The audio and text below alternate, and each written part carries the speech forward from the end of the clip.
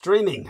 Okay, and sitting down, and it says we have an excellent connection, yet to see the stream manifest. Now we see it. So we go to the YouTube channel and see if it manifests on channel. And with that, we look for echo. Okay, we're going to sitting down. We hear echo. And everybody upvote. That's the first thing you must do. Reflexive. Yeah, I can't even say it. Reflexively without thought. Just understand that it's a very small act on your part, a very small gesture that takes no effort whatsoever, but it is life or death to Team Dietrich. So with that having been said, T-Take Berry says, we're loud and clear. Goddess bless you, T-Take Berry. I love you dearly. And with that, we're going to go to Infinite Call. Okay, so let me see now. I'm looking in studio, checking again with the online broadcasting software. I'm registering. Let's see if Aristides does. And to check on that, we need to bring him onto Infinite Call, so we can bring everybody else onto Infinite Call. Okay, whoever joins us, there we are. The audio call goes out 1 minute into the hour. And we're going to hear some ringing.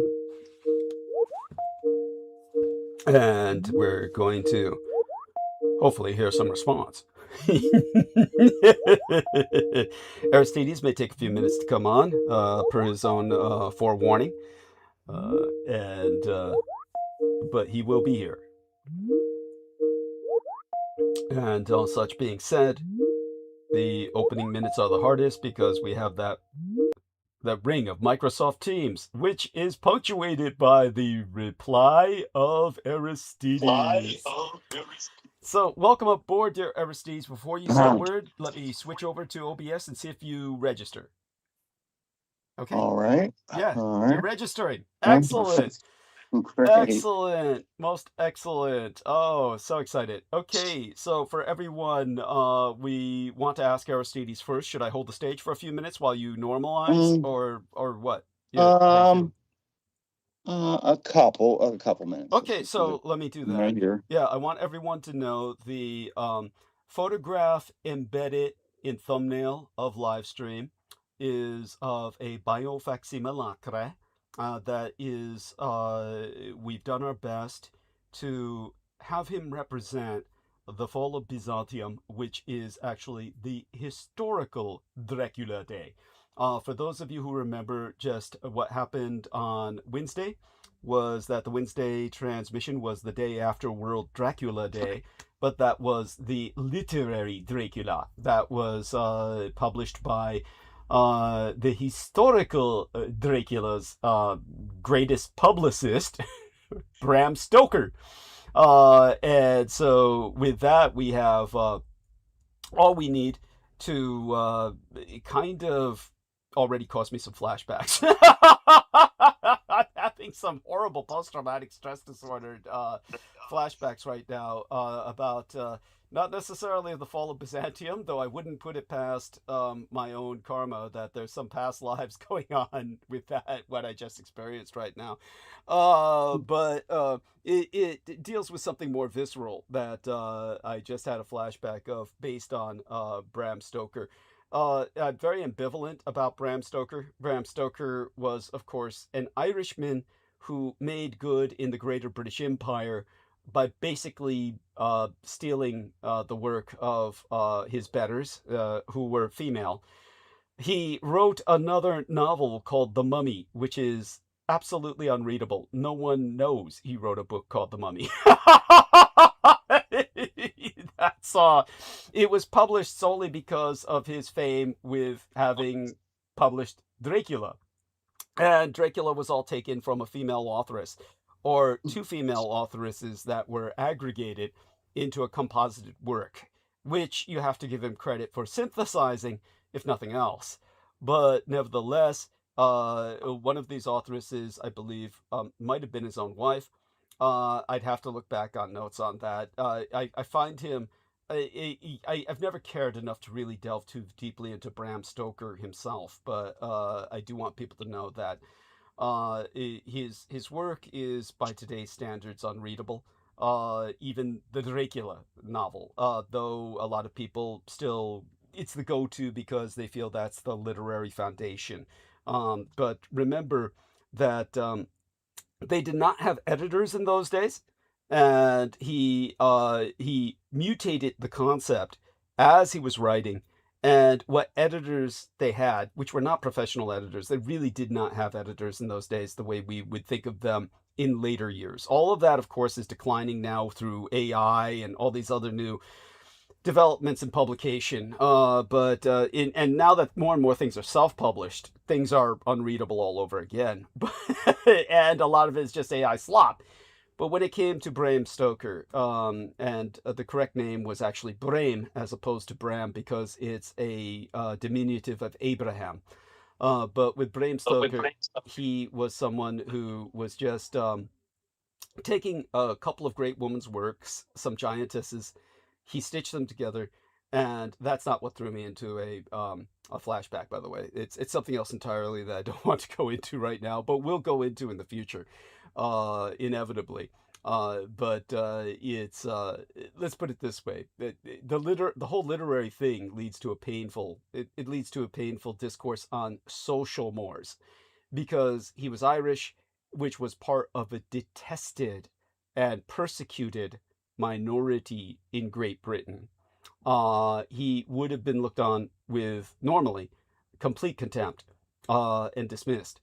But he was one of the ones who made it in British society. Not that he was knighted or anything, but he made it within society on the basis of his work. It made him so popular. He became recognized in his day and asked to stand up at public gatherings such as concerts and the like to receive an ovation.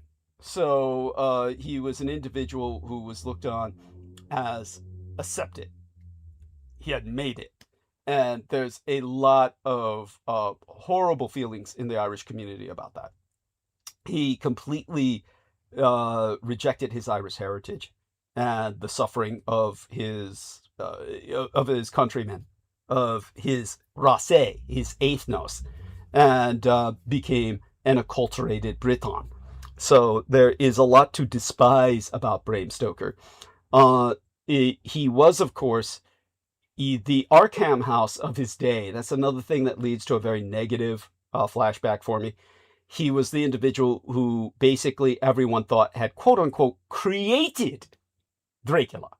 But of course, he was writing on the basis of a Romanian expert, a woman who was not Romanian herself, but who had traveled extensively throughout the Balkans, and in particular through Romania.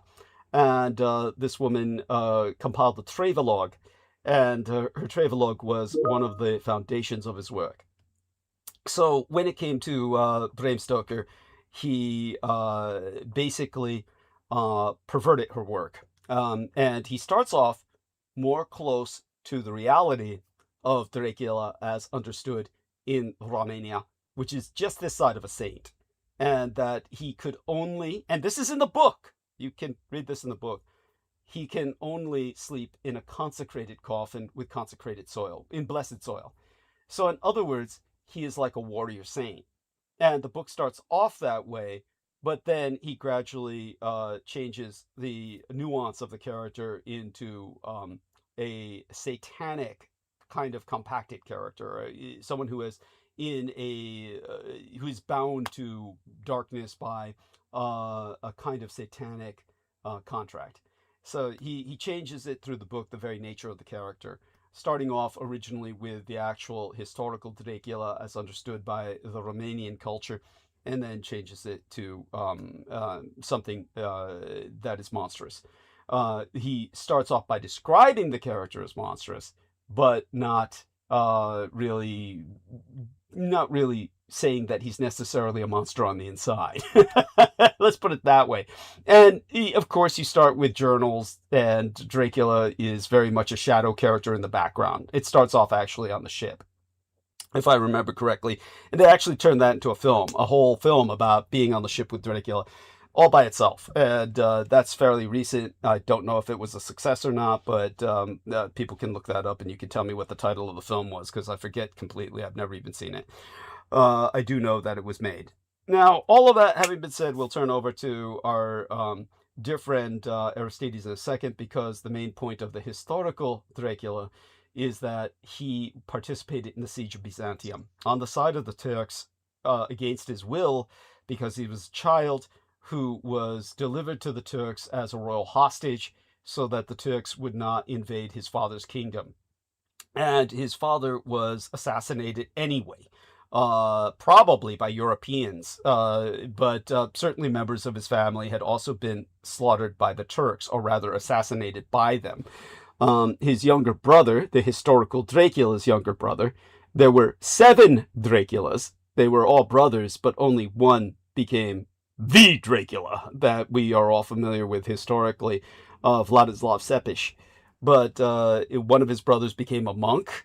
Another of his brothers, because he was a femboy, essentially became literally, for all intents and purposes, a girl in a harem of the Turks. Not voluntarily. Again, both he and his younger brother, who was much more effeminate than himself, were sent to the Turks as hostages to delay an invasion of Wallachia. And while they took his brother and essentially turned him into kind of a, well, basically a eunuch in effect, if not in fact, where he was simply butt-fucked every day by the Turkish nobility, his younger brother, he was sent to the battlefield as what's called a janizary, or a Islamized Christian who would serve in loyalty to the Turkish Empire. So he was sent to, along with many others, to put Byzantium under siege, the city of Constantinople, where he was, of course, putting to use his training in artillery. Now, bear in mind that the Turks had massed artillery and were bombarding with massive artillery barrages the city of Constantinople. And it was during that period of time, or very shortly thereafter, he made his break and escaped back into Europe. His father having been assassinated, he could ascend to the throne. And because of that, he ultimately stood against the Turks, and it basically prevented them from advancing any further into Europe. He became the hero of Europe to the point where the Pope declared him the athlete of Christ, and earned all of the hatred of European nobility in terms of their envy, their jealousy. And they even paid to produce paintings of him participating in the crucifixion of the Christ. Literally putting Vladislav Sepish into paintings where he is next to Pontius Pilate in the judgment of Christ for his crucifixion. So during his lifetime, which I can relate to, he underwent a massive campaign of character assassination, which turned him into Europe's monster in his lifetime. All of this is far more complicated than even what I'm alluding to. And but the fall of Byzantium is memorialized on the 29th of May every year, because it is the date that the Greek scholars, with the fall of Byzantium, fled Europe. Well, they fled into Europe. They fled Asia. And they fled into Europe. And that was the birth of the Renaissance, because they took their sciences with them. And all of that Greek knowledge of the ancients was finally shared with the West, and Europe emerged from the Middle Ages. It was the end of the Middle Ages and the birth of the Renaissance. This is not a good thing. This is like, it would be as if the Soviet Union had overran all of Western Europe, and all the European scientists fled to America, and America had experienced a great Renaissance. It depends on whose perspective. If you're the Americans, this would be great. If you're European, this would have been catastrophic. It would have been the end of your world, which is what it was. It was the end of a world. So Byzantium was neither Europe nor Asia. It was the bridge between. And with its fall, the world became much more sharply divided it was no longer there was no longer a buffer zone.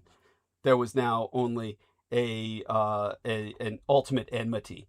So all of that being said, shout out to Vicky Johnson. Love you dearly, honey. And while I proceed to respond to her, dear Aristides, maybe you're ready to take the stage. Yes. I think so. All right. And that was a wonderful summary. Oh, thank you. Yeah. And as long as he turned on the Turks in the end, I was a little concerned there for a minute. Yes, his entire lifetime was dedicated to fighting them. Well, he never loved them. He hated them all the while he was chafing under their yoke. But he turned on them fairly early. It was, but right. Yeah. But anyhow, back to you. Okay. Yeah. Right. Well, I got you. Yeah. Okay. Good. Because I have no love for them. Yes. All right, so hit the thumbs up. No Greek wood. Oh my God! Exactly. Thank you. Thank you. Hit that thumbs up, vote, like. See, we were testing you because we were waiting to see if you would do it on your own, because we always say do that as soon as you show up, and if you've ever showed up here, you should know that. So hopefully you've done that already. See, this was the test. If not, we won't say anything. Just hit it right now. So. And that's important, not to just show moral support, but to show the algorithm that this is content that needs to be publicized and according to algorithm and shown in search results and suggested content areas, etc., and make it findable, which is always true, but it's even more important because downvotes do the opposite of that, and you can't see them, and they're hidden by YouTube. That's how it works these days. And you would think who would ever do such a thing? If they don't like it, they just shouldn't be here. But there are a few. They dedicate their lives reasons. to it. Yeah, right. And so they either hit that or got a few cheap bots that are maybe still on on detail. Maybe they're about to expire. I mean, how long can they last? But anyway, there are terroristic downvotes placed to skew the algorithm down. So good term for it. Yeah. Just by well known. There's nothing new. So that's why we a lot of people just want to kill the messenger, I guess. I don't know. But that's why we need all the upvotes we can get right away. So please do that.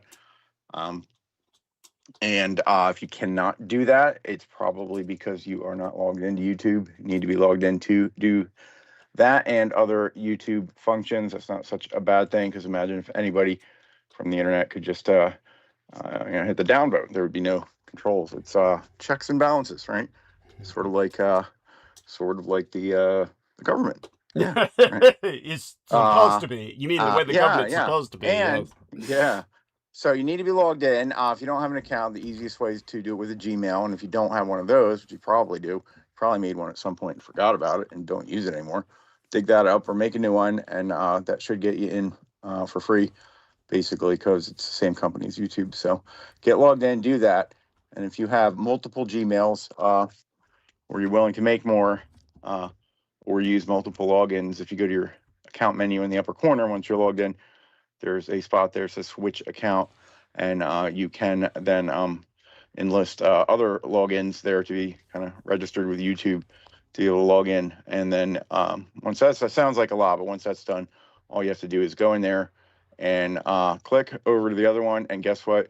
You can upvote again. Each account can do its own upvoting. So one person can vote more than once. So, screw the checks and balances. We're voting more than once, right? That's right. Detriconic democracy. Yes. Yeah. Well, those are that's our own, your own checks and balances. Voting more than once. Wouldn't you like to do that in real life? But you can do that here. So, please give that a try. I'd say the average person probably has, at least 2 Gmails. I mean, come on. That's right. Probably more. So, if you're average adult, you need them. Yeah. And if not, you can make, you know, a whole bunch. They love it. They'll let you make a whole bunch of them. So here, finally, a few minutes late, but I've you know, done that myself. Switched over, did a second upvoting. You can do that too. Even if you don't want to switch between accounts, even on your one account, if under that same spot in the menu, switch account, you can also control or create channels. And they what that means is with YouTube, just because you have an account, you're not ready to publish. You have to create a channel to do that. It's a different name than your YouTube name. It's its own entity that you control, and it is also its own entity that can, guess what, upvote again. So you have two tiers of being able to upvote. In theory, you could create, you know, 10 Gmails and 10 channels under each one, and then you could upvote 100 times. Yes, let's do that. Yeah. Yeah, we don't really expect that, but just want you to know it's theoretically possible. Cool. So yeah, under that there, create a channel. And you don't have to publish anything to have a channel. You can just basically leave it, you know, as a blank, a dummy channel. But just remember to switch back to your normal identity, especially if you want to participate in the live chat there, which is encouraged if you actually have something to say. So, all right, so that's an upvote. So like, so what is it? What are the big buzzwords in this business? Like, subscribe, and contribute, right? So that's like, subscribe. If you see a button there that says subscribe, you should hit that. Yeah, again, you have to be logged into subscribe, or else they don't know who's subscribing. You know, hit that. If you don't see that, then you know that you have subscribed before, then and you don't see it, it's because you probably still are. But it does invariably happen to people that they become unsubscribed by YouTube for multiple reasons. It does happen, especially for a channel that doesn't make them money. So yes, and not to mention we're politically shadow banned, but and that and just because you're Douglas. So that's right. So if you don't see, you know, you probably are. Actually, a good way to check, if you see the notification bell right there, you that they always show that underneath program window. They used to show subscribed either way. They don't do that, and they'll show it on the main channel page. But click on that notification bell. Try to switch it if you haven't already to all. If you click on it, give you a little menu: all, personalized, none, or unsubscribe. Don't hit that. Hit the all, and then that creates a little pop-up every time there is a new program or transmission on your device. Very handy. Good reminder. You don't have to set your own reminder. You don't have to miss anything. All you have to do is hit it when it pops up. So, if you're able to do that, actually, yeah, that's a good trick. So if you hit the notification bell, if I'm hitting, if I click it here, it says all personalized, none, unsubscribe. If it's showing me unsubscribe, I mean, that's kind of implying you're subscribed, but we'll still tell you how to make absolutely sure. But switch that to all, so you get the handy dandy pop-up. And you can check on the main page where it says the Douglas Dietrich in blue. Don't just straight click on it now, because you'll leave the live and you won't hear us anymore. But either right click on the computer, or if you know how, comfortably to open a new tab at the same time. And so, but I think with YouTube, if you're on the phone, like it might cut out. I wouldn't risk it. I don't know. It depends on your device and stuff, but get there eventually. Get to that channel page, and right there it should say definitively subscribed, you know, or either way, whether you are or not. And again, the notification bell. So that's the main channel there.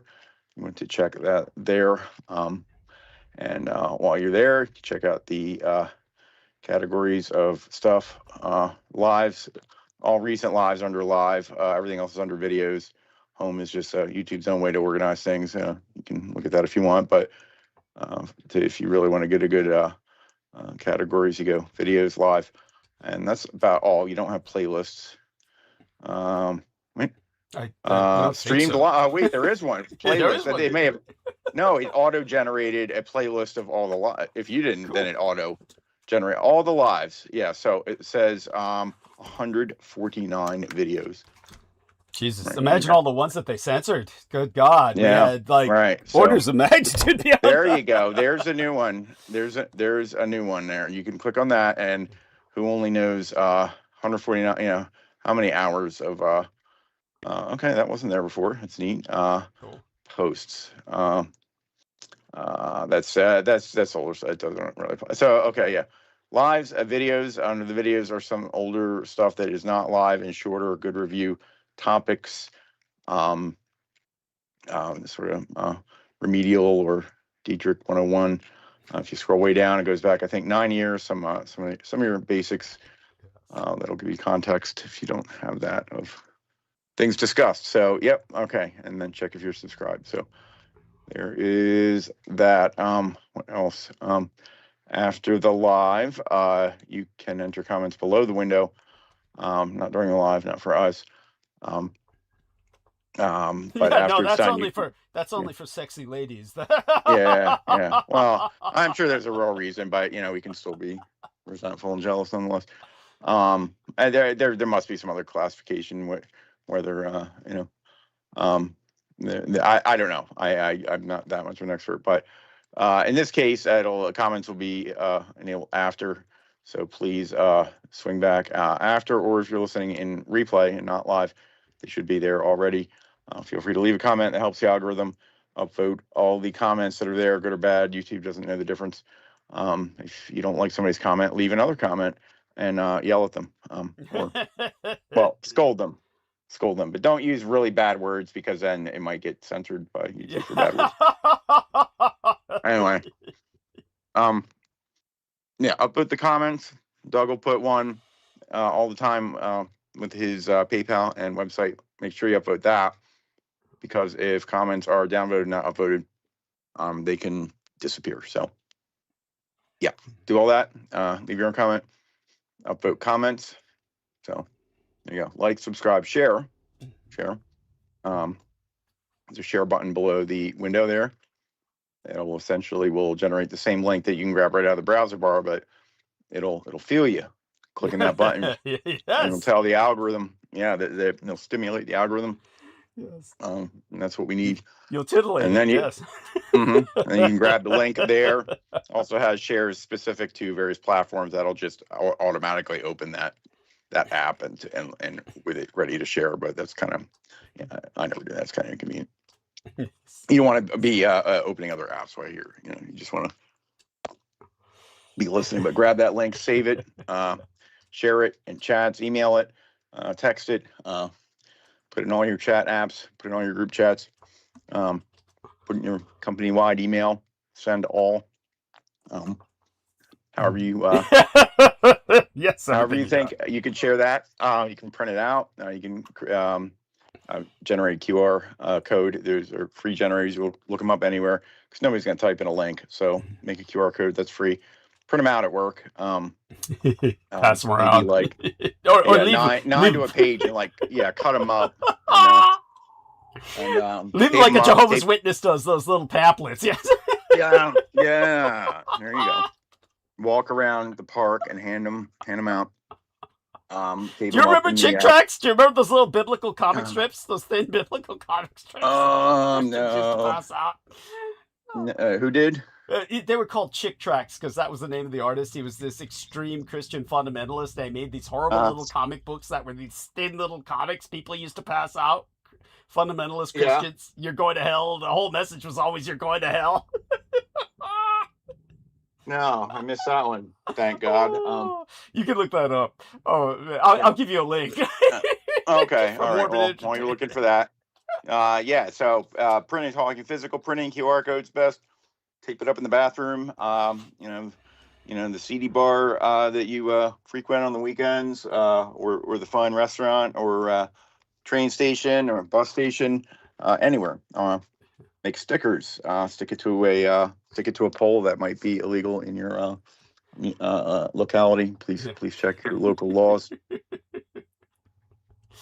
Anyway, share that. They actually have laws about that. I think so. It's I think technically, but it's so hard to enforce. Like, people put little stickers and shit and advertisements everywhere. So yes. I think it's By the way, Well, I just want to acknowledge the fact that Brendan ẓOGHET has joined us. So thank you for your patience, Brendan. Please continue, Aristides. Yes. Right. Yeah. So, but for, cover our essay, check the legality in your area. Yes. So, anyway, share the link any way you can. So like, subscribe, share, contribute. We're almost there at that one. Trying to think what else. I think that's about it. It's all the important stuff. Don't forget other important things are like footnotes and stuff, but we can get to that. It's well, the footnotes are referred to by asterisk in the program title. This is a interesting one. A lot of neat characters there. And the asterisk 1, 2, the double for the footnotes in the description. You should hit that right below where it says see more or similar, and you should check out that whole. Wow, this one's a pretty long one. There's 2 footnotes there, and so they're just itemized all the stuff Douglas wants to acknowledge for this program, historically or socially or what have you. So that is a whole page there. Check that. You can that's an education in itself. So thank you. Yes. And then your multicultural diversity credit that makes you exempt from training at work. Yeah. So make sure you tell your boss that. So check that out, and contribute. Last but definitely not least, if you ignored everything said, all this I said so far, it's okay if you go to PayPal. Yes. And you go to the link that we're going to put in the chat now. It'll get you the same PayPal that's always right on the screen there where it says Critical Emissions, subscribe, and then support at paypal.me. You don't have to type that. Just search for PayPal. It'll get you there. If you type Douglas D. Dietrich, that's his PayPal. Same as this link here. So if you have ignored everything I just said and only do this thing, go to that PayPal and then send him all the money in your PayPal, and then we'll let you go on that. But just remember, listen next time. He needs your contributions. This is his legal job as a working disabled program, or on the program that he's on. So this is actually his legit job and his legit legal income.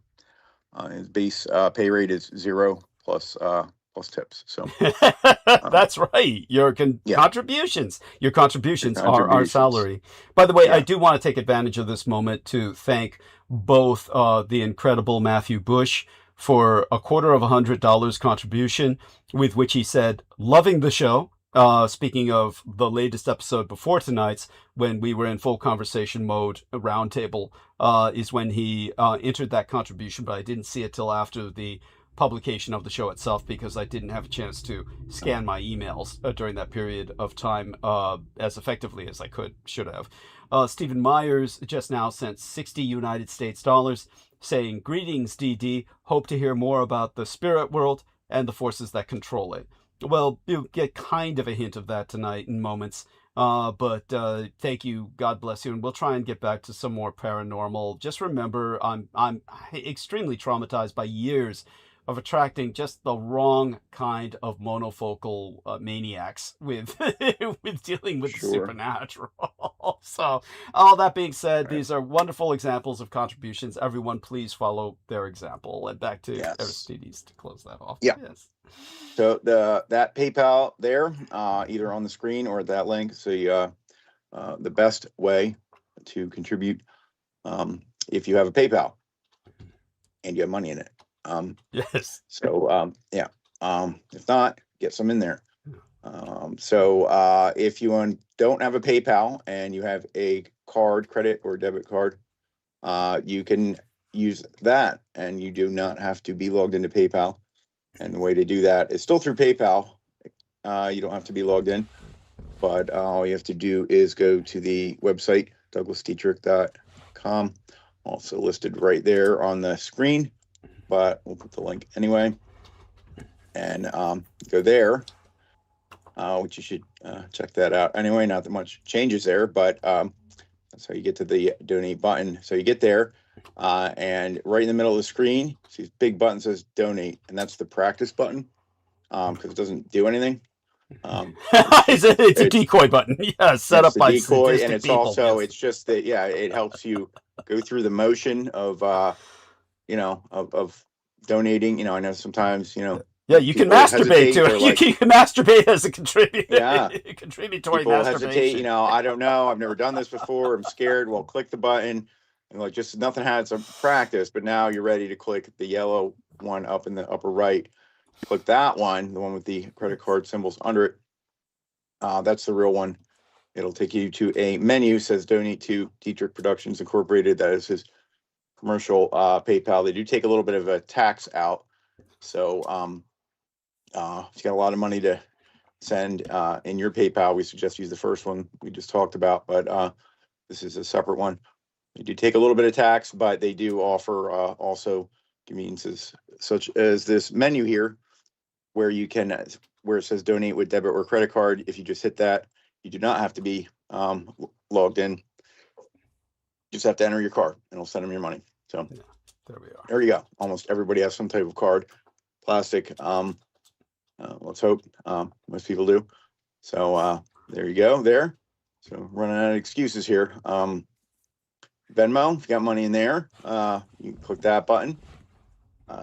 And the last one says donate with PayPal. That would be being logged in, but we suggest use the first one. I mean, if you end up hitting that one, you send a bunch of money, I guess there won't be too much argument.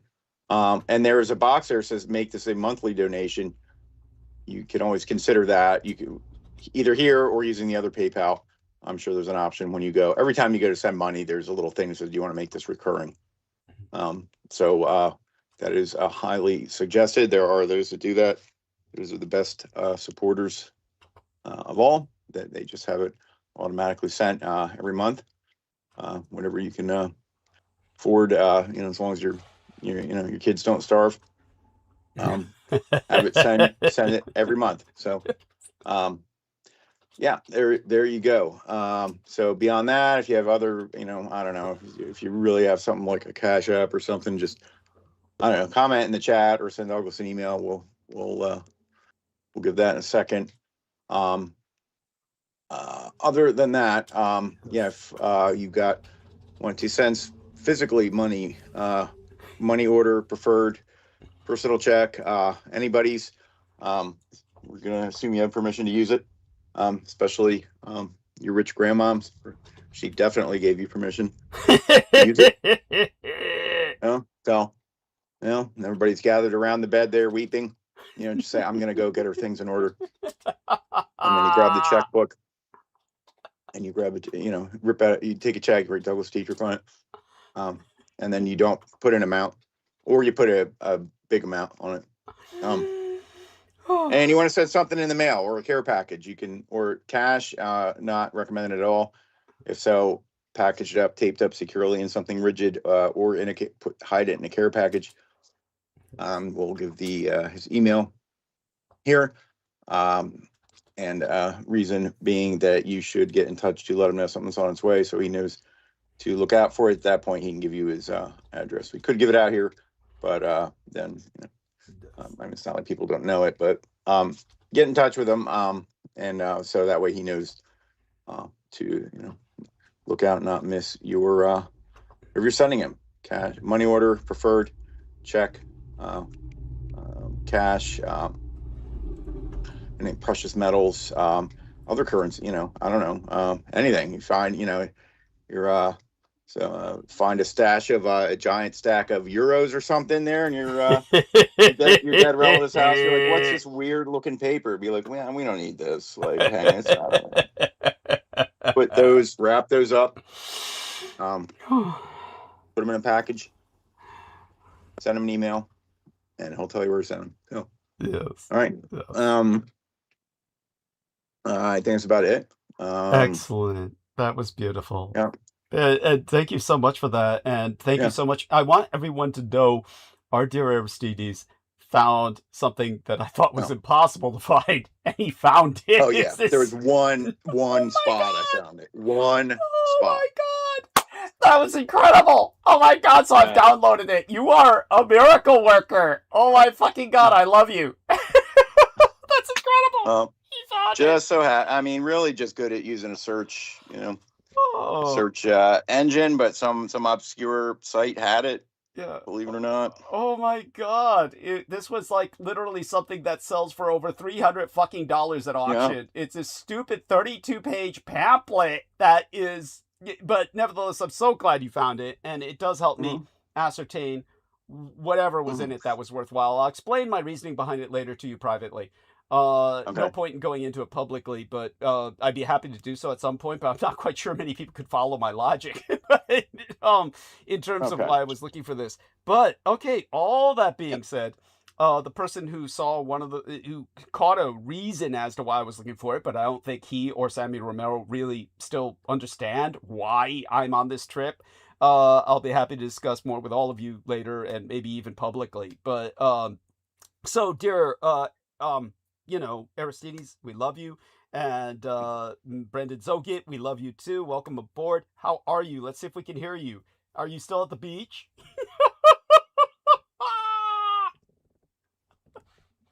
Let's see if he can answer.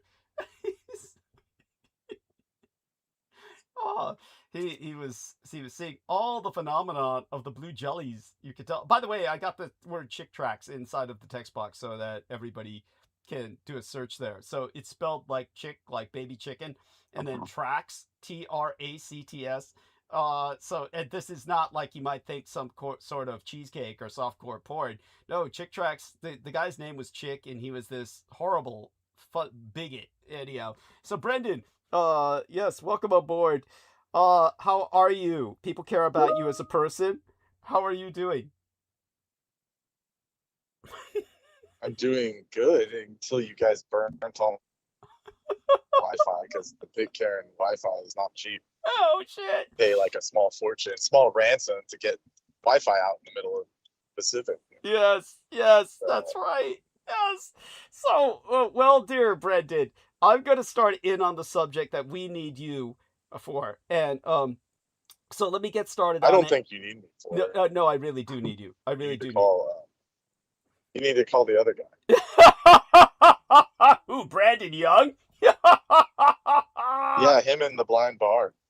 Yeah, him in the blind bear. Attacked by a succubi. Yeah, that's right, the blind bear. That's right. That was such a fucking damn. That was, for those of you who think we're just joking, this guy was dead serious. They were both dead serious to the point where he sought help. Yeah. Yeah, John Evans, the blind bear, was attacked by a succubus. He sought help for this.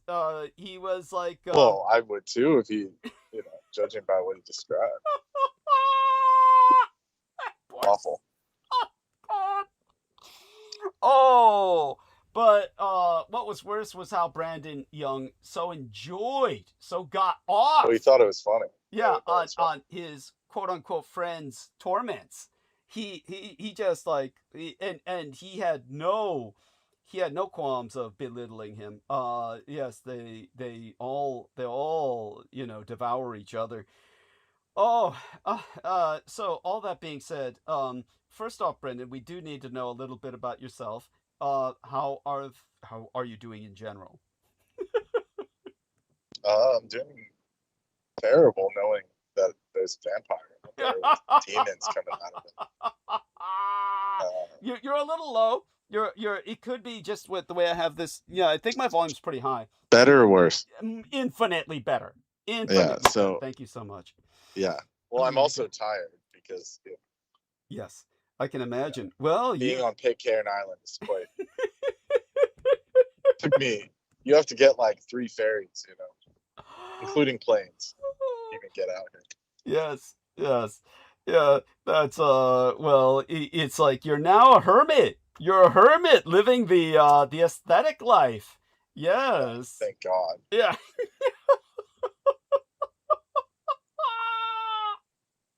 Better than what was happening before, no thanks to you. Bullshit. So, you poor guy. Yeah, and just for the record, I don't know anything about H.P. Lovecraft or any of those stories.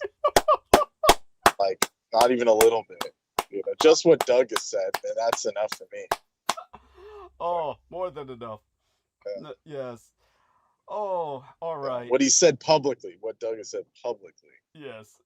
Otherwise, I would have no fucking idea. I wouldn't care about the stupid squid guy. The stupid what guy? The stupid what? The squid guy, the squid guy. cephalopod. Yes, Cthulhu. Cthulhu. Yeah. Oh, neither did Lovecraft. Neither did Lovecraft. Everybody kept begging him for an idol, an icon, which they could idolize. Yeah. Yes, and he drew him sitting on a toilet. Yeah, just shitting all over the stupid. Fat, sitting on a toilet, just like here, you motherfuckers. Yeah. Yeah, good for him. Good for him. Because, yeah, I imagine it was like that back then, too, where they just wouldn't stop. It's true. It was the same way. I saw some of the letters. They kept asking him to, like, draw, and, like, he said, they said, we want to see it. You know, even though he was saying, like, they're not supposed to be summoned because they're so wretched. And then they were like, let's see it. I need to see it so bad. You know? Just like, what the fuck? Yeah. Anyways. Oh, yes, indeed. Yeah. So, and that was another trip, Brandon Young. Remember in the early days, it was always about Cthulhu. Yes. Yeah. Yes. So whoever fudged me up in the dossier with him is totally backwards. I'm not him. Oh, you're killing me. By the way, I want Aristides to know that within the next few days, I'll give you a fuller photograph for your records of the biofacsimile in the Byzantium setup that the Blood Boys created for him. As you can see, my use of a skull, I would like to think, is a bit more aesthetic than the use put to skulls by Heather Maniktala, but she, of course, has her own art and her own manner of expression. To that. but I must confess, it's another form of expression entirely. I must confess, all of her skulls look like they are skulls of the denizens of the village of Innsmouth. Speaking of H.P. Lovecraft, what are you talking about? A skull? Your thing is a biofax. It's not even. Oh, there's a skull in the photograph. There's a skull. Okay. Yeah, it's yeah. So hopefully you'll see it at your leisure. I don't want to. Okay. It's like Cthulhu. It's like.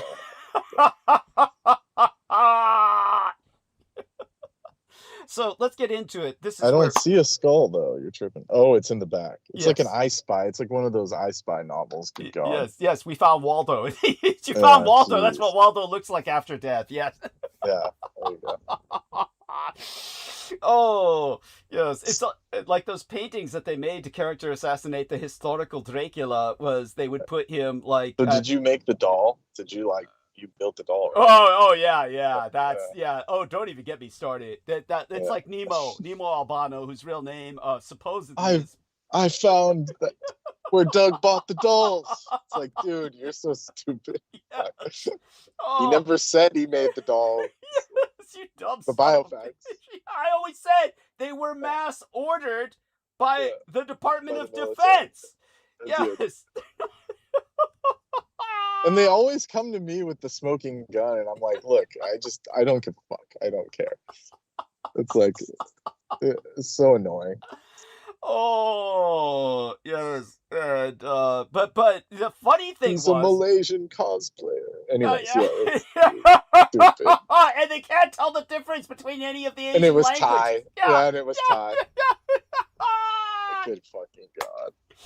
Oh, yes. But the funny thing was, Brendan ẒOGHET actually followed up on the biofax brought to his attention by Michael Loit, which is the real name of the pedo who such a hideous with his Nemo Albano, Mr. Hideous himself. But he found out, look, this is Ringu Company, which is Ringu doll. It's like adopting a child. You have to fill out forms as if you're like putting out that's true. Yeah. So yeah, it says like if you go to purchase it, you have to fill out a questionnaire and your like this whole thing before they even consider. send you a link to take money. Like, Yes. there's no, you can't just buy them. Yeah. Yeah. Yes. Thank you. So, yeah, this is And we not. know Doug doesn't have money. So Yeah. we don't Yeah. buy Thank shit. you. Yeah. Even if it was available, Yeah. they probably cost like thousands of dollars. No. Yes. These are thousands and thousands of dollars, and yeah. And what little money I have, as Brendan can attest, is spent on lingerie. I shouldn't have said that. That has nothing to do with anything Brendan saw, like in like my wearing it or anything. It was that one time that I needed his technical support, that I did a screen share, and he saw what I was ordering, and I didn't think he even had the acumen to actually put all 2 and 2 together. He said, "Oh, look, you got the order number and the everything," and I said, "Holy shit!" Well, that shit that you pulled where you said it's for the blood boys. And I No, said, it's the Blood femboys Boys said. don't The fucking pull femboys that helped to set up that site. The femboys. Yeah, it was a femboy I'm just helping them outfit. I'm just helping them by showing them the dynamics of economic capitalism by conducting some So you purchases. bought some of their products. Dude. And you had the nerve to say, "Oh, I'm not buying anything," and it was like all sized out and shit. Like, yeah, that's wild. That's wild. Oh, anyways. at any rate, but you were able to ascertain the kind of individual that fooled our dear friend, who we shall not name. Friend recently got ripped off. Well, 6 months ago by now, got ripped off. Which by... one? Yeah, there's so many. But yes, you were able to ascertain the models were boys. You were like saying, "Hey, wait a second, that's not a girl, that's a boy." But then again, I guess the name of the Are you site talking gave about it the away. femboy website? Yes, yeah. I mean, guess the come name on, gives it Alex. away. Yeah, femboys RS. It's like, dude, come on. That's so obvious. At any rate, so do understand this, and maybe this will give people a little bit of comprehension when we had Aristides get into it, and it was a subject later raised by Brendan with our latest episode before tonight's, when it was World Dracula Day. And of course, I had a wine glass, and of course, the first thing Aristides says is that wine? And pretty much Brendan asked the same question. They're asking if there's blood in the wine glass. Well, I knew it wasn't blood. I was just Understood. But pissing just you off. everybody who doesn't understand that, because most people don't, and they just think, "Hey, I'm a human and I drink fruit juice out of a plastic pack. Why can't you just have plasma bags that are frozen? Wouldn't that be like fruit juice for you?" And it's like this. Think of taking filet mignon and putting it in a Dixie cup and asking someone to eat it with a plastic fork. Okay? It's no longer a quality meal. Everything like that needs presentation. It needs to be on a porcelain plate. Really, appearance is everything. So when it comes to my supping blood, Boiled ass vampire. the package is everything. But it's beyond the package. You take it directly from the source, because otherwise, yes, it's just nasty. That's sickening. Yeah, That's it's like sickening. the filet mignon in a Dixie cup. It just gets nasty. Okay, it's no longer. You're so judgmental. Oh, honestly, how did you become such a Judgmental. how did you become such a judgmental prude? You realize it's not normal to suck blood from people, right? That's not a thing. That's like, humans don't do that. You're some kind of monster. Oh, What is it in Japanese? Bakemono. so which came first, Vampire Librarian, or the Master Librarian of Vampire Knight, or when our man was oh God, what is his name again? Sebastian. Sebastian, yes, when he was at the Michievelis, by the way. It's Sebastian. thank you, when he was at the academy. Sporting the Fangs, was that a satire on Vampire Knight, or was that the precursor thereon? It must have been after, and that must have inspired her for that time. Oh, since he's like a headmaster, like the Master Librarian. I never thought of it that way. I think she just changed the style. Okay. I think maybe it wasn't her exactly. It was the animation studio. Okay. Because I think she had always put the fangs in.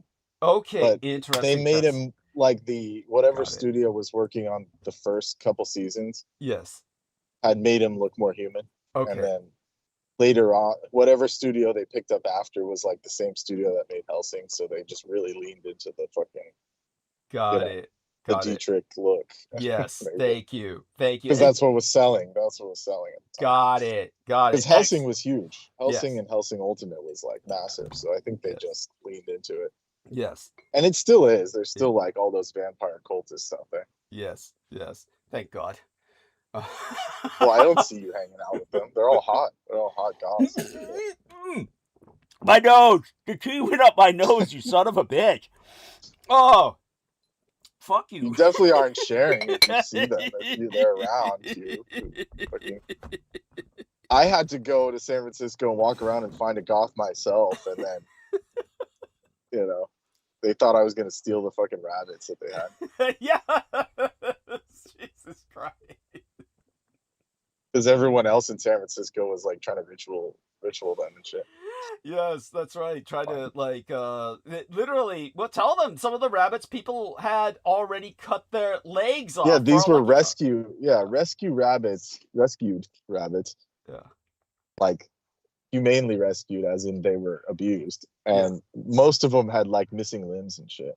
Yeah. Like people were like doing some kind of weird rituals to get the bunny leg, you know, the lucky rabbit's foot. Yes.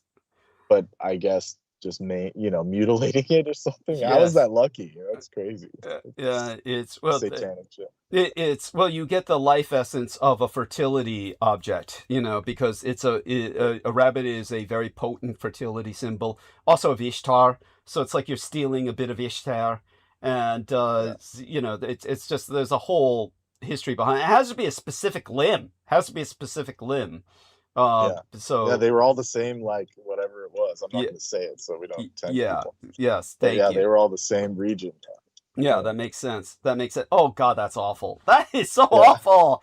That's Yeah. why they wouldn't let me near them. I said, can I go in there? And they like locked the door and they said, you can look through the window. Yeah, because they're all traumatized bunnies. That's why they're all traumatized bunnies. Oh my fucking God, what a thing to see.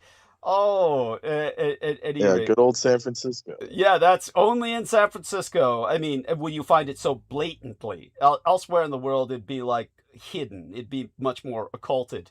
But in San Francisco, Or it would just be like a normal cat cafe where they're just where no Yes. one's gonna murder them in fucking cold blood. Yeah, All this seriously. existing. That's true. Yeah, no, San Francisco is it's a portal to hell. Yeah, and as our man Brendan Yeah, can and you're attest. at the fucking doorway. You're Oh at the yeah, fucking dude. center of it. Yeah, that's right. I'm the epicenter. In your mansion, in that mansion on the top of Cow Hollow. and shit. I saw you. I saw the red cape and all that shit. And the Maserati, which was also red for some reason. As if you would be that tactful to buy that. Like, I can't even remember where that rumor started, but it was The black guy, like the black as- gematria guy with the satanic name. What was the black gematria guy? with the satanic- On Saru, the devil demon. He had like a demonic name, but he was like trying to crack everyone else's codes. Yeah.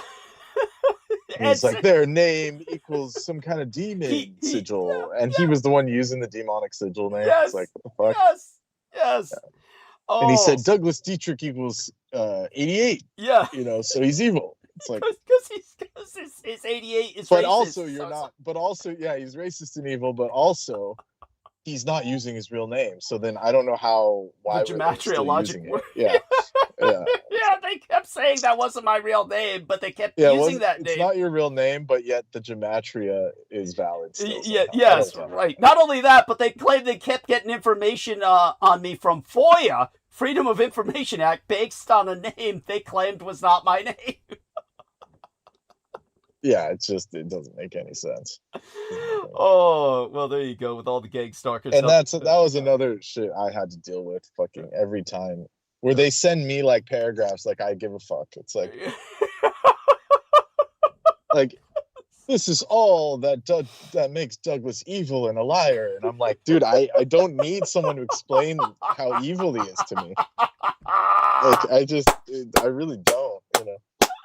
Yeah. And then that Miguel idiot was like, the real God. We've been lied to. He was pulling that shit, and it was set. Yes. And it was set. Positioned in exactly. He could scry the position of your own statue of what? Yeah, Egyptian... he bought the same. Yeah. He bought the same style. We'll call it. It's like the same, probably the same company that produces it, but a statue that I had of Anubis that I've had since I was a child because I was drawn to it when I was younger. Yeah. And I've always had it displayed in like a ritualistic manner. Yeah. And somehow he knew that, and he bought one of Set and then put a bunch of crystals on it. And he said, the most, misunderstood and vilified deity, that the true God. He literally said that in a Facebook. It's probably still available if you guys can find, if he hasn't taken the Facebook down. Or it hasn't been taken down because of his digging up bones of infants in the Philippines at mass graves. Yeah. Oh. Yeah. Anyways, but then so after that he said, Doug is evil. Yeah. Son of a bitch. And Set is the real God. Yeah, there you go. That was, they all tried to curry favor with Michael Aquino, who's still alive at the time. Yeah, and they kept sending me videos of like, those randos, like interviewing all these people like Salman Sheikh. I'm not going to watch this. I'm not going to watch this, dude. And I even told them that. I said, I'm not going to like even look at this, right? Like ever. And they said, it's a smoking gun. We break it down. And then they even got desperate enough to where they said it's on the real videos on Patreon where we expose him. And it's like, look, I'm definitely not paying for that. Like you guys can keep it. Keep it secret. Yes, seriously. Oh my God, the fact that I can't imagine who would pay for that. But at any rate, yes. Salman Sheikh. Yeah, there you go. The real crazies, the Edomites. And just so Edomites know, I've never, we've never seen Brendan's blood in real life. It's only I've been told his blood is bright red because he's been told that by phlebotomists whenever he's had to take a blood test. They say, oh wow, your blood is brilliant red. And there you go. He simply relayed that to me. That just sounds so much more sus than the other. We shouldn't have brought this up. I'm sorry. I do have those moments when I slip. I have been told. And no, Doug's never seen the blood. Seriously. Never even came up in conversation. Seriously. Actually. Yeah, he's not my type, so I wouldn't have an interest. He does look like a young Buddy Holly. At his worst, it's more like Caleb Hammer. No, he doesn't look like Caleb Hammer. Caleb Hammer's a bit more rotund. Yeah, it's dude, like I said, I'd switch with Caleb Hammer any day. Any fucking day. It's like multi-millionaire just yelling at people. That's all he gets. That's all he does. Oh damn, you'll be there. You'll be there soon. So you'll be there soon enough. Yeah. So without any further ado. With no help from the vampire. I have made Brendan's life a living hell. He has almost died in every possible times. way. Yes, he has almost died multiple times. It's like when the Manson sisters were released, the first thing they did was show up at his home. I wish we were joking. I wish this was some kind of sick fantasy. No, it's not. It's not. Yeah. A full-on coven attacked me and just, cursed the bones of my house that I was living in, of the house that I was living in. Yes. It is forever salted. It is like salted ground. That's just seriously forever cursed. Yeah, forevermore. Yeah. Oh, that's it's all because Peter Moon. No, what was it? Yeah, where do you live? Where do you live? Yeah, and the second I said the town's name, he said, I know that town. Yeah. I know it very well. Yeah. And then everything just went to shit after that. Yeah. Yes. Oh man. Yeah. And that's the same town that the Golden State Killer was living in for 10 years and was a cop. That's why Peter Moon knew it so well. Imagine that. Peter knew it real well, that fucker. Vinnie Barbaric, his real name. Just so we don't grace him with his pen name. Not that anybody can fucking find him under either name. Poor son of a bitch. He may as well be dead. I'm sure he's dead by now. Anyhow, so getting right into the topic, Israel's greatest ally has never been America. Oh, God. As Arts Hadvid, the land of the covenant, it is the United States, is and always was no aught but a satrap of vassal states. Israel's only... You heard that that our military is now the Israeli military, so you should probably dial it back a couple notches, man. Could you give me some details on that? Elucidate, please. You didn't hear about that? No, tell me. What? No. You of all people? Dude, I don't fixate on them. I really don't. Well, this one sounds pretty serious from what I heard. Tell me. They officially came out and said that the U.S. and the Israeli military are officially united. Really? I'm not joking. Yeah. Really? If you could send me a link, I would appreciate that profoundly. I certainly don't disbelieve you. It's just, no, I haven't even run across this yet, believe it or not. I mean, contrary to what people may think, they're the furthest thing from my mind as far as I can keep them unless I have to, delve into the topic. And I'm only doing so right now by way of intro.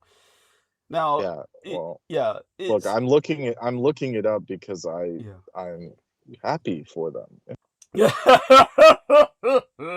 just in case the Palantir system is gonna like flag me, but it's a positive flag because I love them. Yeah. Let me see if I can. Oh, thank you for that. Okay, Jesus Christ. Oh, mind blowing. This is literally even though in the first steps towards shifting aid further into the shadows, the House's 2027 NDAA would all but fuse the two countries' armed forces together.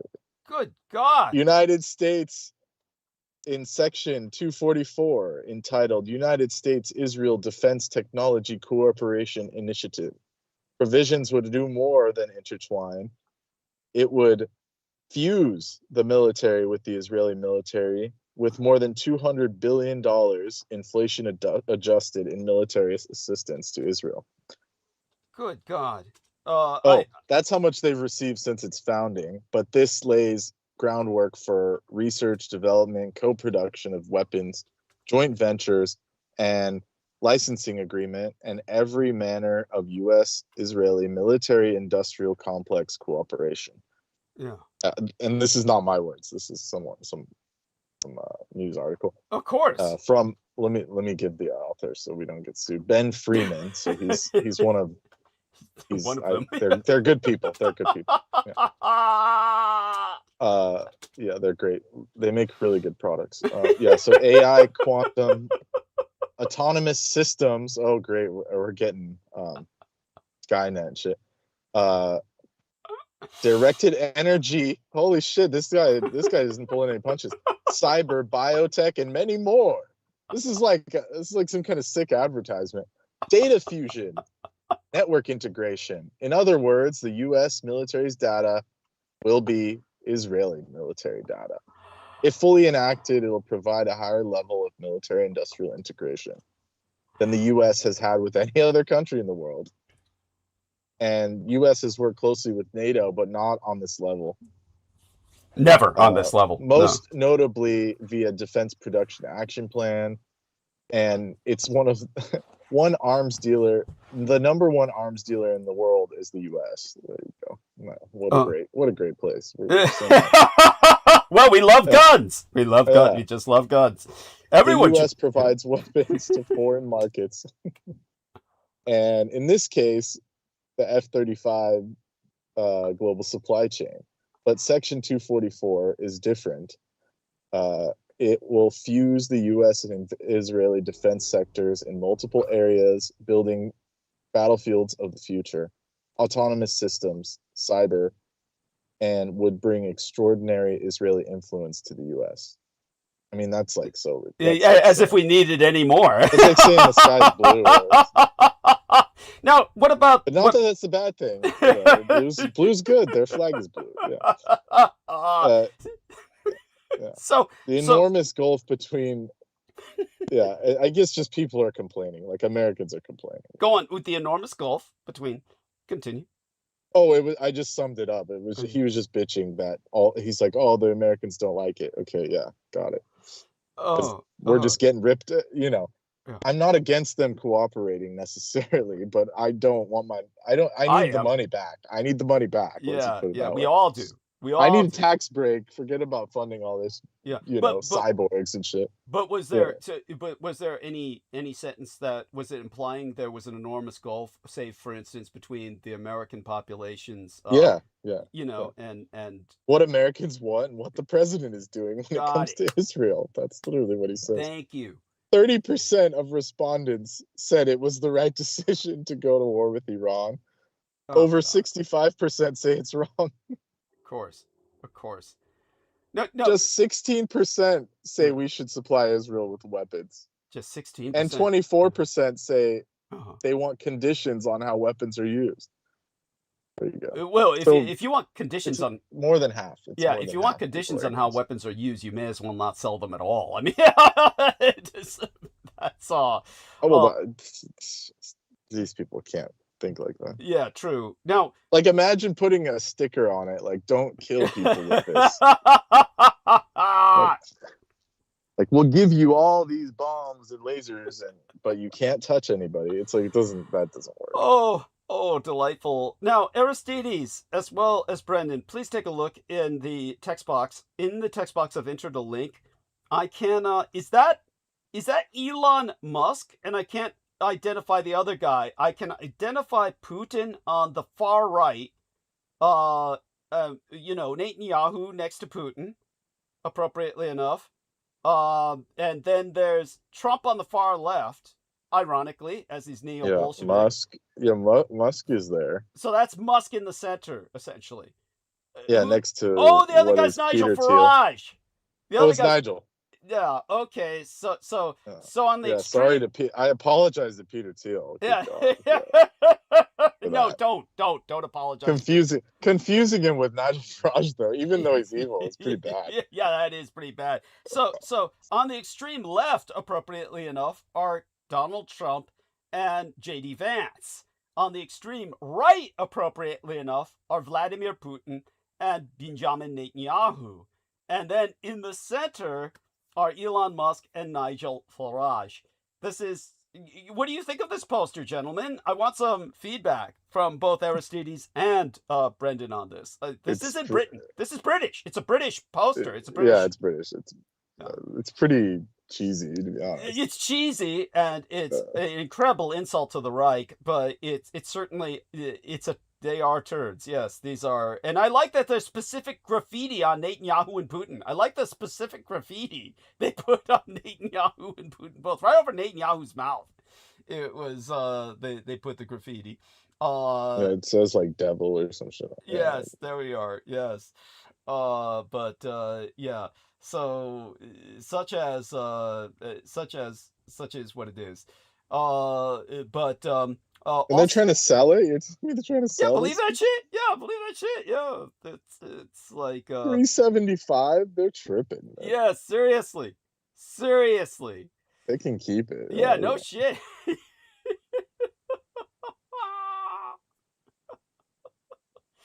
So, all such having been said, Israel's only historical peer ally was only and ever apartheid state South Africa, with whom they shared nuclear secrets. Now, the refugees Donald Trump wants are white and Judeo-centric. Ergo, white South Afrikaners are welcome. Pretty much no one else is. With that, we have a link from Brendan. Let's take a look at that. And why Peter Thiel quietly left the United States for Argentina. Good riddance. Oh, if he's down there with that idiot, he's probably single-handedly supporting that idiot. There we are. Peter Thiel. Well, people are panicking. They're saying something must be happening. Yeah. He's trying to escape. Yeah, he is. He is. That too. Like they're gonna activate like the fucking Skynet. No doubt he will. We'll get to that in time. Let's put this into the chat room. But why do they need? I don't understand that a lot of the conspiracy trips have been about Patagonia. Yeah. They're saying these people want Patagonia. It's like, what's the advantage of taking Patagonia? I mean, there must be a reason. The advantage of taking Patagonia would be the fact that it's near the Antarctic, and it's which is melting, or its ice cap is melting at a very rapid rate, and as well, the advantage would be it's extremely undeveloped. It's very wild and beautiful country, and is also giants. Some people would argue that there were historically, without a shadow of a doubt, we know this for a fact, the conquistadors wrote extensively that they captured giants in Argentina, in Patagonia specifically. And they brought them back to Europe, where they died almost immediately. They died pretty much en route. They couldn't stand the captivity, and they chafed, just the seasickness killed them. These were not beings who could stand any kind of confinement. And they also had to be killed because they threatened to capsize the ship. So their attempts to shackle them and bring them back to Europe were consistent failures because of that fact. They would capsize the ship if not killed. And they were so violently seasick and couldn't stand confinement, so they just had to be put down. But the conquistadors captured them so often. We have definitive records of this and extensive illustrations. Photography being non-extant at the time. So we know for a fact that giants are real. Their bones, there's still bones in England. Yeah, thank you. But they're just like, hidden. The museums claim they're curiosities, or someone with gigantism. Gigantism. Thank you. Issue. Yeah. But thank you. If you look at them, I could see them like as genuine. Yes. Because you can tell the difference between elongated human, growth issues versus an actual bone. Yes, it's so true. That's very true. Not to mention the bones they're not deformed. They are consistently thick all around, like for a cow. A cow has a massive body stature, so its bones are extraordinarily thick to support that weight. That's what these giant bones are like. They're proportionately denser. And so it could be that. It could be any number of reasons. But mostly it's because Israel knows that it may not be long for this world simply because of the apocalypse. It's starting, and they all want to escape to Patagonia. It's like their idea of New Zealand. So they want to, and that's why they installed Javier Milei, because he's willing to secede Patagonia from the Argentine to Israel. That will become a new Zion. And that's why he's claimed himself to be Jewish and claimed himself an ardent Zionist. So it's the ultimate nightmare. Peter Thiel is going down there for that reason that I'll get into. Now, I've just put a link that just very blandly explains the situation of how Donald John Trump wants all of these Zuid-Afrikaners, and he's rejected all the Afghans who helped us throughout decades of war. Entire generations of Afghans were promised the United States once it fell to the Taliban, but they're all left to be slaughtered while they bring in white Zuid-Afrikaners because of their pro-Zionist indoctrination. I hate to be like this, but I'm okay with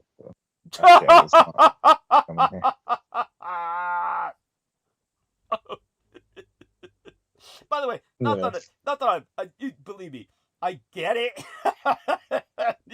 Well, part of it was because I worked at that school and they fucking terrorized me. I told you about that. Oh, tell us. Well, tell us. I mean, they had just they literally had kids running in the street, like children, like 3-year-olds. Oh, right. But weren't those Pakistani? Weren't those Pakistani? They were Afghani. Okay, damn. I didn't know that. Okay. Damn, yeah, they were just throwing their kids under your wheels. Yeah, they were under my car. And then they had some event there, and the kids just fucked up the whole place. Yeah, it was bad. Oh. And they said you can't sit with the women. You can't sit. So I had to sit with like the old guy, and they like kept trying to feed me shit I didn't want to eat. Yeah. Oh man. Oh. And they said, "Are you married?" And I said, "No." And they said, they said, you should come to MSJID. You know, they were trying to like recruit me and shit.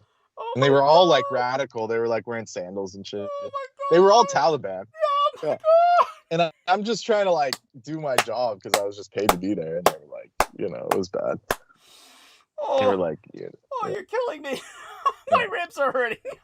yeah, just, you know. Like they're hardcore people. They should not. I'm not saying we shouldn't help them, but they should like, you know, stay there. Oh my Yeah, God. yeah.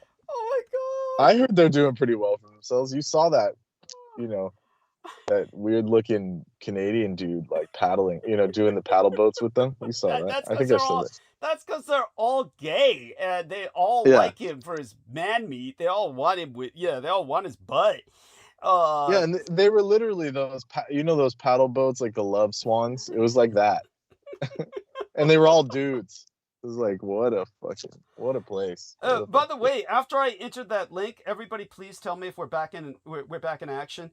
Vicky Johnson says that in Patagonia.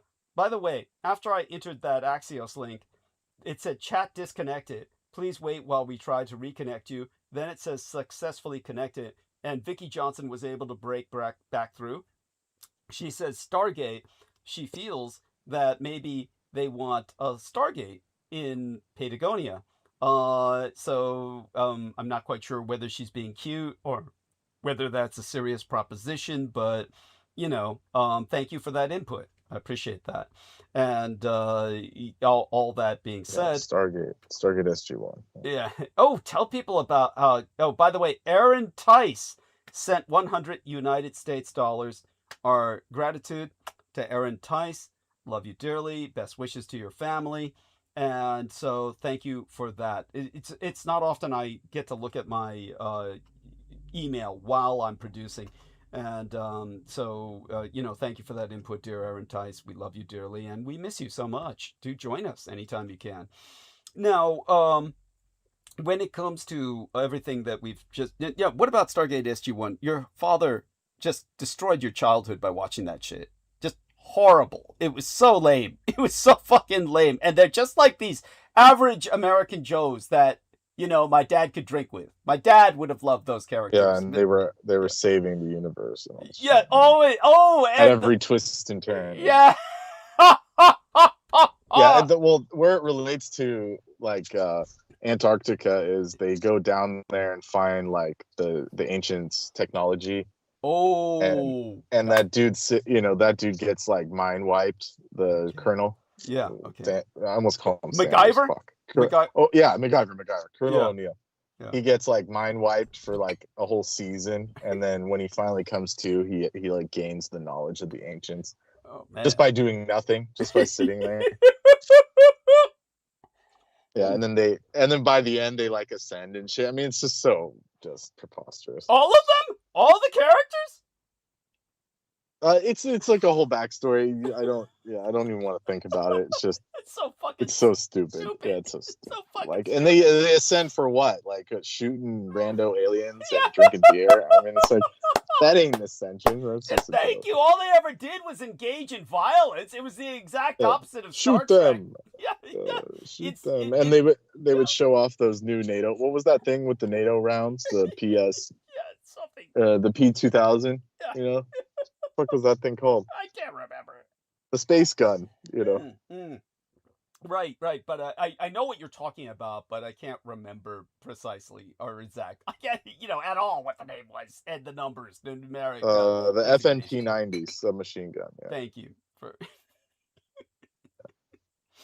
That's what it was called canonically, but it was a real gun that NATO had made. Yeah. Yes, that's true. That's absolutely true. And that's one of the reasons the geeks and the dorks love the series so much. But these guys were the exact opposite of Star Trek. Instead of non-intervention, it was intervene at every opportunity. It's just go in and start killing. Pick a side. Yeah. Pick a side that you think is right. Instantly. Yeah. Instantly. It just started. And they were like nuking shit. They were like, this is the biggest thermo nuke, and they would just nuke planets. It was just so Jesus it was bad. Fucking Christ!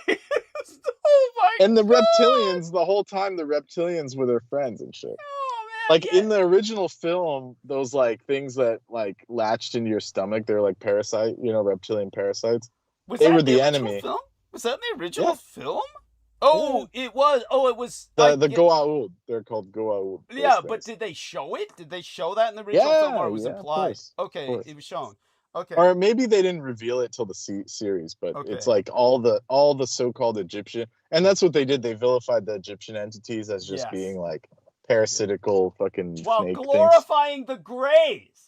things. Yeah, Glorifying. where the Greys were the And saviors. they're Yeah, called the disgusting. Aryans. They're calling the Greys the Aryan Nordics. Oh, they were Nordic. Yeah, they Yeah. were saying he was. It was. What And the fuck giving was them it called? names like Thor and Odin. Thor was the ultimate one. Yeah, Thor was like he gave the humans all the tech, and their ship was called Asgard, and shit. It was just so sick. It was so With their sick. genderless Greys. The genderless fucking Greys. But they were like omniscient. They were like these ultimate, like they were like the most powerful entities in the whole series, pretty much. Yeah. It was just so offensive. So disgusting.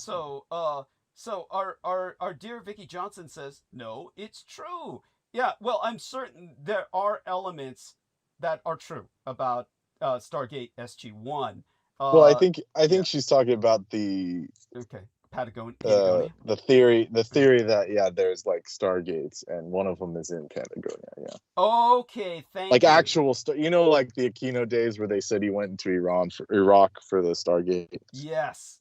Those kind of things. There's one in Patagonia apparently. Yeah. Okay. And that's. But they don't need to pick a place. Like they can open those portals. So they want to open those portals, but they just can't because of reasons. Yeah. And yeah. Well, let's put it this way. At times they do, and all they do is fuck things up. So it's the thing about Stargate, the series, Stargate SG-1, to disambiguate the series from the film, is they made it look like they had things under control. And that was what was so bizarre about the series. They made it look like they had everything under control, and that the United States government... It was the military. Yeah, it was all military. Your military was handling... Cheyenne Mountain. Yes! Mountain. Yes! Yeah. And that your military was handling diplomacy, along with, of course, constant warfare, with alien polities, meaning alien political entities. Entire civilizations were being transacted with, communicated with, through your military alone. And your intelligence services. In other words, your military intelligence industrial complex was responsible for your diplomacy to the galaxy. Talk about gunboat diplomacy. With nukes, no less. Super nukes. We're crust busters, essentially, that are breaking open the crust of planets, right? Exposing the magma, destroying planets. These were planet killers, right? Yeah, planet destroyer. That's what they call crust You got to busters. look up that episode. It was cheesy as hell. Oh my god, that's awful. That's just awful. Yeah. These guys can't be trusted with water guns, let alone it was a horrible series. Just talk about jingoism. Jingoism taken to an extreme. But they were always cooperating with the Russians. Always cooperating with the Russians. That was the big trip, is that they were friends with the Russians, were always like observing or some shit. Yeah. Like they're our friends now. Yeah, that's right. So fucking stupid. Yeah. It's what led all these Americans are indoctrinated from childhood through that into becoming gray worshippers and Russophiles, and it's why we have the problems we have today politically. Oh, I see. Okay. So according to the lore, they augmented it with some off-planet mineral, of course, to create the Mark 9 Gatebuster, a weapon that could vaporize 100-mile radius. So. Yeah. And ultimate heavy ordnance, devastating 200 to 2,000 gigatons. There you go. Was this the nuke that killed the planet, or the handgun, the hand weapon that they're using? No, this is the nuke. This is the nuke. Okay. No, the handgun was just it was like a regular gun for when they just saw just anyone in any planet. And then it was also like a stun gun. That's all. It had like a stun feature. Yeah. Interesting. They always have to have that. I don't know why. It's just so that they can capture someone 'Cause for they're interrogation. peaceful. Yeah, Yeah, because they're they're peaceful. They don't want to kill everybody. Yeah. Oh no, they have the stun feature for rape. That's a version of Yeah. the date rape Yeah. drug. that's what is the name of roofie? That's a roofie. Yeah, it's roofie with a trigger. Yeah. Anyhow, believe it or not, everything I've brought up about Zuid-Afrikaner refugees, the history of the nuclear axes between Israel and apartheid state South Africa. This is all directly relevant to the Pope's concerns, signaling that AI has become a social problem. Pope Leo XIV's 40,000-word encyclical on artificial intelligence proves that anxiety over AI's power, influence, and effect on human relationships has become too widespread to ignore. Pope Leo's timeless lesson was in schooling the techno bros on the wisdom of Tolkien. Now, the Holy Father referenced the Lord of the Rings in his encyclical about AI, an expert troll of the techno multi-billionaires who keep ignorantly misinterpreting the literature by way of popular enfranchisement. Now, AI, artificial intelligence, is reshaping how we communicate, access information and work, how income and status are distributed, and even how we wage war. Yet the public conversation remains narrowly focused on the competition between AI labs or on abstract debates about the technology's capabilities. Almost no one is asking what purpose AI ought to serve, or whether our current mindset, institutions, and control mechanisms are capable of steering the technology toward any broad-based improvements in human welfare.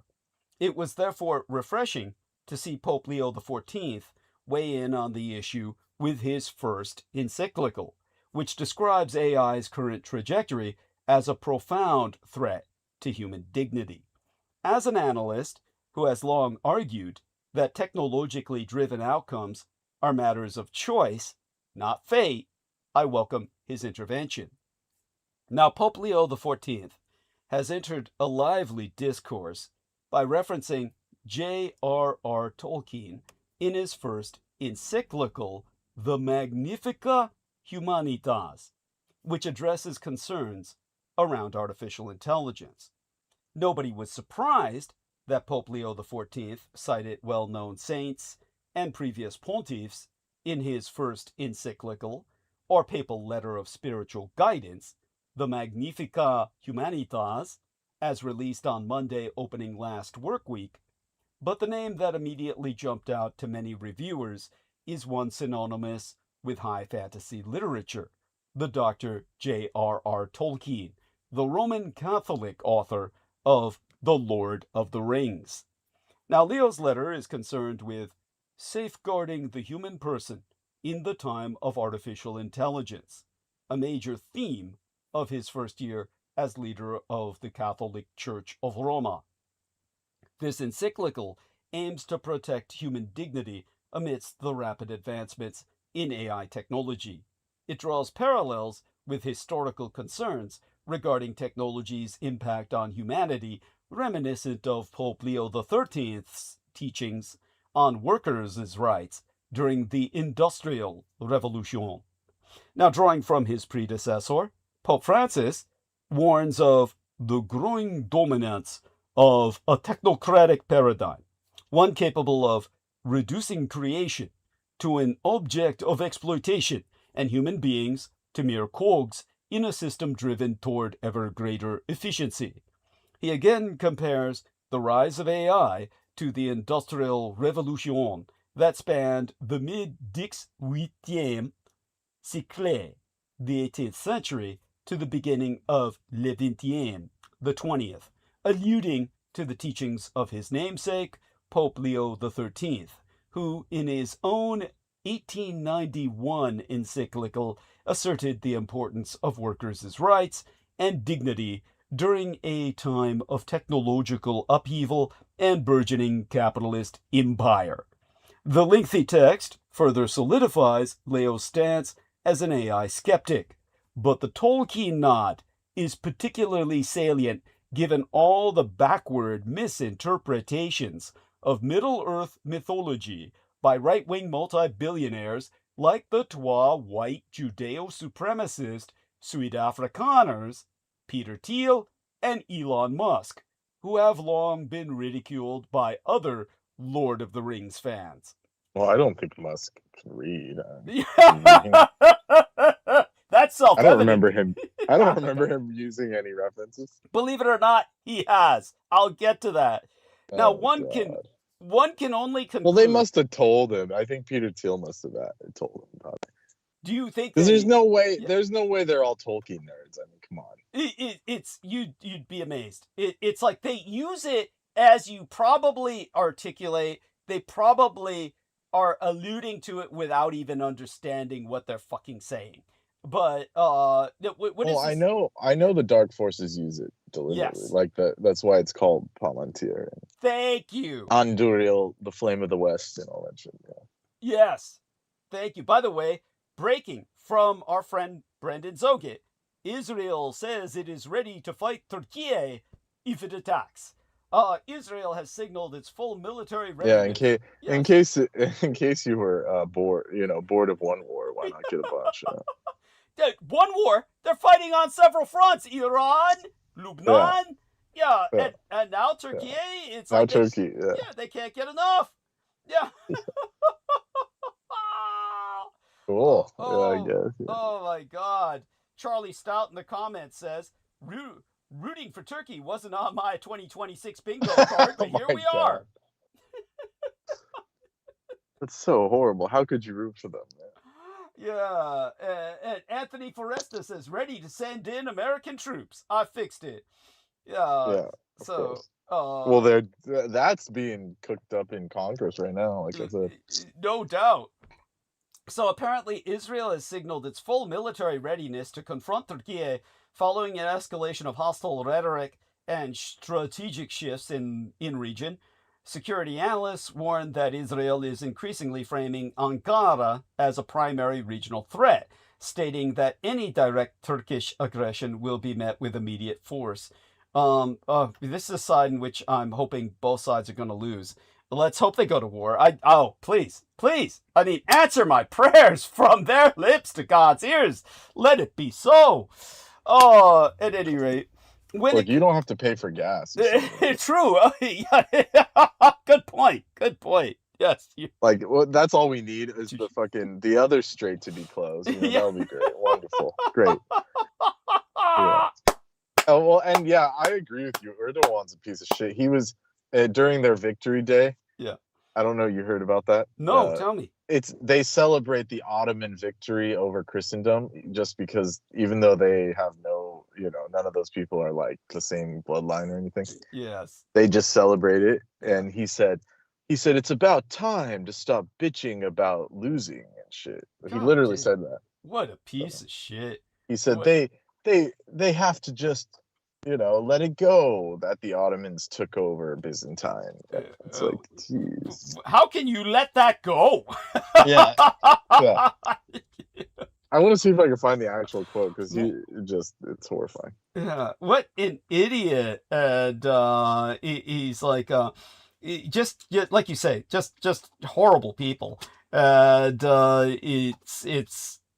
I want to see them go to war at each other. It's blood brothers. They're both genetically, they're exactly the same people, Israelis and except those that are Sephardic and but the rest of them who are Turkic, the Hazar, who are the original settlers of the apartheid state Israel.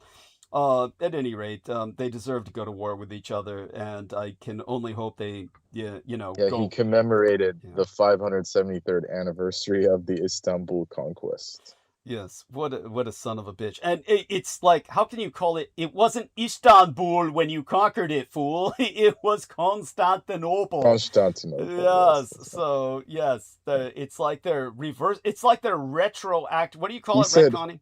Yeah, but go on. Yeah, it's super retcon. He's saying it was a great victory. It closed the era and transformed the darkness into light on one of the most cherished cities. He said it promotes tolerance towards different backgrounds. Really? It Really? revived a city that had fallen into decline and decadence. What a human garbage. Constantinople will surely be conquered. Yeah. You know, Oh, what a wonderful commander will be he who conquers it. This was one of the, Yeah. you know, one of the Ottoman Turks that was saying this. back in the yes. day. Yes. Of course, at that time. Because that's the only thing they Yeah. ever did. They just took Yeah. all the money, and Yeah. that's what they were riding on until the Brits came in and kicked their butt. By the way, that happened Yeah. under Ottoman Mehmet II. And Mehmet That's right. II, I just want people to understand, was known as Dracula was known as the Impaler, he was known as the Builder of Walls. But when it came to Sultan Mehmet II and Sultan Murad, who was somewhere around that timeline in region, chronologically, they were, you know, in how would I say it? They were in order of each other or something of that nature, if I'm remembering correctly. All of these sultans at the time, they did nothing to expand or build upon the culture of Byzantium. All of Turkey today, they will tell you, because they can't deny it, every tourist attraction that they have was built by Christians. No one goes to Turkey to see Turkish monuments or Turkish architecture, unless you're just going in. Well, the big ones are like Yeah. Konya and stuff, like where the Sufi masters were, but those are like way out down south. And stuff. Yeah, but those aren't built by the fucking Turks. Those are built No, they're by... built by the Persians. Yeah. It's actually the Persians who built it. Yeah. Yeah, By the way. yeah, Yeah. everything they have is built by foreigners. Everything they have, that's you know, that tourists go to see is none of it is indigenous. And what they tried to build has turned into ghost towns. Oh my God, entire tracklands of Disney castles. You can look this up. It's like they make China look like, they rival China. They rival China in ground zero neutron ghost cities. But when it comes to the Lord of the Rings, one can only conclude that Pope Leo is trolling. The Vatican has not returned my request for comment. Pope Leo warns the rest of us against... Shit, if I'm not allowed into the fucking abbey, you're talking to them. Okay. Yeah. Tell people about that, Westminster. Oh, they practically like, you know, grabbed me by the lapels. I said, "Oh, hey, I'm just here to visit," and they said it's closed. And I said, "Oh, but there's people going inside," and they said, "Yeah, it's a service." And I said, "I'm Christian. I don't mind, you know, observing." No, it's closed. You can't come in. I said, "When is it open next?" And they said, "Come back tomorrow." Yeah. So, and as people are walking by me, you know, and I could see the people with the, you know, the Helsing, the black clad, you know, paramilitary, literally telling this lady not to let me in. Yes. Saying it's closed for him. Yeah. Oh my God. I've destroyed your life. Yeah. I've made you unwelcome. Yeah. Well, the good news is I didn't get pickpocketed in that area, because they were all fucking, you know, everywhere I turned, the pickpockets were like, "Damn, this guy's being watched more than us." Yes, that's right. No, it's true. It's true. That's what, in a sense, kind of, you have your own security detail. As soon as you walk in country, you have your own they were like, security "What the fuck is he doing here?" You know. Yeah. Oh shit! They were well. They wanted to know what you were doing. They followed you everywhere. In fact, they were pre-positioned. They knew where you were going to go. Just following, probably tracking your cell phone or something. They could follow, you know, a pattern where they could predict where your next destination was. So yeah, everywhere you went, there were armed men positioned in place. Yeah. So black in the black paramilitary, just like the Helsing. Yes, they weren't just normal like lorries or Kingsmen or anything. No, because of course, or not lorries. What are they called? Dobbies. Bobbies. The normal bobbies. Yeah, they weren't just normal bobbies. Or what are those other people that are like the King's Guard? That's right. They were like someone else with guns. Yes, that's right. No, King's Guard is ceremonial. Yeah. They have their guns, but obviously they're not. Well, no, they have military. They have green. greens. I don't know if they're like Green Berets or what the fuck, but they wear Oh, green. thank you. That's right. Like, That's and they actually kick people out when they go and touch the horses and shit. true. So Yeah. I don't know what they're called, but I call them King's Guard because they just pop out of the building and like yell at people. Yes. But those people didn't give a fuck about me. It was these black paramilitary guys. Yeah, the Helsing. That It was were all definitely over Helsing. they were Yeah. all over Parliament, like Yeah. snipers on roofs and shit. Yeah. No, seriously, just so people. And then when I tell other people about that, they said, I've been to London. I've never seen that. Oh, It's like, yeah. well, I guess I'm special. Yeah, no, this is what's so frustrating when you talk to your average individual, and they're never going to understand. And everybody's on their own trip, and most people don't have any observation skills whatsoever. Most people are so blind, you wonder why they travel. Honestly, they absorb nothing from their environment. They see nothing. They understand nothing that's going on around them. Honestly, for instance, the travel pamphlet that our man Aristides sequestered for me, it was like, supposed to be about.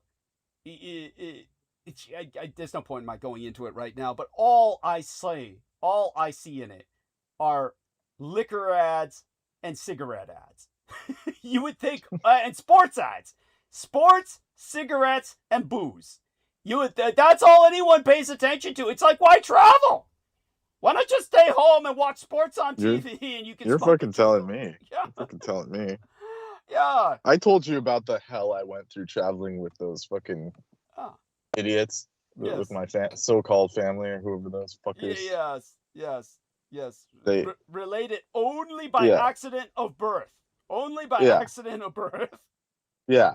So they flew me to Hawaii because they felt bad about my father, dying horribly and me being homeless. Yes. And they said, "We'll take you to Hawaii to my townhouse."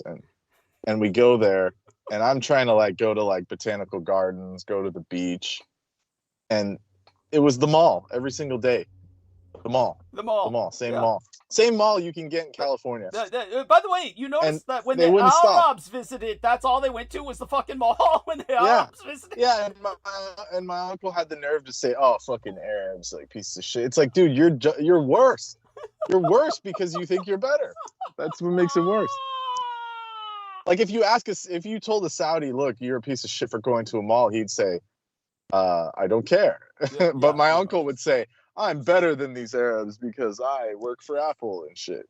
Yeah. And then he would do the same shit they do, but worse. Yeah. It's like, fucker. Good Lord. I mean, so they would take me to literal paradise, island, fucking tropical island, and go to a mall every single fucking day. Yeah. And then say, "Why are you always pissed? I did this for you." It's like, oh my God. How dare you?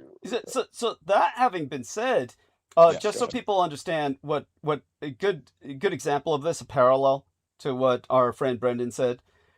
Now, bear in mind, I've never been to Japan, but I know for a fact from endless studies, my mother's experience, who of course was born. Yeah, you had a chance to go, and you said no.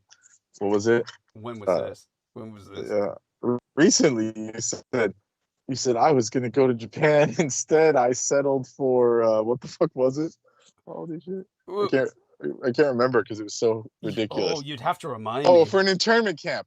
So dude, that wasn't. I wasn't given a chance to go to Japan. Okay, that's it. You miscommunicated that. No, good God, I wish. No, it was like it was a Japanese holiday. And because the way you said it was like we could have went to Japan, but instead we went to an internment what I meant camp. to say, I wish we could have gone to Japan. That's what I meant to communicate. I probably miscommunicated terribly. But yeah, I wish we had gone to Japan on that holiday. But no, the closest thing I could do for the Blood Boys is take them to an internment camp. That was part of Japanese American history on that particular Japanese holiday. No, I wish we could have gone.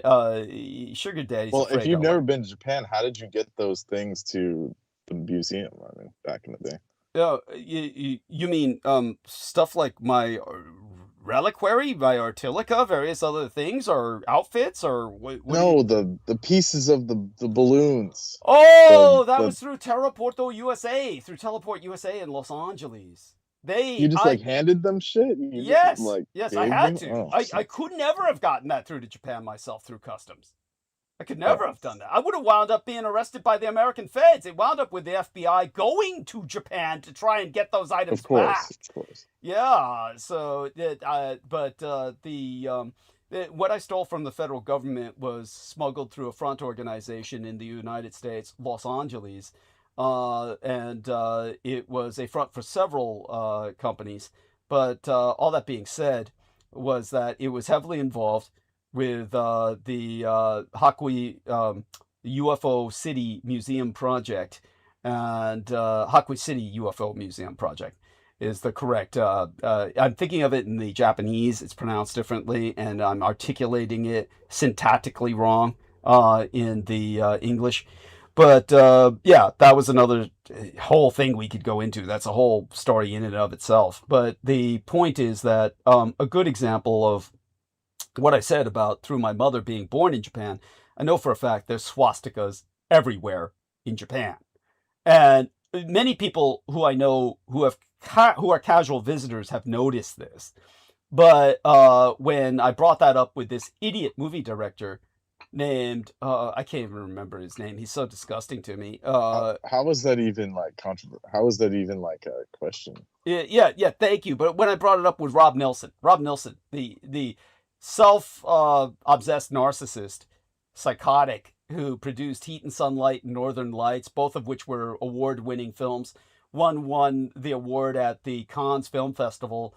The other won the award at the Sundance Film Festival, which was originally called something else, or maybe it's called something else now. But at any rate, the American Film Festival, essentially. That son of a bitch, he said, "Oh, I was all over in Japan. I never saw a single swastika." And it was like, yeah, because I wanted to tell him your head's buried up your ass and you're high on your own fumes and you can't see anything outside of your own reflection, you dumb son of a bitch. But, another example of this kind of parallelism is when Abdul Karim Haq, who then changed his name later because he's a crazed idiot, I can't even remember what he changed it to, but Abu, he changed it to Abu, from Abdullah, slave of God, to Abu, meaning Big Daddy, like he's a pimp. Yeah, anyhow, that he went to Britain. He was put in a waiting room for 24 hours with every other colored person coming to Britain. The only other white person being there was Australian, whom Brits consider to be, white coloreds. And so he was the only white guy in the waiting room for 24 hours. Anyhow, then when we were describing this to Peter Moon, who, believe it or not, thinks he's fucking black, when I went to England, they let me right through. I had no problem. Crazy motherfucker. Crazy son of a bitch. Tried to claim that. Yeah, I can't believe he said that. Like, with a straight face, too. Yeah. Just like it was nothing. Yeah, totally straight. Like, I'm they black. Let me. Yeah. They didn't even. I didn't even have an issue. It was something that was so bizarre the way he said it. Yeah, so fucking stupid. Saying, he was charcoal black, and they said, "Thank you, sir." Yeah. Like they treated him with utmost respect, even though he was charcoal black. In his own eyes, he thinks he's charcoal black. Crazy. He looks in the mirror, and he literally sees a black man. Yes, yeah. That has the chi ball. That has that has the CGI chi ball. CGI chi ball, because that was just before AI. That was just before the AI came out. He said, "I'm proud." I mean, they still do it. They did it before, and they're still doing it. Yeah. These people. I don't know what the obsession is with the fake chi ball thing. It's crazy. Black martial arts instructors. It makes them feel like they're in Dragon Ball Z or something. Yeah, yes. Oh, that's what it reminded me of. What else did that remind me of? Who's the guy who was at Dulce? You know what that was a combination of? Yeah. Dragon Ball Z and E.T. That's right. You know how E.T. had the finger? It was a combination of Dragon Ball Z and E.T. Yeah. The laser finger. You're talking about the Dulce breakout. Yeah. Yeah, but what was the guy? I can't remember. T-Tank would remember. T-Tank would remember. What's his name? He was so famous for so long because that was like, that would like tickle people. Yes. Oh, some real aliens came from underground. By the way, what they're describing is quite real. I describe it at length in one of my longer videos when I'm interviewed by the Bulgarian bozos, and these are called Hellstrom's hives. And Hellstrom's hives are quite real. They were created by the U.S. government in a manner that I described at great length. But when these Phil Schneider, when these things break out, and they had to basically put Phil Schneider through the hypnagogic reprogramming machine so that he could have a totally fucked up memory of what happened. But his memory of the odor is quite real. The trash, they smell like wet, hot garbage. They smell like wet, hot garbage. And also, well, he was fucked with, but it was an acid that they literally spray from their glands, and it's not from their fucking fingers, or at least not to my knowledge. But it's more like a spitting snake or a spitting lizard. They're spitting this acid that is what damaged him. But if it had been a laser, he would not have been like seared across the chest and survived. If it were a fucking laser, he would have been cut in half. All right, so a military grade. If it was Dragon Ball Z, it would just be just be toast. Yes. Vaporized. You don't survive a laser of that level of intensity at point blank range like that. It was like Naga. They're like Naga or something. I don't. Thank you. I don't well, that's an insult to the Nagas. Yeah, that's an insult to the Nagas. Well, they're like some what would we? I don't want to call them slave races, but they're like Naga bred like bums that just the humans found, and they're so aggressive and angry and shit. Let's keep them. They're all deformed. Let's hang on to them. And then that guy goes down an elevator and they start blasting him. Yes, of course. It's one of them. Yeah, it's one of them. Yeah, he's back. And then supposedly, if you look it up, they'll say the human alien war rages on. Yes. God damn. In a sense, it does. Just so people understand. So the just to describe it quickly as possible, the Americans drilled in boreholes that rivaled anything the Russians did in Siberia, where you hear the constant urban legend, the Russians drilled into hell. And they always say this because there's no way you can go there and see for yourself, so they can just make up any shit they want. But when it comes to America, in Nevada, there's several of these bore sites where they drilled very deep into the ground with diamond-headed drills, and they insert it basically on a string, on a very long tube, a nuclear warhead. And they blew it deep underground where it created a spherical bottle, if you will, that was bottlenecked. And the bottle is glassed because the bomb fuses the elements around it into glass. So these are mineral glassed bottles that are have a very thin outlet to the surface world. Basically the single tube under which the bomb was inserted, through which the bomb was inserted. And in this, they tried to create alien environments to mimic those of Venus or other planets that their astronauts might travel to. And of course, they're extraordinarily radiated, but nevertheless, within these environments, when you pump in a contained atmosphere, you've just constructed the equivalent of a terrarium. And terrariums can exist for theoretically centuries with an internal environment that's self-maintaining. And these equilibrium environments that they created, they were able to grow very dense, highly mutated vegetation in their attempts to try and terraform a kind of venereal environment, meaning something that would be Venus-like as they actually thought of Venus at the time. Believe it or not, they understood a bit about runaway greenhouse gas effects, but they thought that would make it a highly jungle-like environment, which they tried to replicate before they found out just how runaway the greenhouse effect really was on Venus. This was, however, in succeeding in replicating an environment that did not exist on Venus, they created something totally unique. This terminally unique environment that they created in several of these borehole bottles, they then populated with the only thing that could inhabit them, which was, as described by Brendan ̔oghet, a kind of cryptid. and this kind of cryptid that adapted and was able to essentially, in a sense, exist as a radiovore, very much like the plants. Plants exist off photosynthesis, which is radiation, only it's solar radiation. Plants can adapt to exist off nuclear radiation. And because plants can do that, this particular kind of cryptid was able as a radiovore to adapt to that jungle-like environment. So they smell like wet, hot garbage, and they live in these contained environments. Sometimes they're extricated in highly controlled, minuscule populations or groups, so that the Americans can try and continue interface or communications with whatever culture exists in these bottlenecked environments they've created beneath Nevada. Hellstrom's hives. They lead a very communal, communistic, insect. It's an insect hive environment, but they're very anthropoid, but they exist in extremely congested proximity to each other.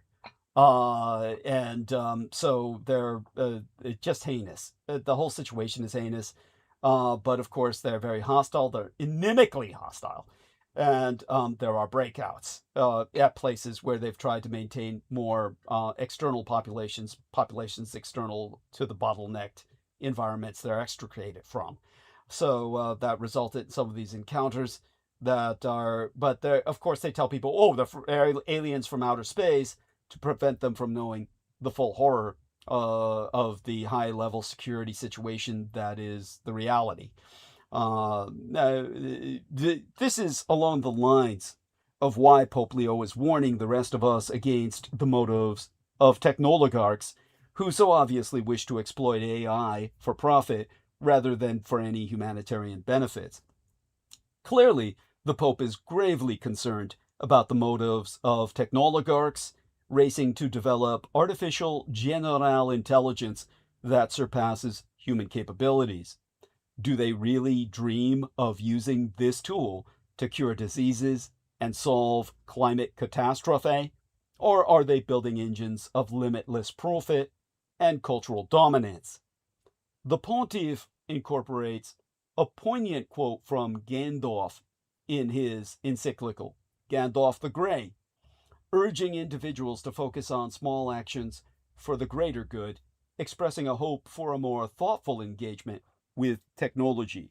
It's when he addresses our personal responsibility in challenging such dark forces that Pope Leo borrows an insight from Herr Dr.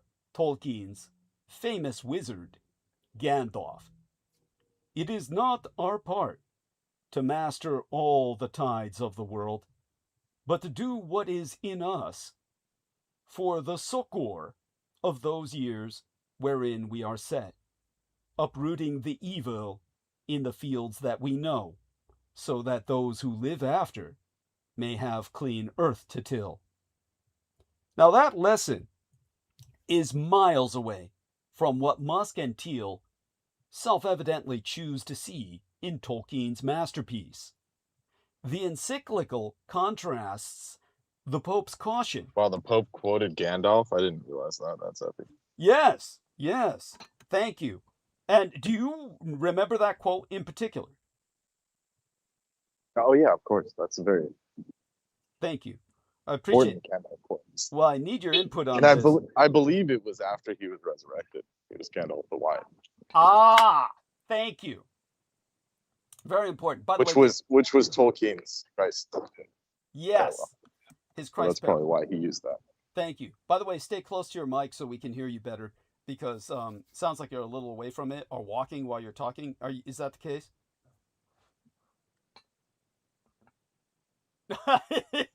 Hopefully he's still with us. You with us? You with us, Brendan? God knows I need you to refer to soon enough.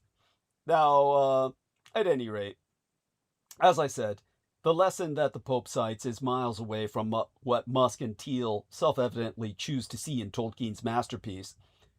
The papal encyclical contrasts the Pope's caution against the technocratic paradigm of unchecked technological advancement with the misinterpretations of Tolkien's work by prominent techno figures such as Peter Thiel and Elon Musk. Thiel has been criticized for naming his data analytics company Palantir after a device abused for malevolent spying in Tolkien's mythology, while Musk has inaccurately portrayed Tolkien's hobbits in a self-serving light, betraying a narrow reading of the narrative that misaligns it with his paleo-reactionary political perspectives. To rid, or numeric 2 RID here, to reiterate in detail, Thiel named his data analytics firm Palantir after the crystal ball that is abused as a spying device by the traitorous wizard Saruman in the saga. Thiel brazenly referencing his venture capital firm, the Founders Fund, as the Precious, which is what the twisted and covetous character Gollum calls the One Ring, a magical means of totalitarian power. Almost anyone who encounters Tolkien or adaptations of his work can see that he was writing about the corrupting effect of such power. In the novels, the temptation to rule inevitably undoes anyone who succumbs thereunto. Yet Peter Thiel perversely revels in the same possibilities of authoritarian control and omniscience as the villains. Now, this is where I need your input, Brendan, because Musk, for his part, has insisted that Tolkien's epic be read as an anti-immigration build the wall parable, an answer in prequel to the Camp of the Saints. In October, Musk posted on X, "When Tolkien wrote about the hobbits, man, he was referring to the gentlefolk of the English shires, who don't realize the horrors that take place far away. They were able to live their lives in peace and tranquility, but only because they were protected by the hard men of Gondor." And by that, I presume he means they've all got boners, or are fully erect, or something. Hard men of Gondor. What does he exactly insinuate by that? Musk offered this simply inaccurate recollection of the Lord of the Rings as a defense of the Islamophobic. Yeah, I could definitely say that's not correct. Thank you. It was actually the elves that buffered the Shire, but Thank you. Well, that would be more like the fairies, like his son, who he hates so much, who's transgender. But go on. Yes. Yeah, so The Fae folk. yeah, it was actually the elves that protected Eriador, but that's just, there's no point in even engaging that kind of whatever he just spewed. Thank you. Oh my God. But the fact that he referenced it at all, like you said, he must be getting it secondhand. He must be getting No, it. he's getting it secondhand, and he's misinterpreting it. Yes. Yeah. It's like a game of telephone. He's basically what they're telling him is we're the elves, the dark elves. Got it. Because there was in Silmarillion, there was Fëanor, the guy that made the Palantirs. Got it. Thank you. The being, and he went dark. Yeah, he went dark and killed all of his own kin and shit. Damn. So, Okay. Yeah. And so it's called the kinslaying. Yeah, so what do you think of Peter Thiel calling his venture firm capital my precious? It is the precious constantly. Yeah. Like he's Gollum. What is this? Yeah, because the ring itself was that was it.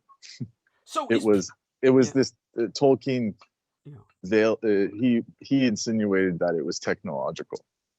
He said that eventually Sauron would get enough technology to just rend the earth completely, or Middle Earth.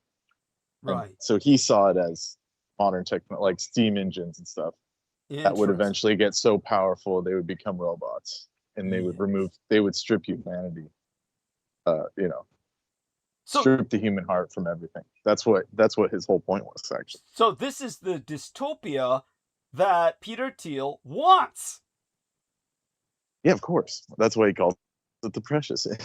Yeah, that and named his company It's the means Palantir. to the end. It's Yeah. the means to the end. Yeah. Yes. So as for Musk, Well, they have yeah. the One Ring, but they just don't put it out. Do you feel the Techno Bros or the Dark Elves? Yeah, those people. Okay. So, but do you feel that the Techno Bros have been given the big One Ring yet? Or are they still trying to curry? Oh no, they're trying to. Yeah, they're trying to get it going, but they can't, because it's actually, it's actually something else that I can go into eventually. Okay. But they want it. That's why they're doing this. They want to get to that point where they can use something like that. Yes. Now, and he learned it from the descendants of Fëanor. Basically, that's how Sauron was able to do that. There we are. So the elves, it ultimately comes from the elves, but they don't tell the layman that. They just, people are stuck on this base level that it's about politics or something. It's nothing to do with that. Thank you. Very important. Very important. And ultimately, this is the deep politik that is meta. It's meta-politik. This is meta-politik. As for Musk, when he offered that simply inaccurate recollection of the Lord of the Rings, it was as a defense of the Islamophobic far-right UK agitator Tommy Robinson. In fact, Tolkien's depictions of marauding armies pillaging the land were inspired by the horrors of, as Brendan has articulated, militarization and industrialization, trois phenomena that the English of Tolkien's generation were more than familiar with. His experience of the mechanized horrors in World War I is widely understood as crucial inspiration for Saruman's campaign of death, or his scorched earth policy, which relied upon the destruction of an ancient forest for fuel and the slave labor of brutalized orcs. If anything, this allegory better suits Pope Leo's critique of the techno-bro elite as those who would sow division and inequality, bend their resources toward war, ravage the environment, and seize power at any cost. Neither white Zuid-Afrikaner Thiel nor Musk has returned my request for comment on the Pope's encyclical. Thiel, at the least, appears perversely self-aware on this point, given his preferred... Yes, please. They don't like you talking about it on their turf. Yes. Thank you. It's like having the light invade the darkness. Yeah, go on. Yeah, it's a bit too close for comfort. I think it says searching for network. Like they're just really not doing it. Wow. Oh, man. Look, this is all literary interpretation, just so everyone knows. Interpretation of philosophical and literary interpretation of, there's nothing going on. Yeah. Regardless, as I said, Thiel at the least appears perversely self-aware on all the points we are articulating tonight, given his preferred Tolkien allusions and Palantir's collaboration with immigration and customs enforcement. Musk, even if he sees himself as one of the heroes of the story, oversaw the bulldozing of the USAID, the United States Agency for International Development, immediately leading to hundreds of thousands of preventable deaths around the globe and guaranteeing millions more to come. And both continue to support a Trump maladministration that has leveraged AI for everything from racist propaganda to planning where to drop bombs in Iran. And, of course, has abused the Lord of the Rings to promote and valorize ICE. I don't know if you saw those Lord of the Rings themed ICE trooper promotions, but they're out there. So, in that context, Leo shouting out Gandalf can only be seen as quite deliberate. A quote from this beloved character in a treatise condemning a society that prizes efficiency above all else and concentrates immense power and wealth in the hands of a minuscule few, scans as a direct message to those people whether intentional or not. But with their reading miscomprehension, we can only presume that it will never get through. Thusly, the encyclical critiques the accumulation of power and wealth among the ultra-elite, positioning both the white Judeo-supremacist Zuid-Afrikaners, Thiel and Musk, in stark contrast to the clear messages within Tolkien's narratives about the dangers of authoritarianism and the corrupting influence of power. It calls for a more conscious and ethical approach to new technologies, urging society to consider the implications of their development and deployment. While both white Zuid-Afrikaner multi-billionaires have leveraged elements of Tolkien's work for their evil agendas, Pope Leo's message serves as a reminder of the stories' true warnings against the misuse of power and technology, advising that these techno-leaders might benefit from a deeper understanding of the very texts that they reference. So, by all means, dear Brendan, any other thoughts on that before I give my own? And here we are. We've got the link from Brendan. Oh, yes. Let me put my 100 on that because I do want that conflict to happen between Turkey and Israel. It's like, that's a civil war, essentially. It's a civil war between... Yeah, I wasn't present. But I'm sorry. So I felt that you were on the move. So what I was saying was that basically, when it comes to whether you're aware of this or not, there's been the Trump administration's abuse of the Lord of the Rings to promote and valorize ICE, of all organizations. And in that context, Leo shouting out Gandalf can only be seen as quite deliberate. So when he's using... Well, yeah, no doubt. Thank you. He knows about their ultimate plan, basically as the servants of Morgoth, which is like the devil, the anti-god. Yes. That's what Tolkien was trying to say, and that's why he was... And they know he was Catholic because he's basically like canonized. He's one of the mythologized. He's basically sainted. They don't officially acknowledge it, but all of the big Catholic groups use his, dissertation, and his letters to C.S. Lewis as where they were talking about the saints and Catholicism and all that, and the angels. So there you go. Thank you. They're educated in the Tolkien, trip about, Thank you. It's very deep Catholicism. Well, it's a transcendent philosophy.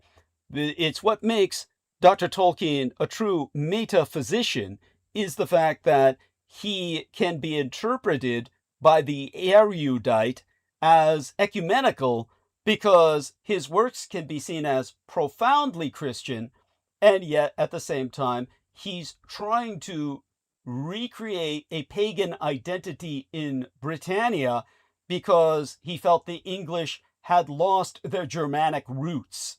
And because they were so severed from their Germanic roots, he gave them back their Germanhood. The fact that he gave them their own version of the Ring of the Nibelungen. Am I pronouncing that correctly?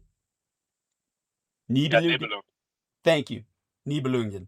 And so in that sense, he's helping to give them a past because they certainly need one. All such being said, what I was also pointing out was that Musk is literally genocidal. USAID was helping tens of thousands of people, and by cutting off United States Agency for International Development, he immediately, personally murdered hundreds of thousands. And these preventable deaths around the globe are on his hands, and he's guaranteeing by the USAID's absence millions more deaths to come.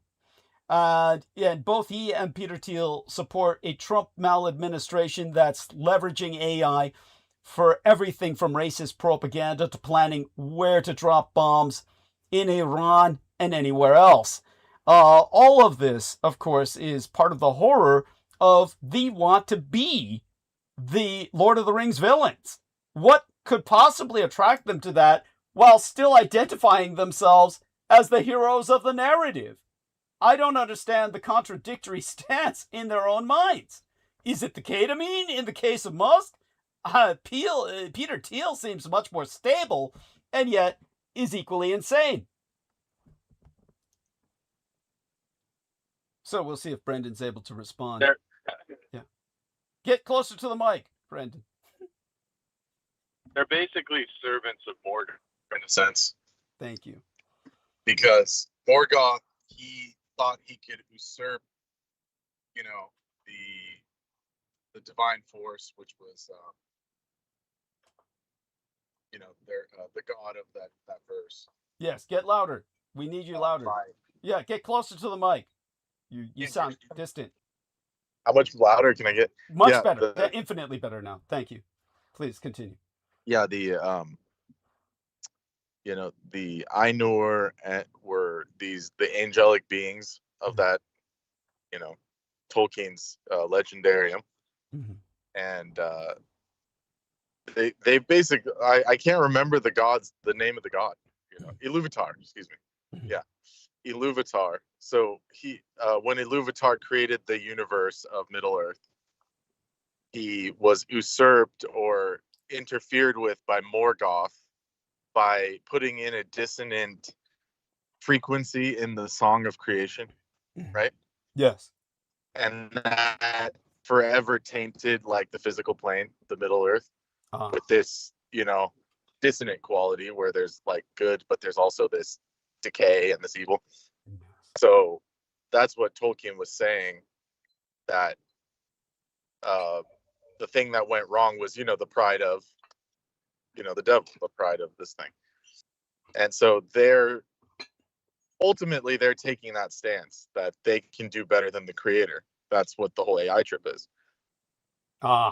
Is that divine intelligence is not they don't care about that. They want their intelligence that they made, that they feel is better. Thank you. That's what it is. Thank you. They're taking the side of Morgoth. They don't even have to say it. It's just that's what they're doing, you know. Yes. And there's a whole backstory behind that, you know, the dark elves that are giving them the technology are like pushing them towards that, and they're doing it deliberately. So, you know, yes. There you go. No, it makes perfect sense. So what we have in the form of Peter Thiel and Elon Musk is two white Judeo-supremacist Zuid-Afrikaners who want to reestablish the apartheid state on a worldwide scale, and do so with machines as the usurpers at the height of the ethno-pyramid. Their racial pyramid would constitute a race of machines that would be above humanity, which would be the untouchable caste, thrown below out of any social network and protection. So this is, nevertheless, the Pope should have gone further on AI. Leo is ahead of most commentators in pointing out that technology is never neutral because it takes on the characteristics of those who devise, finance, regulate, and use it, his words. And yet, I worry that even he has not gone far enough on the most consequential question. Why should, or what should, AI be designed to do? As the Romanian 2024 Nobel laureate in economics and Institute Professor of Economics at the Massachusetts Institute of Technology, Daron Acemoglu, and his writer Simon Johnson stress in their book titled Power and Progress, subtitled Our 1,000-Year Struggle Over Technology and Prosperity, there are multiple paths that a technology like AI can take, and each has far-reaching implications for society. Exempli gratiae. The Pope is right to question the current trajectory of AI in warfare and law enforcement. What was taboo only a few years ago, AI-driven mass surveillance, algorithms selecting targets for killing, has become routine, with many in Silicon Valley urging the United States to reinforce its hard power through a new military algorithmic complex, Pope Leo cautions that, in his own words, any technology that facilitates attacks without seeing the face of human beings lowers the moral threshold of conflict. The Pope then called for the disarmament of AI to free it from the mentality of armed competition, which today is not limited simply to the military context, but it is also an economic and cognitive phenomenon. A more fundamental piece of wisdom underlies these specific concerns. Technological progress is not necessarily moral progress. Just because something is technically feasible does not mean that it is good for humanity. Whether a technology is desirable depends on who controls it and the ideology and interests that guide them. Leo does hint at what I see as the most immediate risk, namely that, in his own words, while AI promises to boost productivity by taking over mundane tasks, it frequently forces workers to adapt to the speed and demands of machines, rather than designing machines to work with those who work. But the pontiff stops short of questioning the prevailing AI design philosophy. The entire AI industry's approach is centered on mimicking human capabilities and automating human tasks, with the goal of creating an artificial general intelligence that can do everything a person can. This philosophy rests on the mistaken assumption that machine intelligence and human intelligence are fundamentally similar. Humans are one-shot learners. We form hypotheses from a few examples, simulate possibilities in our minds, and refine our understanding through a social process of trial and error. Hence, children learn language by imitating a few words, generalizing and adjusting their speech based on how others respond. We are not very good at absorbing massive volumes of information or sifting through unstructured data for relevant patterns. By contrast, AI models thrive on enormous training sets and excel at pattern recognition at scale, but they have yet to demonstrate any genuine creativity. They have no experience of real-world embodiment, nor any capacity for trial and error learning through interactions with the physical and social world, except in a limited way when there's clear rewards for reinforcement learning in specific domains. When taught things are that different, you should not, and typically cannot, use one to mimic the other. The results will only be suboptimal. It would have been a colossal mistake, to use an analogy that my father, who was a sports fan, would appreciate, if Phil Jackson, the legendary coach of the Chicago Bulls in the 1990s, it would have been a colossal mistake for him had he pushed Michael Jordan to mimic everything that Scottie Pippen and Dennis Rodman were doing. The team went from championship to championship precisely because these players worked together and complemented each other's separate skills. The same applies to AI and human skills. Using AI to do what humans cannot do so that humans can expand what they do is much more productive than mimicry. In a future scenario where AI increases rather than displaces human capabilities, electricians would be aided by AI diagnostics, nurses would consult AI in interpreting symptoms, and teachers might use AI to personalize instruction for each student. Optimists and industry insiders might respond that automation-first AI can still benefit everyone, provided that redistributive policies keep pace. But this argument has a very poor track record.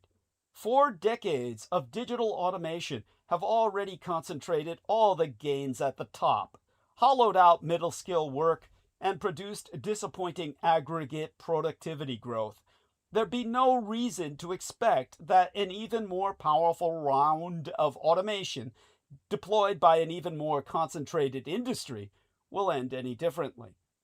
And the global stakes are even greater than those in these United States.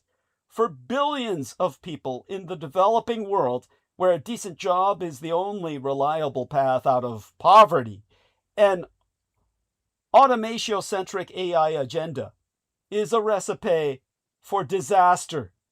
We can and we must demand a different design. Perhaps the biggest failing of today's AI industry is its refusal to recognize any of this. The handful of white Judeo-supremacist Zuid-Afrikaners unleashing this technology on the world are guided by an ideology of control, a machina-apartheid over all humanity, driven by a conviction that machines are uniformly better than human beings. Leo, the Pope, is right to call for moral clarity and a serious society-wide debate. But the conversation must move beyond exhortation toward concrete choices. Antitrust action against the dominant platforms, public investments in human complementary AI, regulation of mass surveillance and autonomous weapons, and meaningful rights for workers and citizens over the data on which these systems depend.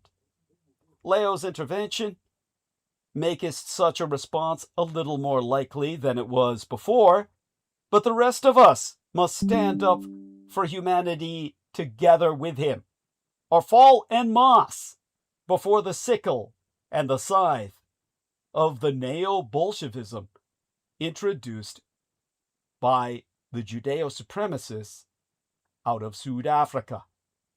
Because Silicon Valley wants to control the economy itself. I recently walked past an old minicab stand, which, during my Berkeley language lab days, sallied my friends back and forth between San Francisco's nightlife and their more affordable suburban digs. It's gone now.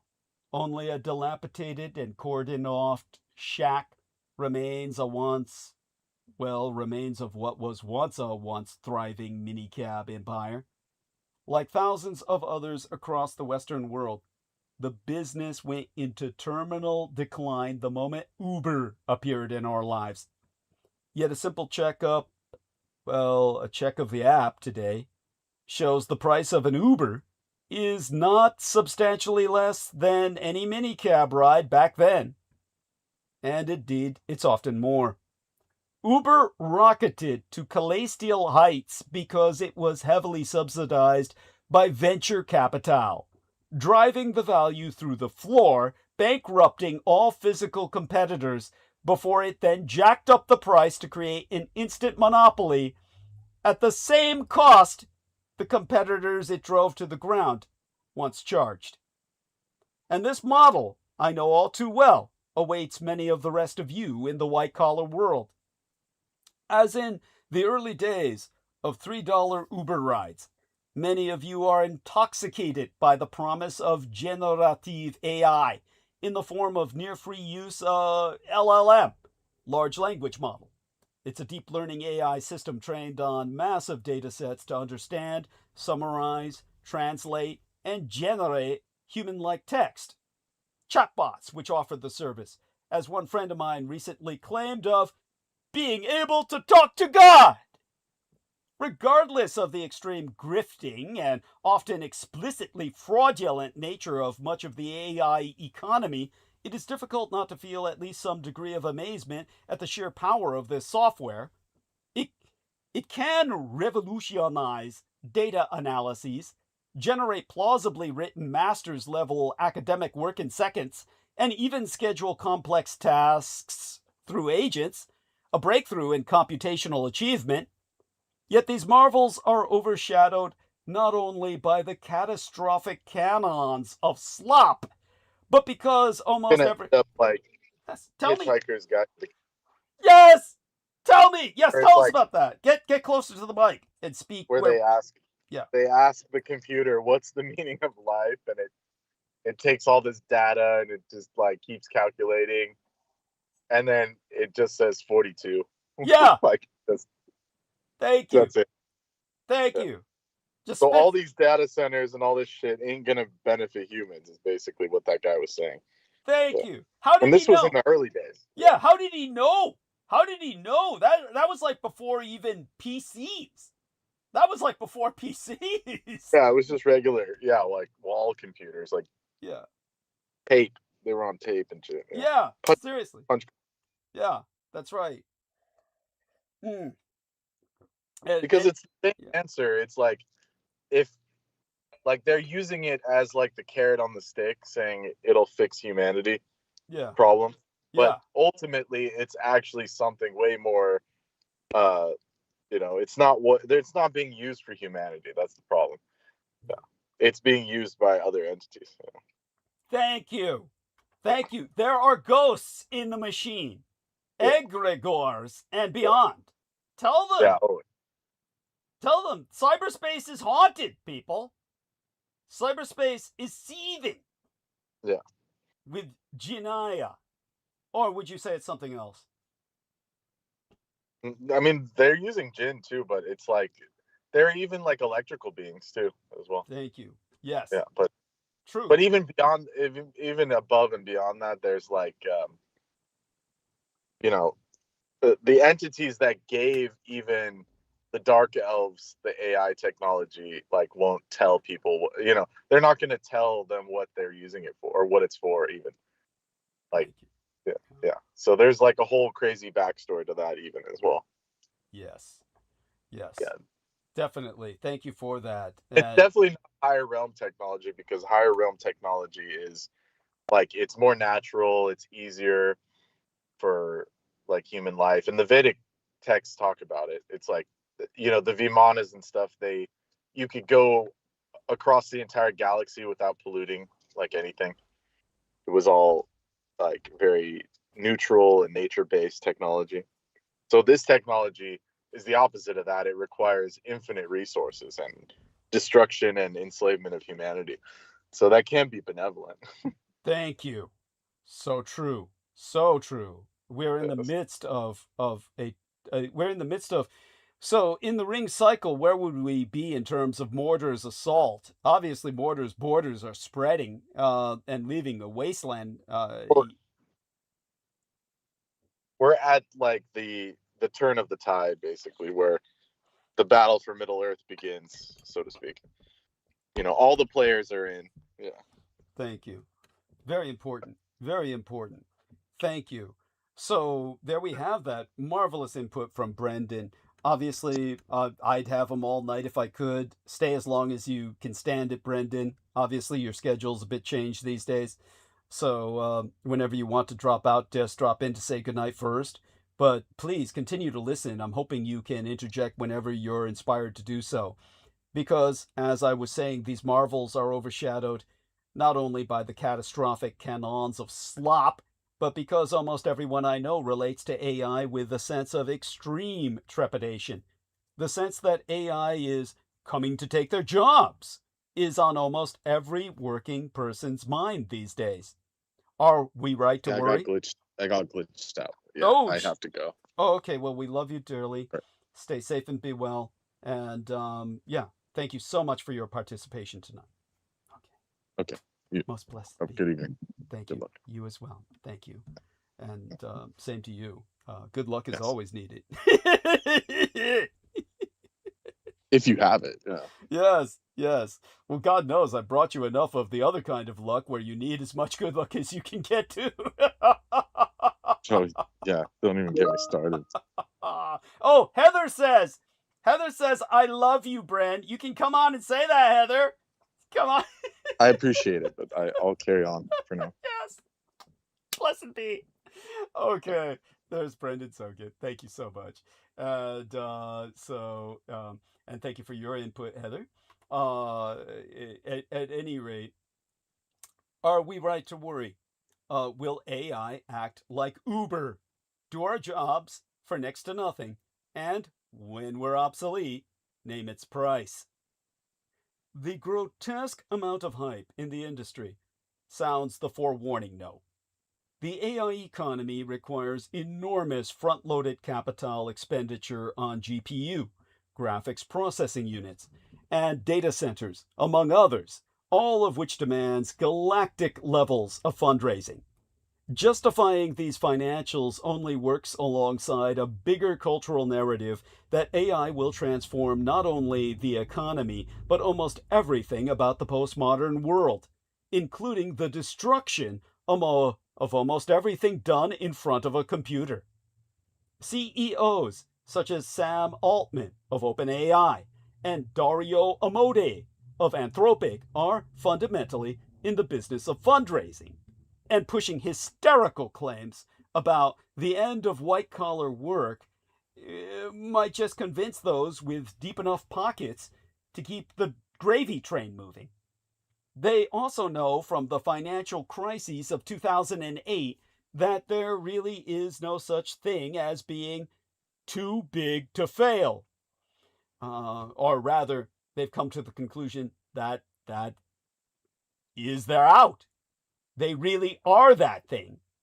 They are that which is the economy itself, even if they're not operating on the same basis of the claim. In other words, during the crash of our economy, too big to fail meant too many people would be instantaneously unemployed were your company to crash. The government could not allow it to crash in order to maintain enough people off the streets to prevent hunger riots. In this case, being too big to fail means it's not that you're employing anybody, but rather that all of the money in the economy is in your corner. Once a critical amount of the American economy is locked into the AI bubble, the government will just bail techno companies out when things go wrong. The obvious fact is that AI really is already affecting people's jobs in quite substantial ways. Everyone from copy editors to cartoonists in my son's husband's networks are amoraging business to chatbots, which can simulate good enough versions of whatever blog post or image their clients once paid reasonable money for. Yes, ChatGPT is, well, sure, ChatGPT produced writing is awful. And yes, AI generated images are motherfucking lame. But for most businesses, that simply doesn't matter. Only cost saving does. There will always be compensation for top grade artistry, of course, but most creatives pay the bills not with their highest quality output, but with the daily rote of their craft. This commercial opportunity is fast disappearing for writers and graphic designers. I can feel it myself. And I'm not even in business. Over in startup land, AI has transformed many well-remunerated roles almost overnight. Anyone working in software engineering has had years or even decades worth of their investment in skills evaporate in an instant with the release of Claude Code, Anthropic's LLM, which can instantly generate almost any piece of software through judicious prompting from its human operators.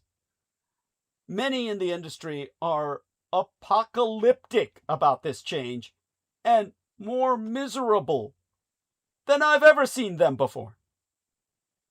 Disruption sounds great in investors. Yeah, not only that, it can hack anything too, by the way. I don't know Tell them! Tell them! Yeah, there was a client or a piece of it, an input device in the Claude that was called Mythology. Yeah. That could crack any computer system, and they said we're not going to release it to the public. And then by that time, people had already found out how to. And because it was all it was all generated by itself, they found like cracks in the code and we're able to get it for free anyways. Even though the company, so shit's already been hacked because of it. Where you can just prompt, if you're skilled, you can prompt it to break into any system essentially. Jesus. So thank you for that. That is so frightening. I'm surprised you haven't heard about the mythology. It's literally called, and they always use these terms. Yeah. Why do they always do that? That these are the new sky gods. We're in the realm of the new sky gods. These are the wars of the gods going on in cyberspace. They do use those terms, and I have heard it, but it just didn't sink in because unless I understand the social implications, everyone around me was talking about technically. So I didn't really comprehend it. It went over my head, quite honestly. You've just put it in a language I could understand. Does that make sense? So, I guess. Well, I've heard of it, but I didn't understand it. I understood. Oh, excuse me. It's called mythos. It's called mythos. Mythos, which they got from Cthulhu. Cthulhu mythos. Yeah, I gave it like in a nice, like, what is it called? Like an Odyssey, Iliad and Odyssey title. That's not how they mean it. They mean it Lovecraftian. No. They mean it like Lovecraft mythos, which, by the way, because its tentacles can get into anything. Thank you. Lovecraft never used that term, by the way, just so people know. No, that was the cursed. Yeah, that was the cursed books. Yes, the cursed. That I was never able to open, so I'm no expert on it. Well, tell them. You and I both know for a fact that August Derleth, through Arkham House, was literally binding with spells all of his books so that everyone who purchased them got this binding spell impact, just like Peter Moon was doing through his little publishing house. So they had these chicken shit little publishing houses so they could personally bind every book they sold with a curse. And in your case, which is why he was obsessed with them. Thank you. Which is why Peter Moon. Yeah, which is why Peter Moon modeled his entire publishing operation on August Derleth. And was down to stealing everyone's work. Yes, down to stealing everyone's work. Yes, thank you, which puts me in the role of H.P. Lovecraft. I'm not quite sure I should be honored, but you're like the Lovecraft of the West. I'll straight up say it. I'll coin it now. But... Thank you. I appreciate that profoundly. Except he was pretty lame. I mean, no offense to him, but not saying you're cool, but it's just like comparatively, it's like. You're delightful. Like, like a gross vampire versus whatever, he was. Basically an impoverished scion of Freemasonry. That's what he was. Yeah. He was impoverished scion of Freemasonry, yes. Oh, yeah. Which is what Brandon Young, not me, Brandon Young was interested in. He was trying to portray himself as that. Yes. Because he had that friend that was that was into the grimoires and shit. Yes. Yeah. Oh my God. Yeah. What a fucking loser. What an incredible. Oh yes. Oh, by the way, if you ever see the pizza movie, if you ever find a chance to review it, the really ugly dude, the homely, repulsive dude reminds me of Ian West. You're much more the normal guy in that, but he's not presented too well either. Don't take it too seriously. It's just a funny indulgence. That's all. When I think of that pizza movie. When I think of pizza movie, I do look forward to your review of that. Anyhow, as we were saying, the sales pitch using the term disruption, the buzzword, all the rage now, sounds great. Yes. What were you gonna say? Were you gonna respond to that? Yeah, I'm just gonna ignore the movie part right now. We'll deal with that later. Okay. But the actual so Anthropic is now releasing Mythos again after it was patched, quote unquote. Releasing or unleashing? What's the releasing? Oh, unleashing, obviously unleashing. Like to just fuck everyone over because it's going to be able to do. It's the most powerful system as yet be released. Yes. Oh my God. Publicly released. By the way, it says here, go on. Buried at the bottom of today's opus, which was 2 days ago, the 4.8 announcement from Anthropic dropped. They are bringing Mythos class models to all the customers in the coming weeks. Why does it matter? Because Mythos leaked in March through a CMS a misconfiguration of Anthropic's own internal documents, which described it as the most powerful AI model we've ever had developed, as an entirely new tier above Opus, which is another sick satanic right thing, like Yes. not magnum opus, but like Opus Dei, you know, or some shit. Interesting. Like, why would they call it Opus, you know? But Yes. anyways, Yeah. yeah. Yeah. So, you know, the mythos, the opus of, you know, these entities that are going to invade everyone's systems now.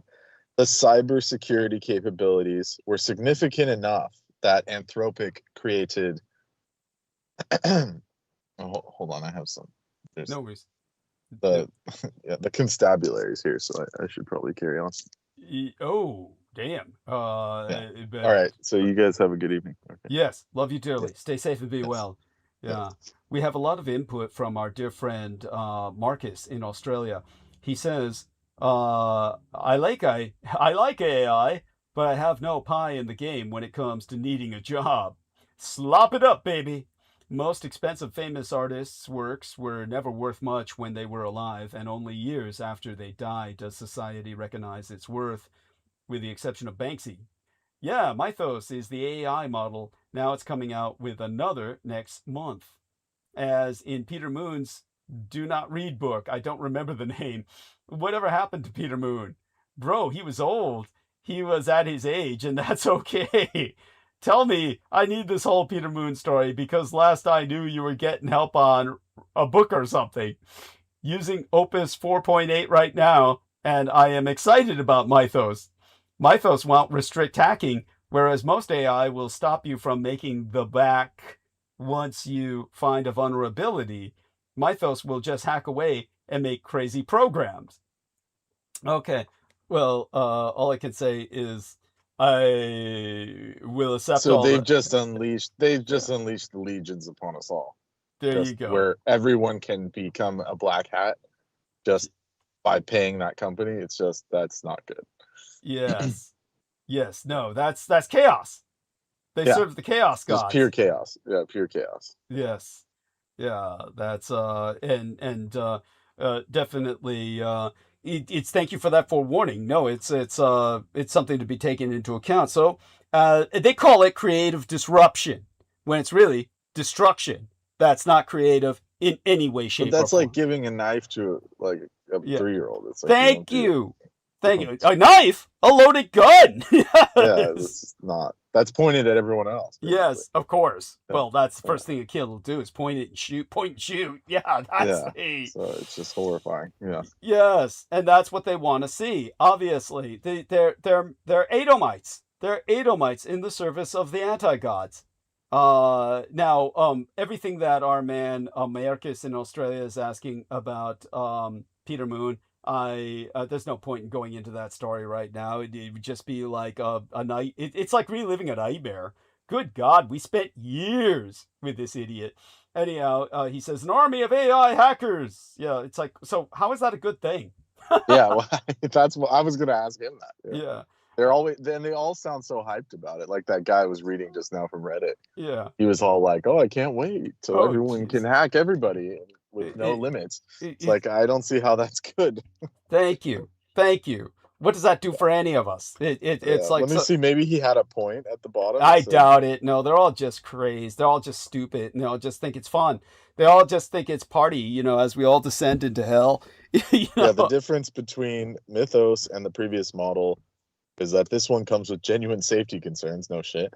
And the company has acknowledged it and was restricting access for months. Though coming soon, it believes the Anthropic believes they have solved these concerns. Right. Enough for general release. Whatever everyone's read on Mythos, is it a good idea? So he does the Ancient Aliens. He ends it with a question. Yeah. Oh, wow.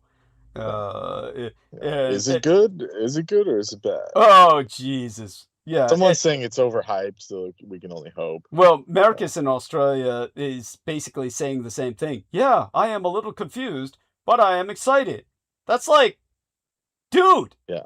What does that mean? It's like saying, oh, there's a chance that you might be stuck on this roller coaster. Like right now, there's an emergency situation where there's a bunch of people stuck on a roller coaster. Like just the chance of that leaves you excited. Yeah, it's not good. It's like being stuck in an elevator that's falling. Yes. No, that's not But exciting. looks like people in the field itself on this thread are saying it's demonstrably overhyped. Someone says study P.T. Barnum and compare it to the AI CEO's announcements. They're, you believe unjustifiable claims to inflate their stock prices. So some people are just saying it's economic, which they're just ignorant. Yes. Yeah. Oh, yeah. I think that they're just trying to calm themselves. By the way, it was in Texas. It was in Texas. 8 students were on a field trip. This was a bad one to be stuck on. This was the drop. They were at the top of the drop. They got stuck at the top of the drop. Yeah, forever. Yeah. Shit. No, they had to rescue them. But that's like, Jesus Christ. Who needs to go through that? There's no thrills in that. That's what we're in for with this.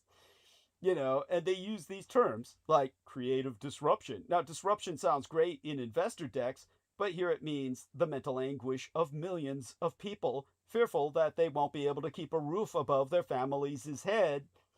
Well, their entire family's heads in the plurality by this time next year. It's in the techno world today that people are living what Henry David Thoreau called lives of quiet desperation, which takes us back to the specter of Uber. Increasingly, the staff at techno companies are being told they must use AI. This is not a choice. It's not like, hey, you've got this great option. Use it. No, this is an order. They are given a set amount of tokens, units of data. Tell us. Yeah. Tell us about this. Well, you pay for the tokens. That's what they're banking on, everyone having to pay for those tokens. Oh man. To run your business in let's say 5 years, you have to buy into one of these AI models or your business work. God. That's the problem. Damn. They're going to set up, I hate calling it Mark of the Beast because that's cheesy as hell, but they're going to set up an overlord system, we'll call it, that every business has to be locked into or you can't do business, period. That's the whole intent behind it. That way, if you do something they don't like, they'll just say, oh, we're not going to let you buy a token. And then your business can't interface with any other business. Oh, man. Unless you're like some artisanal dude making cookies or something. Yeah. Oh, my fucking God. Yeah.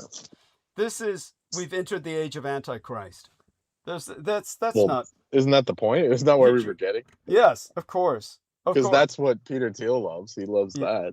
Yes. But the thing is they know that being is already incarnated. Yes. So the being, whatever in the thing it's called Antichrist, so we'll just use that. But that being's already here.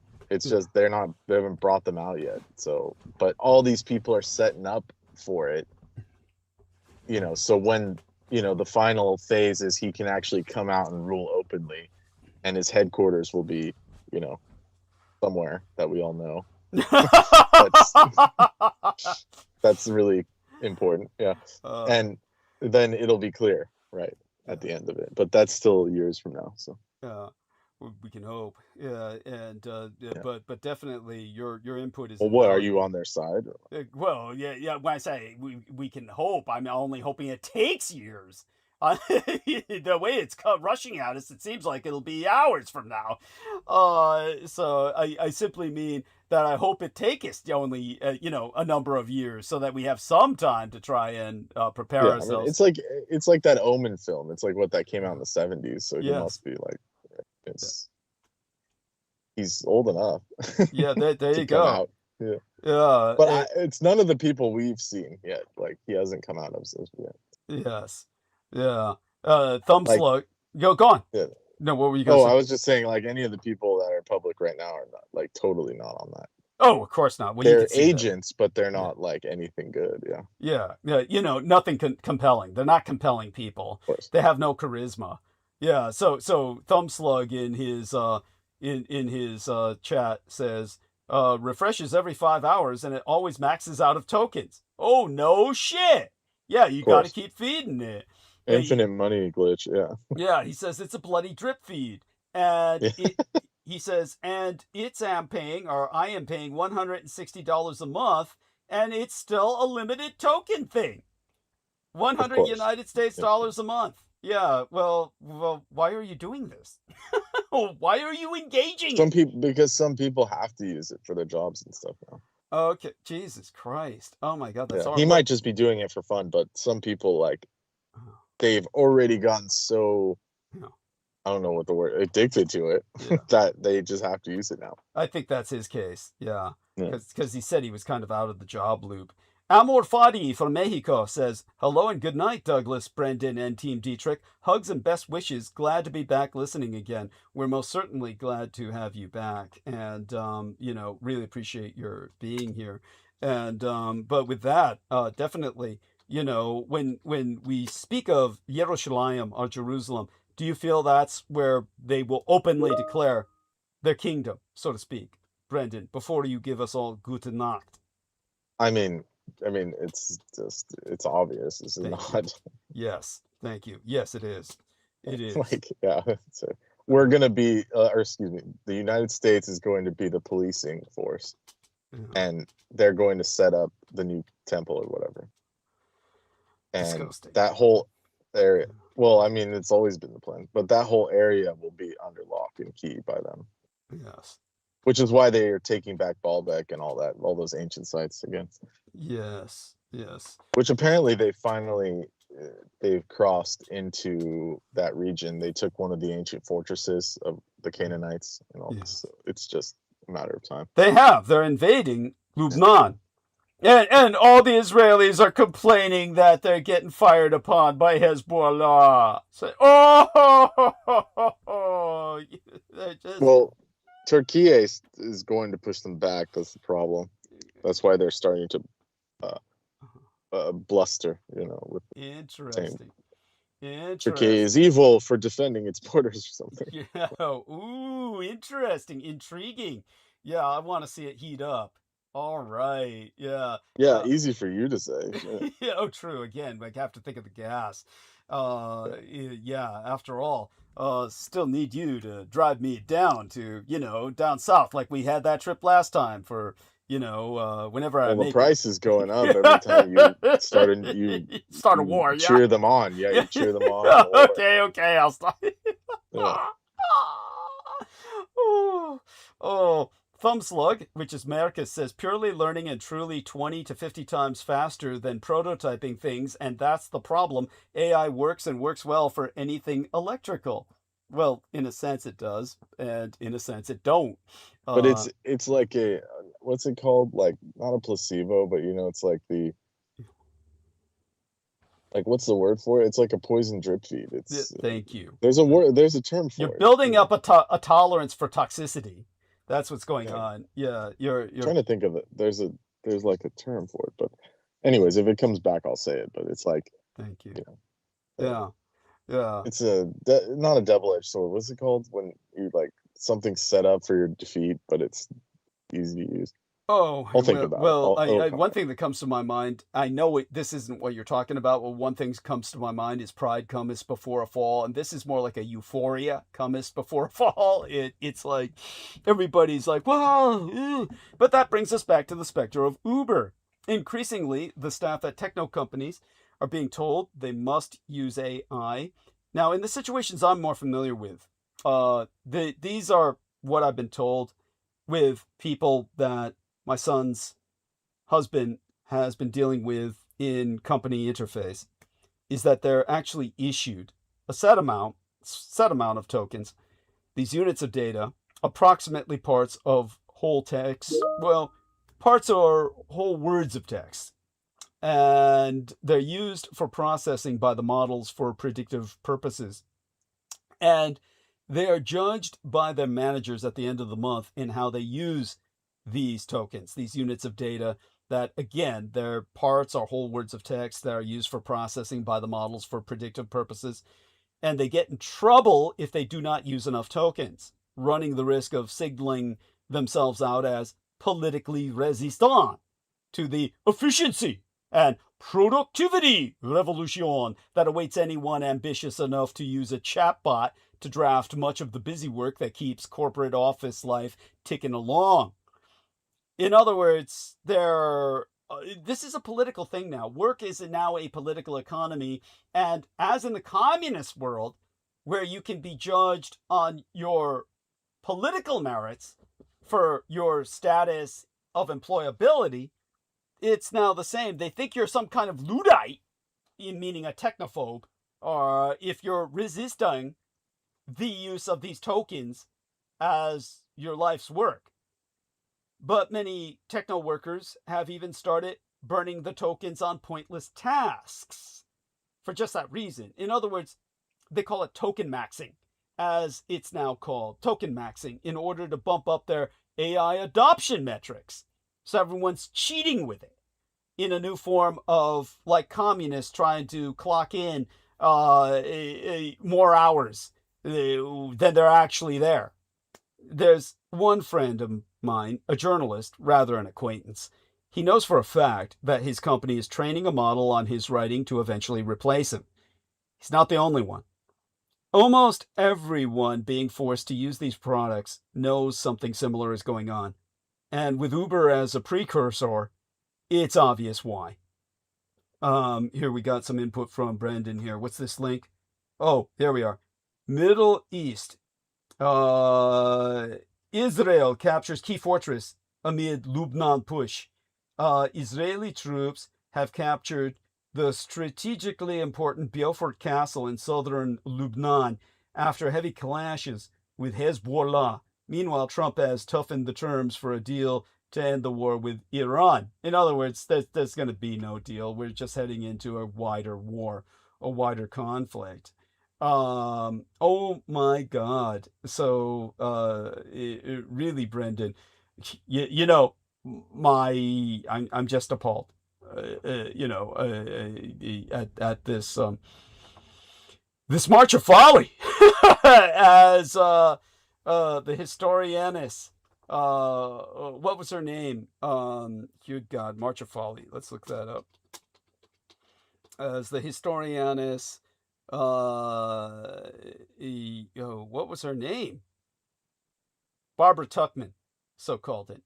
From Troy to Vietnam, the March of Folly, Barbara Tuchman, who was, of course, a highly Judeo-centric authoress, and was definitely a propagandist on behalf of Israel. Now,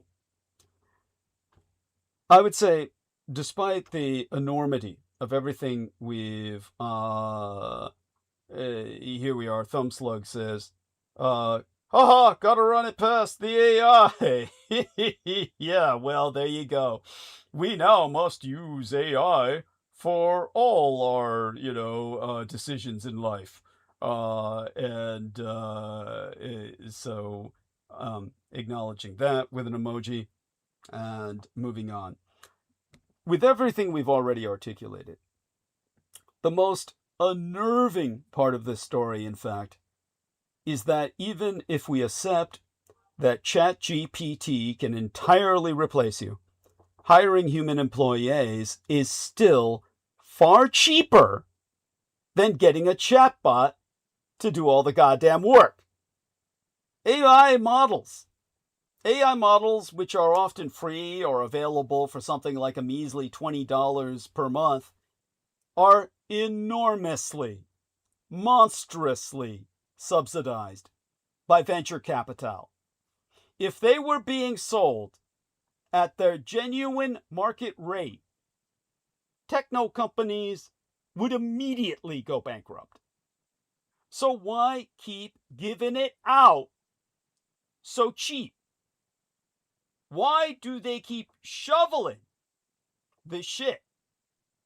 Well, as my old minicab owner friend might contend, it could be because AI companies are incentivizing corporations to replace their human workers with AI, promising them a cheaper, easier, more docile management experience, then once the meat robots are out and the cyber brains are in, they will jack up the price again. Uber was subsidized to the tune of 13 billion fucking bucks before it went public. But the AI economy receives $200 motherfucking billion in investment each and every year. The consequences of such an exponential bet are simply unprecedented. Even if the motherfucking singularity does arrive sooner rather than later. Personally, I'm reluctant to call conspiracy on too much of what's happening in Silicon Valley. I'm skeptical to a degree about the jobs apocalypse, hoping against hope that those in power could never really be that stupid, though I know for a fact they are, and that we're all doomed. But LLMs, although incredibly useful for many tasks, are still ultimately a net loss for all humanity.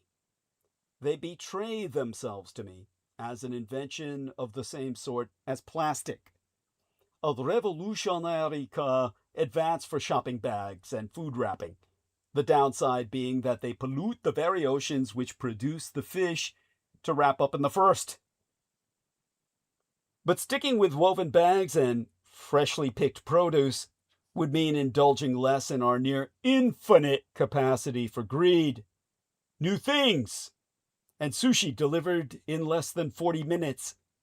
So screw the ocean is the ongoing attitude of the masses, who then complain about the microplastics in their bloodstream and their sperm. With AI, we have an internet ocean, increasingly polluted, plasticized with mindlessly generated drivel, inauthentic agent bot networks, deepfakes. The ultimate outlet for a mentally atrophying humanity. Couldn't we just cooperate in person and write our emails the old-fashioned way, rather than spending our brief time on Earth optimizing workflows for virtual robots merely to further enrich the owners of capital? Yes, possibly we could, but LLMs are cheaper, at least for now. Yet, the market is gonna eat shit. Matter of time. Anyone with eyes can see it, and anyone who doesn't see it doesn't want to. There's too much weight at the top, too many billions in too few hands. There's too much sizzle, and not any goddamn steak. Too many companies selling the future instead of what they can deliver now. Too many techno bros high on their own supply. Too many chips riding on a technology a lot of people despise. Too much corruption in the capital. Hang on to your umbrellas. It's gonna fucking rain. The AI bubble burst is coming. And the reasoning is similar to the dot-com bust. You have techno bros selling a product guaranteeing minimums of 10 times productivity, which has not happened by any metric. They're pulling companies into the delusion that they won't survive without it. But it's not performing at scale. The promised gains aren't there. The cost of running it is skyrocketing. And the price hikes are a-coming. The next big shoe to drop will be a company spending $1 billion to acquire some AI startup with a product promising the world and market they want to bust into. And the product will be built entirely with AI. It'll fall apart at scale.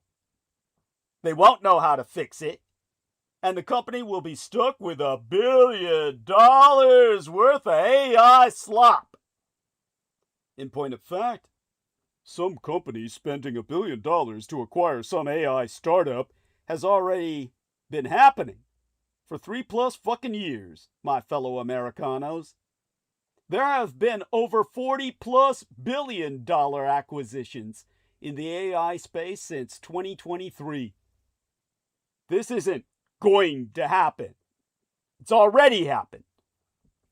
All the while Elon Musk is making politics ever fucking dumber. So much for advancing civilization. Politics is not exactly rocket science. How predictable, then, that Elon Musk is so bad at it, as he was only ever adequate in rocketry as an enterprise, never as a field. And unlike the 2 or 3 industries, and still counting, where the muskrat has plundered himself into unparalleled profits, politics does not require much technical sophistication or even rigor. The maths tend to be simple addition or division. Yet the calculations matter. The flourishing of the civilization whose multi-planetary future preoccupies the muskrat requires a healthy politik, much as his own companies, such as Tesla and SpaceX, counted on far-sighted garnishment of government subsidies and contracts, not to mention the principled rule of law itself as manipulated in his favor, to succeed. But unlike the other fields Mr. Musk has so misshaped, his contribution to this bulwark of civilization is to make it not more imaginative and optimistic, but more atavistic and fearful and just plain fucking dumber. In politik, in contrast to other industries, the muskrat has chosen the path of predation, sans entrepreneurial innovation. After falling out for a time last year with Donald Trump over his big, beautiful bill, the muskrat calling it out as utterly insane and destructive for its profligacy and cuts to clean energy, Musk announced a new political party, the America Party, to give you back your freedom. Maybe if he had committed to this party the taxpayer largesse he so corruptly diverts to his 6 companies, he would have contributed into politik the morbid competition Tesla brought to the automotive industry. The 2 major parties are surely as uninspired as the big 3 car makers ever were. Needless to say, he did nothing of the sort. Politically, the muskrat thinks inside a very old box. The bosses who ran America's 19th century political machines might marvel at the scale of the $1 million lottery-style payouts he offered voters in battleground states before the 2024 presidential election, but the transactions themselves would be familiar to anyone who ever offered walking around money to get their voters to the polls. Those bosses would also respect his approach to creating a more congenial news media by buying his own printing press. Twitter, now X. They would even recognize the apocalyptic tone he brings to campaigns, the dark inverse of the hype with which he sells his visions of imminent technological transformation.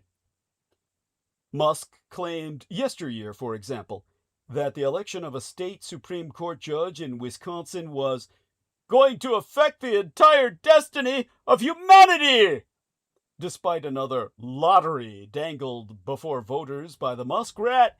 His candidate lost, while humanity soldiers on. Oh, here we have from Brendan some more input. Speaking of Scamla, I noticed the symbol is an inversion. He says he noticed the symbol is an inversion of Thor's hammer Mjolnir. Oh, there we are. Thank you so much for that, Brendan. Very apropos. I believe you're talking about mythos, correct? Or whatever is the industry that you'll have to tell me. I believe you're talking about mythos and what they're using. So there we have that. It's at any rate, deserves that emoji in terms of their intent. When it comes to the math of, or the maths in the plurality, because there's many involved, when it comes to, he says Tesla. There we are, Tesla. There we go. Gotcha. Tesla symbol. Okay, so thank you for that info. Yeah, we need you to, when you can, just jump in, honestly, and just say it, because it makes it so much better when we hear the voice of the person producing input. By the way, Marcus in Australia says every person or company who isn't paying for a premium account are having all their inputs and data processed to give it to the next AI they build as training data. It's definitely one of the reasons why every time anyone uses an AI, we are helping the companies make their product better. I don't know about better. That's just like when it comes to the maths of politics, the muskrat specializes in division. He practices the aggrieved identity politics he so condemns on the left. To Musk, white people are a beleaguered minority. Indeed, as he himself so put it on X in January, a rapidly dying minority. An analysis by The Economist magazine of the Muskrat's X feed shows, within his torrent of remarks on many matters, a significant increase in the past 3 years in posts promoting racial consciousness among white people, urging them to defend or augment their power as a race. In January, he reposted with a 100% emoji an exhortation that white solidarity is the only way to survive. The underlying post was at odds with Mr. Musk's view of whites' minoritarian status, but in line with his racial hysteria, warning that if white men become a minority, we will be slaughtered. Oh, can't imagine why.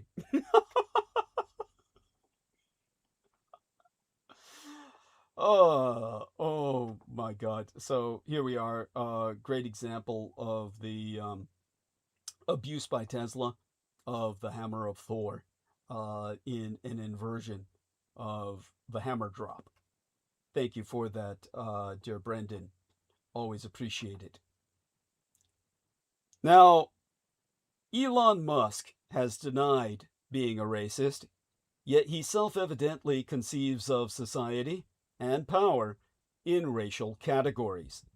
He describes white people as having a shared transnational identity and political interest, the precise nature of both forever being unclear, that is under attack by non-white groups and white liberals.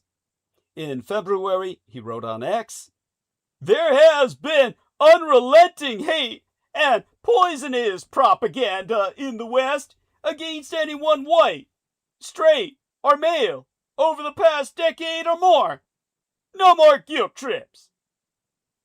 He has applied to the United Germany the same theory that the dominant group is wrongly constrained by lessons of history. Addressing the hard-right Alternative for Germany party ahead of the elections in 2025, on the eve of the 80th anniversary of the extrication of Auschwitz, he said Germans must move beyond any past guilt. He warned that German culture and German values might be lost to some sort of multiculturalism that dilutes everything. By the way, for those of you who do not know, about my status as the biological son of Adolf Hitler, I've never been long on German culture.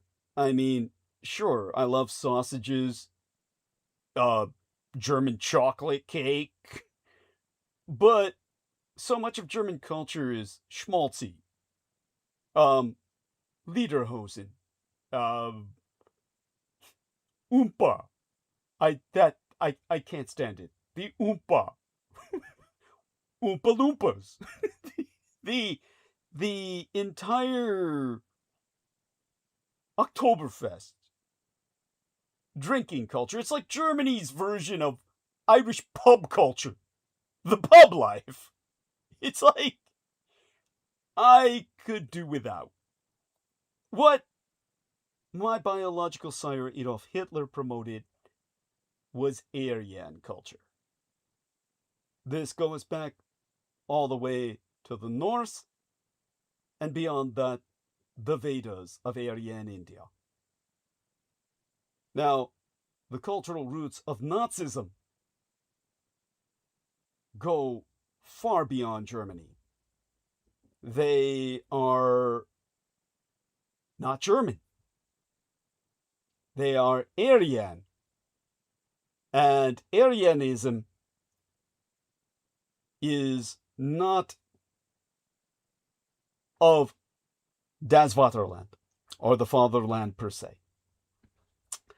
It is global and extends to form the basis for the Axis through the Aryan migrations overland into Indo-Europe and maritime to the Japanese super archipelago.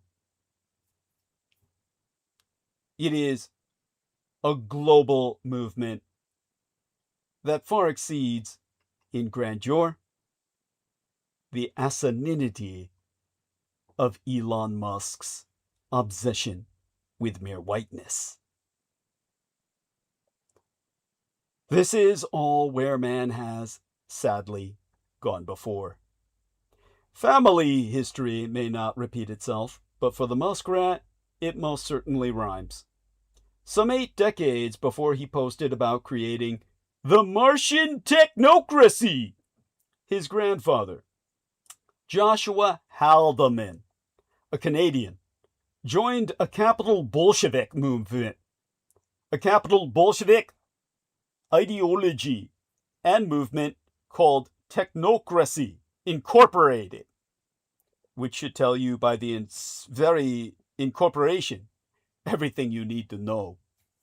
It aimed to transform Canada and America into the Technate, a society that would harness rapid technological change by abandoning democracy in favor of government by engineers and other technical experts. By the late 1940s, Haldeman concluded that the Canadian government was usurping too much control over the lives of individuals, and that the country had gone soft. In his biography titled, simply enough, Elon Musk, Walter Isaacson proves that Haldeman moved his family to South Africa in 1950 because the apartheid regime was tightening its grip. By the time the muskrat was in high school in the 1980s, black townships across South Africa were in open revolt. The white supremacist regime imposed a state of emergency, but isolated internationally by all but Israel, it was entering its final years. And not even the Jews could save them. In the elliptical telegraphy of X, Mr. Musk has drawn a connection between that period and the politik of today. Atop a message he reposted exhorting that the anarcho-tyranny, man, expropriation, man, and race communism, man, that destroyed Rhodesia and South Africa are the same things they are bringing to America and the rest of the Occident. Above which he entered simply, Yes! But who, one wonders, are they? Certainly not his precious Jews. And as the muskrat prepares to list SpaceX in the most valuable stock offering in history, where is the race communism in all this? The muskrat's role in catapulting humankind to crash and burn on every launch will already make him, in retrospect, a farce for the ages. What a shame that he is perpetuating some of humanity's most primitive ideas as ill. Meanwhile, mass detainee deaths in DHS custody have hit a record high as the Iran war is pushing global food insecurity to record levels, ultimately leaving 363 million people hungry. Migrant deaths at Immigration and Customs Enforcement Agency detention centers have skyrocketed, prompting renewed security of the White House's mass deportation agenda. That, while the disaster that killed 50 million people in 1877 is likely to happen again in 2026. Millions died from a famine that coincided with an El Niño that year, and the super strong El Niño pending in 2026 could mirror the 1877 famine that killed approximated 50 million, risking droughts, floods, and global food shortages, with the United Nations already warning that if the war in Iran continues, millions more people will be pushed into food insecurity regardless, with the biggest increases in Asia. Analysis from the United Nations World Food Programme concludes that if the war in Iran continues until June, an additional 45 million people will they'll be immediately without enough food before El Nino even hits to finish off the rest. To rid, as in the numeric 2, RID, to reiterate in detail. According to a new analysis from the United Nations WFP, World Food Programme, the war in Iran will push an additional 45 million people into acute hunger in just 3 months, causing record levels of global food insecurity. Sourced analyses found that if the conflict continues into the middle of the year and oil prices remain above $100 per barrel, an estimated 363 million people will be food insecure, 45 million higher than the current 318 million people. The previous record was when the war in Ukraine was instigated by the Russians in 2022, which left the total number of people without enough food at 349 million. Israel and its 100 satrap American states in union then treacherously attacked Iran under flag of truce on February 28th. Shipping in the Strait of Hormuz has been at a virtual standstill since March 2nd, preventing the trade of essential commodities such as oil, liquefied natural gas, fertilizer. Rising prices put pressure on regions that rely on food and fuel imports, with countries in Asia and sub-Saharan Africa expected to be the most vulnerable.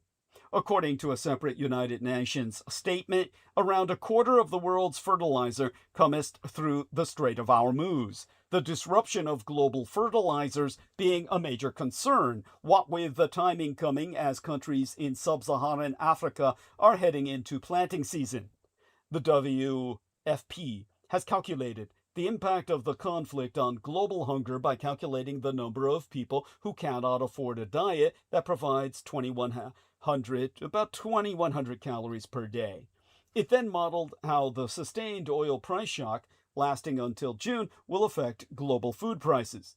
Analysts calculated the impact based on each country's dependence on imported food and energy and the number of people who would no longer be able to afford an energy-sufficient diet. The region with the biggest increase in food insecurity, they found, was Asia, where an estimated 9.1 million people will be pushed into food insecurity, a rise of 24%. Food insecurity resulting from the war will affect about 17.7 million people in Eastern and Southern Africa, 2.2 million in Latin America and the Caribbean, 5.2 million in the Middle East and North Africa, and 10.4 million in Central Africa. That would mean an additional 45 million people across the globe to meet the definition for food insecurity, bringing the total to 363 million. In an understatement, Karl Skau, the WFP Deputy Executive Director and Chief Operating Officer, said, "This would take global hunger levels to an all-time record, and it's a terrible, terrible prospect. If this conflict continues, it will send shockwaves across the globe. Families who already cannot afford their next meal will be hit the hardest. Without an adequately funded humanitarian response, it could spell catastrophe for millions already on the edge." Compounding the crisis is the fact that climate catastrophe is spoiling food faster, making hundreds of millions of people sick around the world, even as a powerful El Niño is forming. If history is any guide, it will likely hit hard. The biggest episodes of the past have altered the course of human events. The emerging one is drawing historic comparisons. Well before it was understood, the El Niño phenomenon was leaving its marks on humanity. El Niño is the name given to powerful shifts in Pacific Ocean winds and water temperatures that can drastically transform global weather patterns. Over the centuries, these natural patterns, they've sparked epic droughts and heat waves and have intensified epidemics. Astute academics see the fingerprints of El Niño on political and economic crises in ancient Egyptos, or on the downfall of the Moche civilization in present-day Peru, more than 1,000 years ago. And in 1877 and 1878, a famine fueled by El Niño killed millions of people across the tropics, hardening inequities that, as one research paper put it, would later be characterized as the First World and Third World.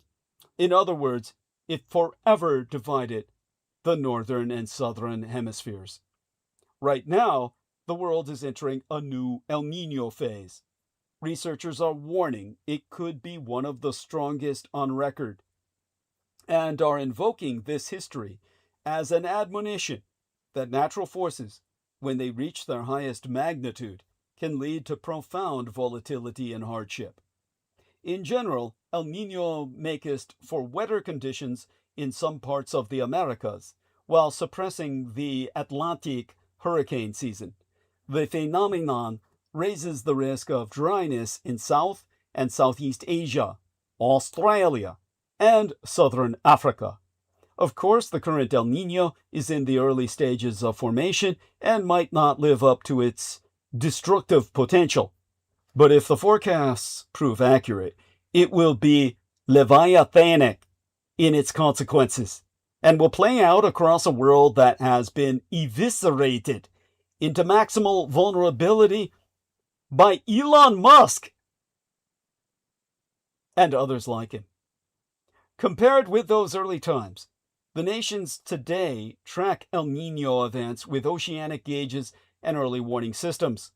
Agriculture is far more sophisticated, and many countries vulnerable to food shocks hold strategic grain reserves. Nobody is yet predicting large-scale mass famine. But experts concur an El Niño will add pressure to an already precarious global system. Fertilizer shortages, caused by the effective closure of the Strait of Hormuz, are even now straining farmers. Rising energy prices resulting from the evil alliances, wars in Iran and Ukraine, perpetrated, instigated by the Sino-Slavic Xynaxes and the Xio-American empires, are eating into the budgets of all the nations.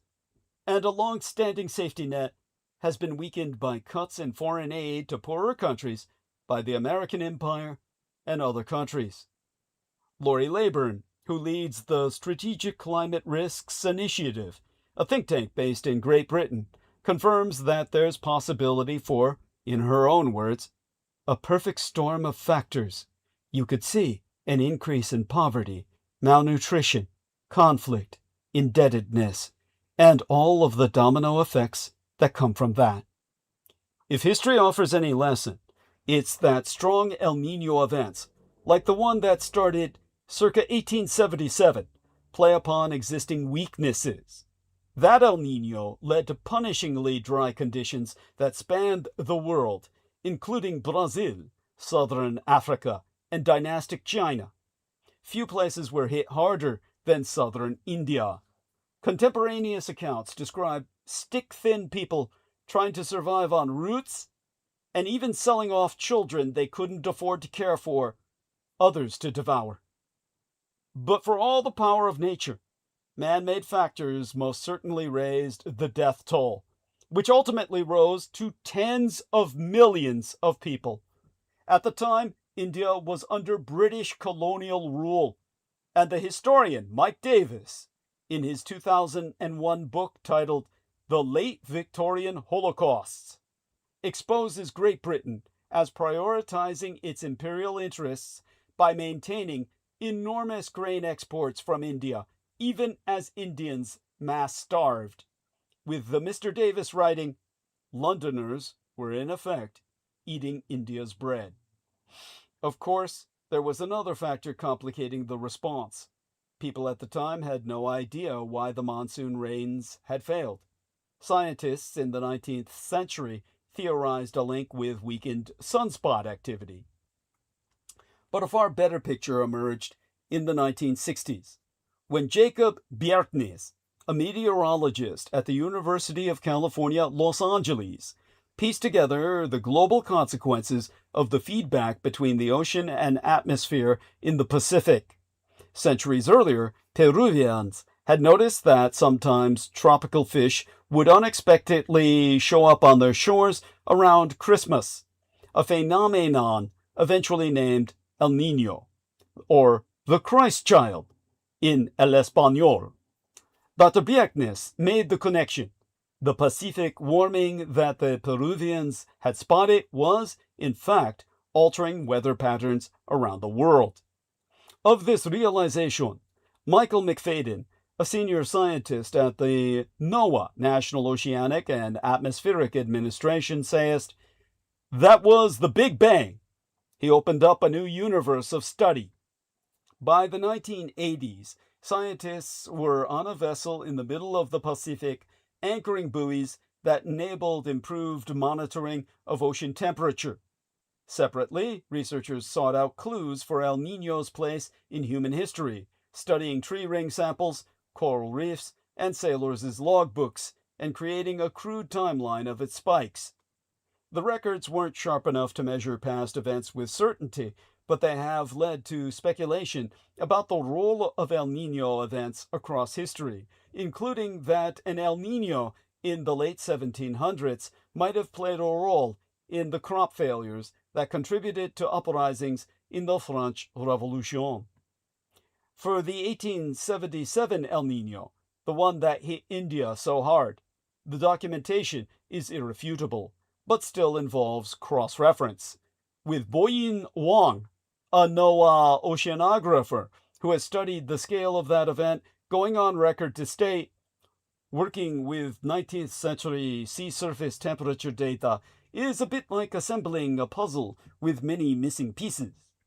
El Niño events are measured by looking at temperature levels in a vast rectangular zone in the central Pacific. In a moderate El Niño, temperatures might climb, say, 1 degree Celsius or 1.8 degrees Fahrenheit above a longer-term average. But in the biggest El Niños of the past half a hundred years, the ones that started in 1982, 1997, and 2015, temperatures have soared 2 degrees Celsius or more beyond the norm. Each of those events levied a global economic toll. This year, many forecasts conclude the temperature could increase by an unprecedented 3 degrees Celsius. Even the 1877 El Nino, by the best estimates, didn't have that magnitude. Per Zeke Hausfather, a research scientist at Berkeley Earth, a number of the models now show a real chance for a record-setting El Nino event. It is still too early to know for sure. El Nino events typically peak in strength late in a calendar year, and then cause warmer global temperatures on land in the months that follow. As a result, many scientists predict that 2027 will be the warmest year on record. In India, which tends to be drier during El Nino periods, the government has already held preparatory meetings. The Dr. Vimal Mishra, a professor at the Indian Institute of Technology, Gandhinagar, who has studied India's major famines and draws a direct line between the run from the 1870s and the preparations India is now taking, said his country does not face risks on the same scale as it did more than a century ago, but Dr. Mishra admits that India, like other countries, still faces risk. If there is very little rainfall, people will draw down on savings. They'll spend less. They'll close down businesses. During droughts, school dropout rates rise. Citing India's public distribution system, which guarantees access to basic staples at subsidized prices, the Dr. Mishra says, "It has a direct impact on the growth rate of India's economy.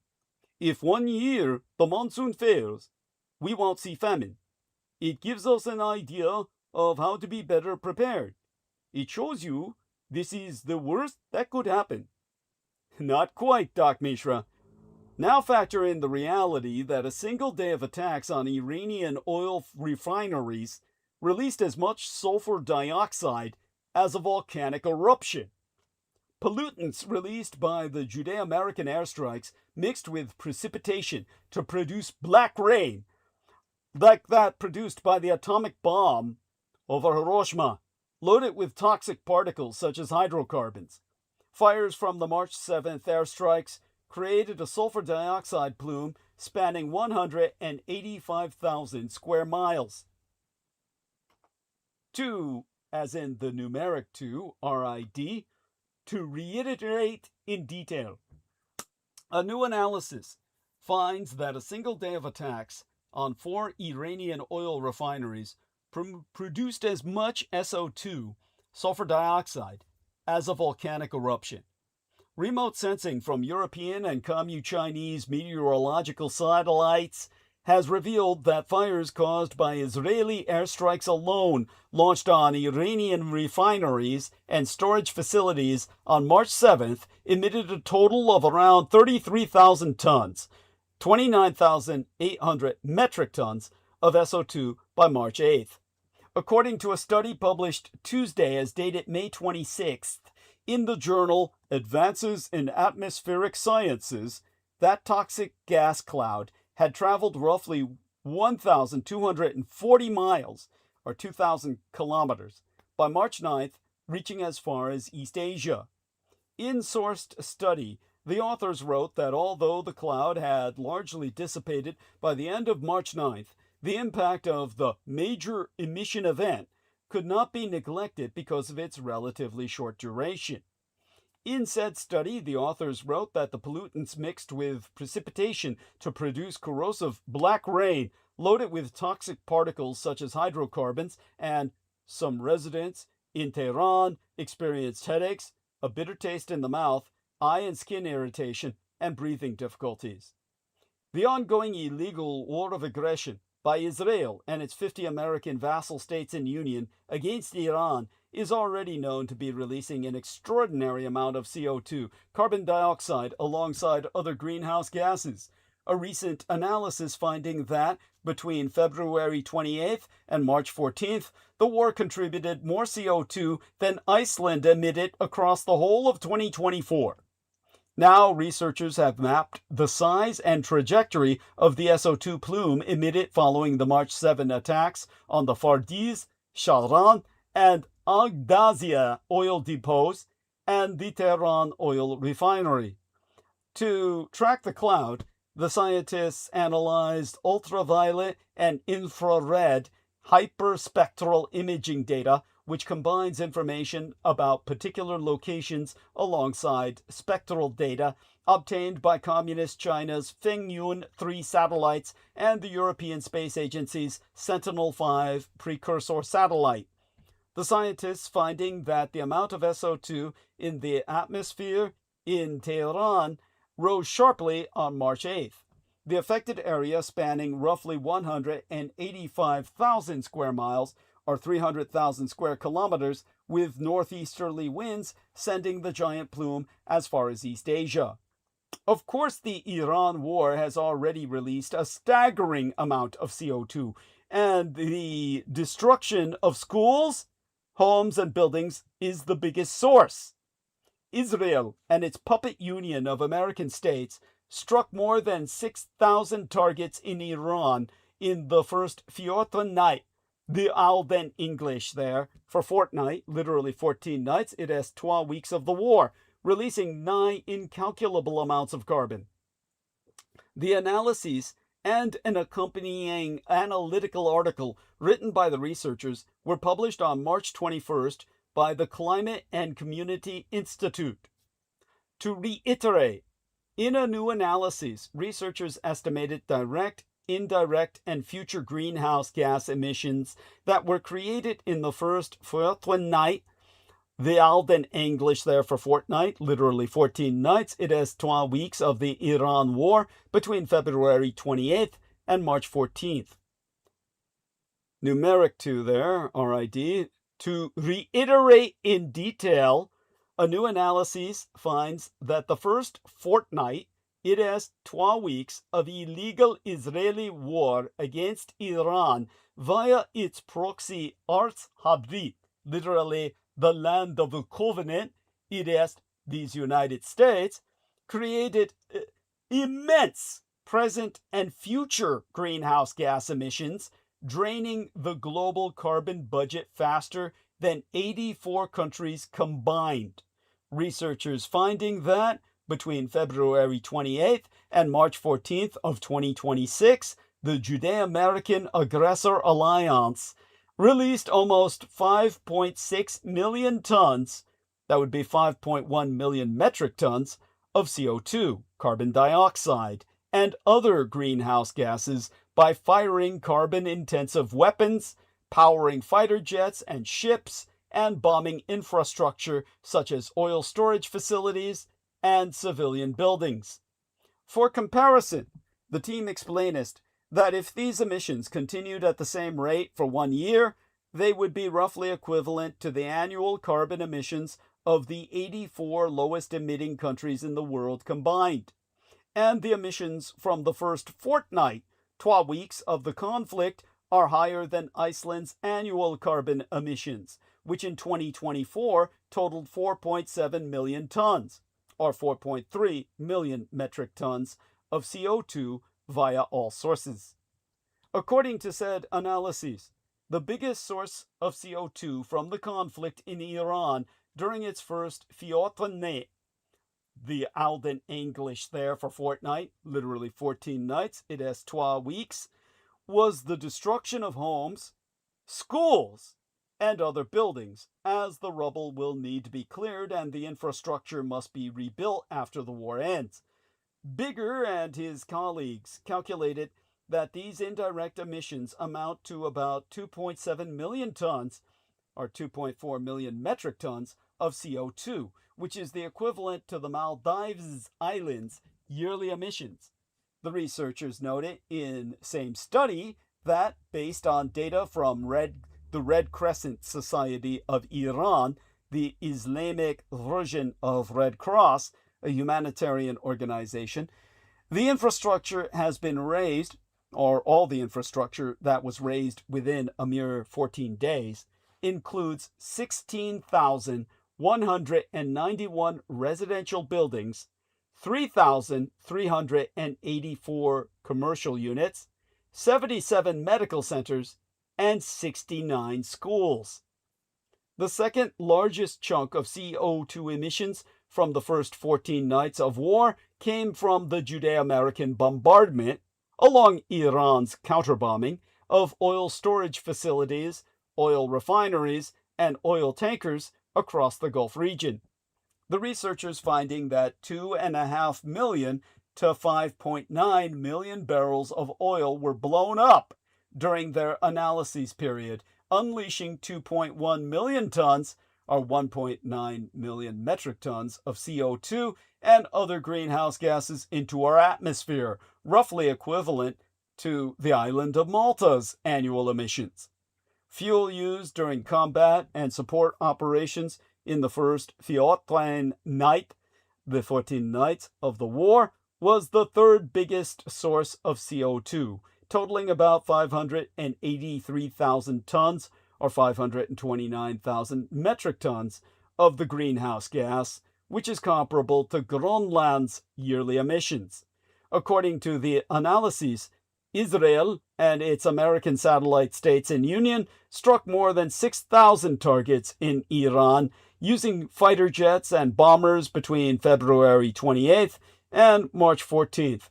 The researchers tabulate this as equivalent to about 2,500 flights lasting 3 hours each, which, together with the transport of troops and other support activities, likely consumed 150 million to 270 million liters. That's about 40 million to 71 million gallons of fuel. In the first 12 weeks of the war, the United States lost 3 F-15 fighter jets and 1 KC-135 refueling aircraft. In the same period, Iran is reported to have lost 28 planes, 21 ships, and about 300 missile launchers. This equipment will likely be replaced through manufacturing, and this makes up the fourth largest source of CO2 in the analysis, totaling 190,000 tons, or 172,000 metric tons, of greenhouse gas. That's about the same as Tonga's annual emissions. Finally, the researchers estimate that Israel and its 50 American puppet states launched 9,000 missiles in the first 14 nights of war. Iran, meanwhile, is thought to have launched 1,000 missiles and about 2,000 drones in the same period. Similar to planes, ships, and missile launchers, the warring parties will likely replenish this arsenal, which also includes interceptor missiles. According to analyses, the embodied CO2 emissions amount to roughly 61,000 tons, or 55,000 metric tons, which is equivalent to a small cement plant's yearly emissions. The war was only in its fourth week then, by time of publication of study, meaning that far more CO2 has now been emitted directly and indirectly as a result of the conflict than said analyses can even suggest. In same analyses, the researchers wrote that if more countries joined the war, they could significantly boost emissions to the point of equicollapse. But already, Fred Otu-Lerby, a co-author of the analyses and a researcher at Lancaster University in the United Kingdom and the University of Energy and Natural Resources in Ghana, so told the press, and here I quote his tea, "Burning up the annual emissions of Iceland in 12 weeks is something we really cannot afford.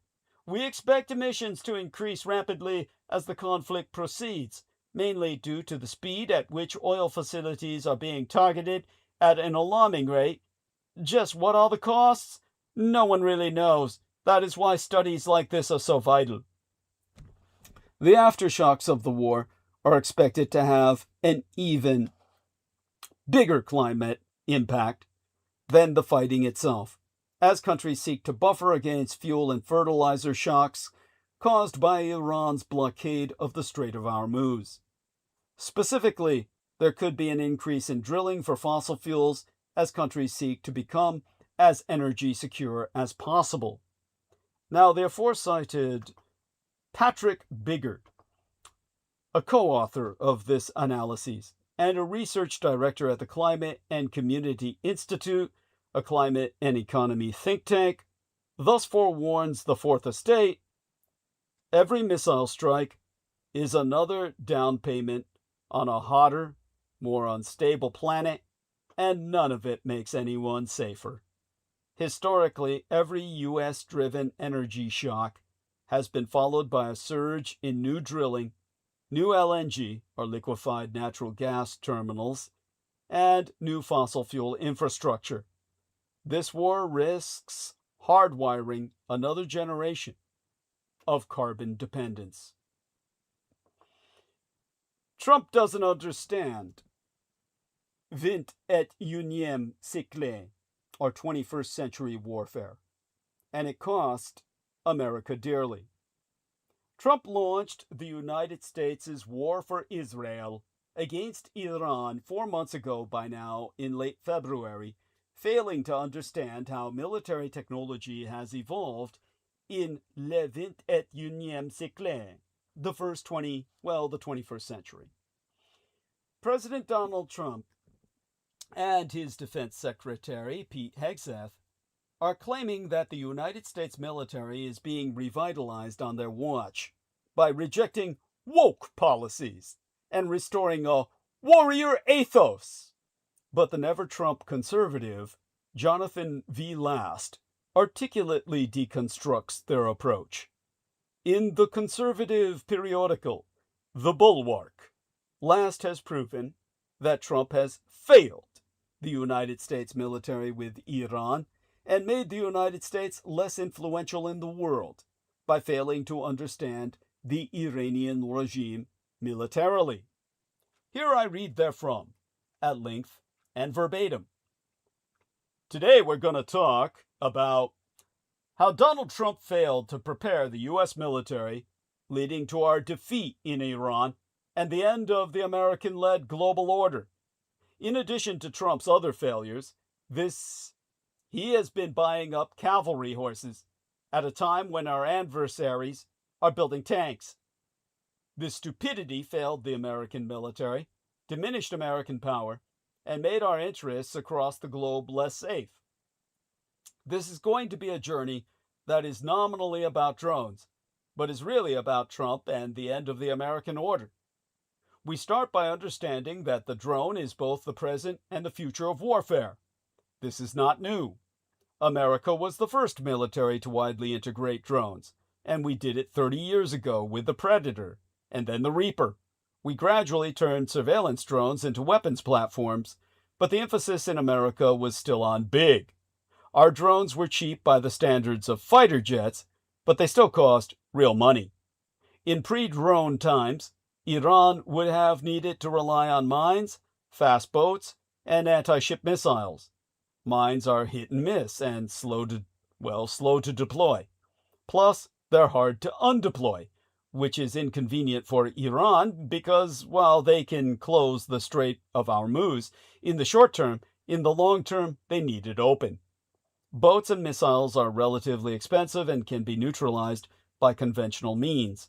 The Iranians needed another option, which is why they poured resources into their drone industry beginning in 2010. It was the drone that allowed Iran to close the Strait of Hormuz and win the war. If the Ukraine can get its average cost to destroy a $20,000 Russian drone down to, say, $5,000, then they are winning the war. And that's why drones are a revolution. At its most basic, war is a competition to kill people in the most economically efficient way possible, so that your resources outlast the other side's resources. Modern low-cost drones undercut the entire superpower economic model of warfare that America relied on for half a century. So Trump is fleeing Armageddon.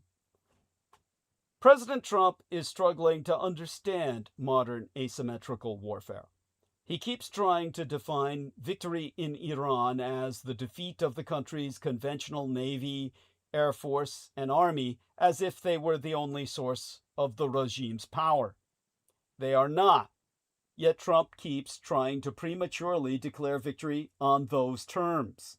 He did it again on Tuesday with a word-for-word reposting of his May 18th rant on Truth Social slamming the legacy mainstream mass media machine and his opponents for exposing that Iran is winning its war against suzerain Israel and Zion's Arts Habrit, literally the land of the covenant, it est these United States. Conventionally speaking, Iran is not winning. Nonetheless, Iran, as it has for decades, defines winning differently. For 47 years, Iran has predicated its regional and global military defense by aggressively expanding its own proxy armies, as Israel uses America.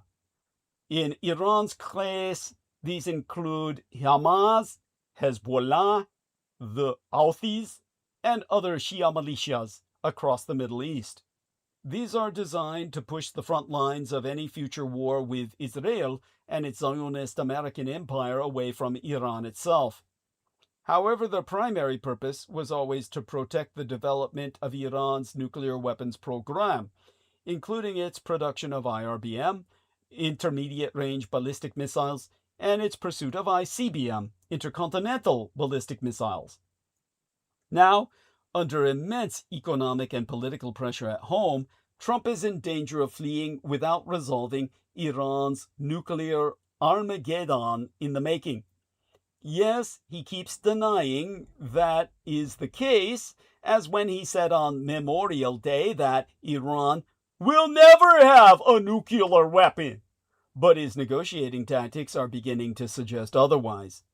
Initially, Trump said that all of his negotiating red lines stem from destroying Iran's nuclear weapons program. That is what he claimed on March 15th aboard Air Force One, when he declared, "There will be no nuclear weapons. That's where it starts." Trump is now apparently willing to initially enter into a memorandum of understanding that starts with reopening the Strait of Hormuz, provides potential sanctions relief for Iran, and leaves the nuclear issue unaddressed, save for some vague Iranian assurances that they will not pursue a nuke. Iran, in that vein, has completely flipped Trump's negotiating script. He appears to be in danger of falling for it. Up until Vice President J.D. Vance walked away from Islamabad on April 12th, Washington had controlled the narrative. That is no longer the case.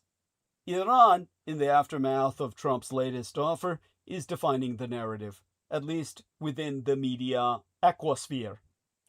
While I was hosting transmission on Wednesday midweek last, Iranian state media claimed that the Memorandum of Understanding, before it take its effect, must be ratified into a binding agreement by the United Nations Security Council, where they have friends like Russia and Red China to go to bat for them. Likewise, it stated that United States forces would have to pull back from Iran and that the regime, alongside Rorszámā, would control maritime shipping through the Strait of Hormuz. The White House was forced to shoot down this idea, calling it a complete fabrication. But it represents just one more example of how Iran is on the offense and Team Trump is stuck on the defense. Nor, alarmingly, is Iran's offense limited to media disinformation. The week before last, Iran struck the Barakah nuclear power plant in the United Arab Emirates. Tehran wasn't just thumbing its nose at Trump, it was also messaging to Gulf allies of the United States of America that Trump cannot protect them as he chases an elusive peace deal. Meanwhile, the American empire is limiting itself to defensive military operations. On Tuesday, the United States Central Command announced that it had destroyed 4 Iranian boats attempting to lay mines in the Strait of Hormuz. It also hit Iranian air defense systems in nearby Bandar Abbas that had threatened United States air assets. Trump must recognize that he is being played by Iran. Its leaders are attempting to avoid further military action by asymmetrically creating new regional lines of defense. Blockading the Strait of Hormuz was one way. Threatening its Gulf state neighbors, including irreplaceable water desalination plants, is another. Demanding Israel stand down in Lebanon to protect Hezbollah, the indispensable member of Iran's axis of resistance, is yet one more way that Iran is attempting to get Trump to abandon his efforts to end Tehran's nuclear weapons program. So too is Iran offering to downblend its stockpiles of enriched uranium. The facilities needed to do that were likely destroyed by Israeli and puppet American strikes on Isfahan. If Trump agrees to this, Iran will simply run out the clock until he leaves office. Trump, if he is to truly defeat Iran and put a permanent end to its quest for nukes, must not prematurely exit the fight. Unless and until there is true regime change in Iran, that threat will never go away, no matter what memorandum or peace deal Tehran may sign. Because we must never forget the evil of the Iranian regime. Don't forget what the mullahcracy stands for. America's war on Iran was supposed to give Iranians their freedom. But even in February, at the start of the conflict, the prospects for regime change seemed doubtful. Now hardline IRGC generals appear to be calling the shots.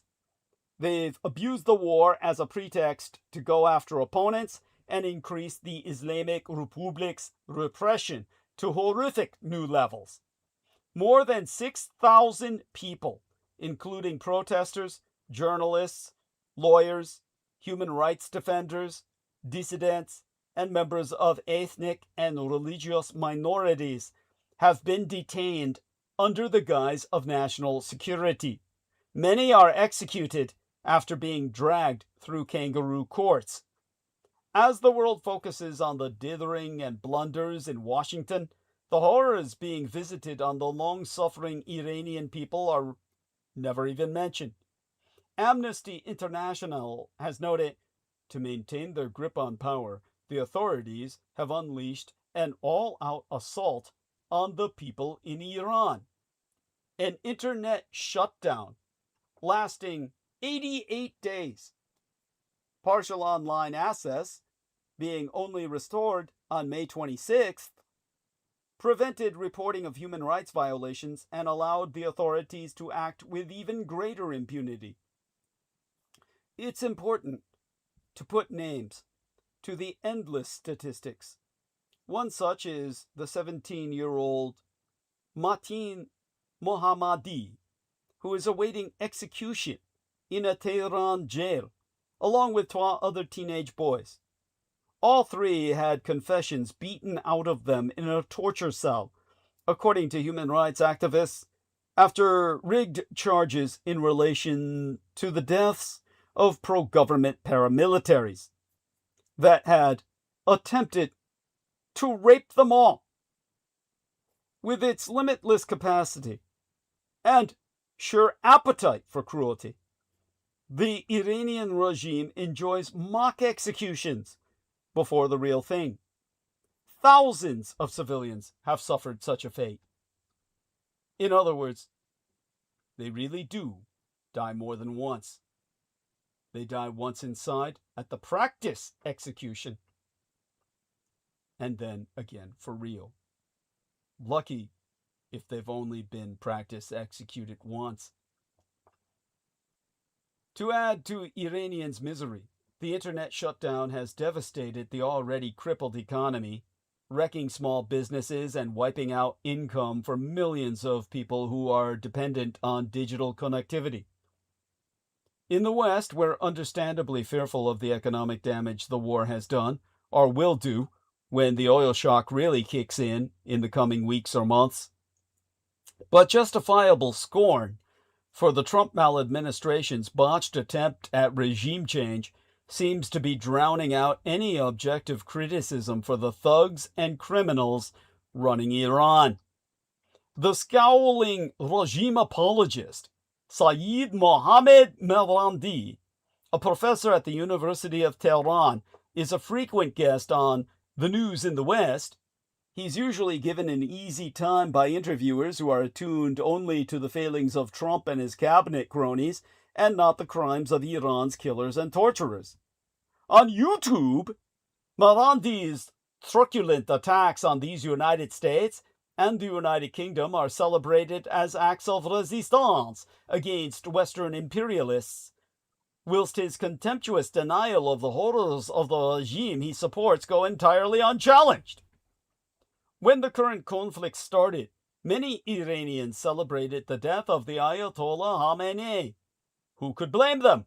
The Ayatollah was the regime's figurehead and unchallenged leader who oppressed, impoverished, and mass murdered them for nearly 40 years. But there was also a sense of déjà vu.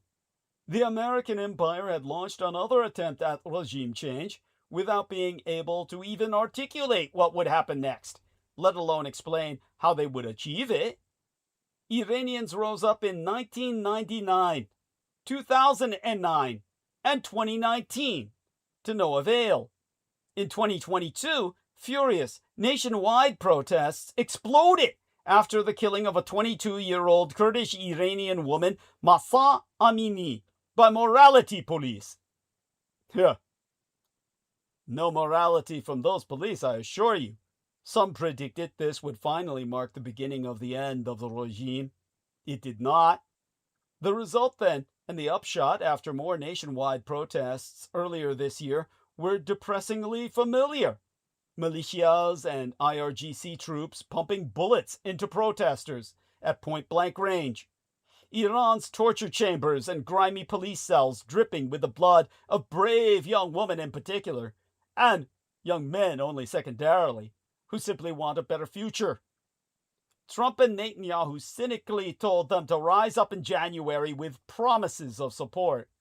But bombs from the air, including a mass sacrificial attack on an all-girls school, which the Pentagon has been reluctant to admit, let alone apologize for, are no match for millions of armed police, IRGC, and Basij militia.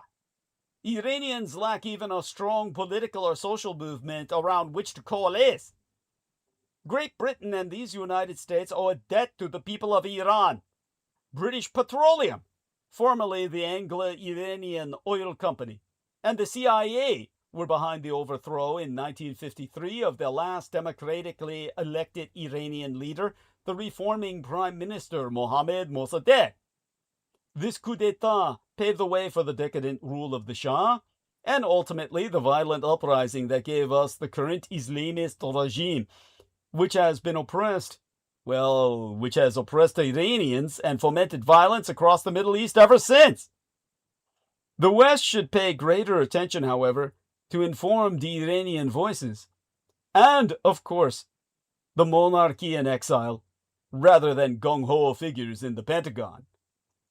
The current regime in Tehran is vile, but intelligence, not empty threats, is needed.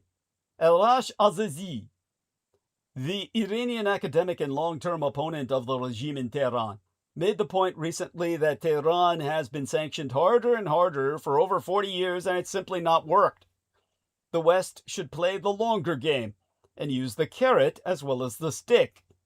It tried this with the JCPOA nuclear containment agreement in 2015. The deal at least succeeded in freezing Iran's nuclear program. Trump is currently struggling to get back to that relatively sanguine situation while failing to reopen the Strait of Hormuz. A better life for Iranians will come from sustained pressure in and outside Iran, not the war fantasy of a Washington neocon. But neither will common sense prevail while hawks pull the strings in the White House. Plus, when Trump flees, he will create a strategic opening for the communist Chinese empire, which would effectively end or severely weaken American imperial hegemony in the Middle East. If that happens, Iran will become America's greatest strategic defeat. And did Trump's own puppet master Putin return from Red China empty-handed? Putin didn't seem to get the one thing he wanted from Xi, but the dictator's 42 signed agreements, shouldn't be dismissed as insignificant either. With no Die Drakonik, that's die Deutschen Sprech, the German speak, literally Meisterschlüssel, are anglicized as Master Key Agreement signed on the Power of Siberia 2 gas pipeline, there is a risk that the window of opportunity for Russia will close if corpo collectivist Chinese power generation becomes so green that new gas sources are no longer of any interest to Beijing. This brings us, of course, to the case against the Russian Federation itself. In the morning hours of February 24th, or should I say, at the crack of dawn, on the 24th day of February in 2022, the armed forces of the Russian Federation launched an invasion of Ukraine. It started with an aerial bombardment of Kiev and simultaneous troop movements across the Ukrainian border, including its border with Belarus, where Russian military units had been placed allegedly to conduct a military drill. In its first days, the plan for a Russian blitzkrieg on Ukraine definitely failed, with the occupying force only managing relatively minor advances. Half a decade on, as Americans under Trump's baleful influence ever increasingly turn Russ-side, there is an irresistible urgency for a case to be made against the Russian Federation itself. You might want to know how I started sympathizing Ukrainian. I can perfectly remember the moment when I first felt a sense of sympathy with the Ukrainian people. It was amid the Balkan secession wars, in which I served as a mercenary. The moment when I started sympathizing Ukrainian looked like this. Not far from the historic Kalemegdan. The Kalemegdan is literally Belgrade Fortress, which serves as the city's ancient fortified citadel, much like the Kremlin does for the Russian capital. I was in the company of the young maiden who was to be my wife, were she not later murdered by the Americans before my very eyes. And together we were walking down a street full of bookstalls devoted to conspiracy theories, Orthodox Christianity, Judeophobia, and Russo-diabolist ideologies of all stripes. I can guarantee that anyone familiar with street life in any post-Soviet city has seen these kinds of stalls. What stayed in my memory was one bookseller who promoted his merchandise with a loud tirade of slurs against quite a long list of targets.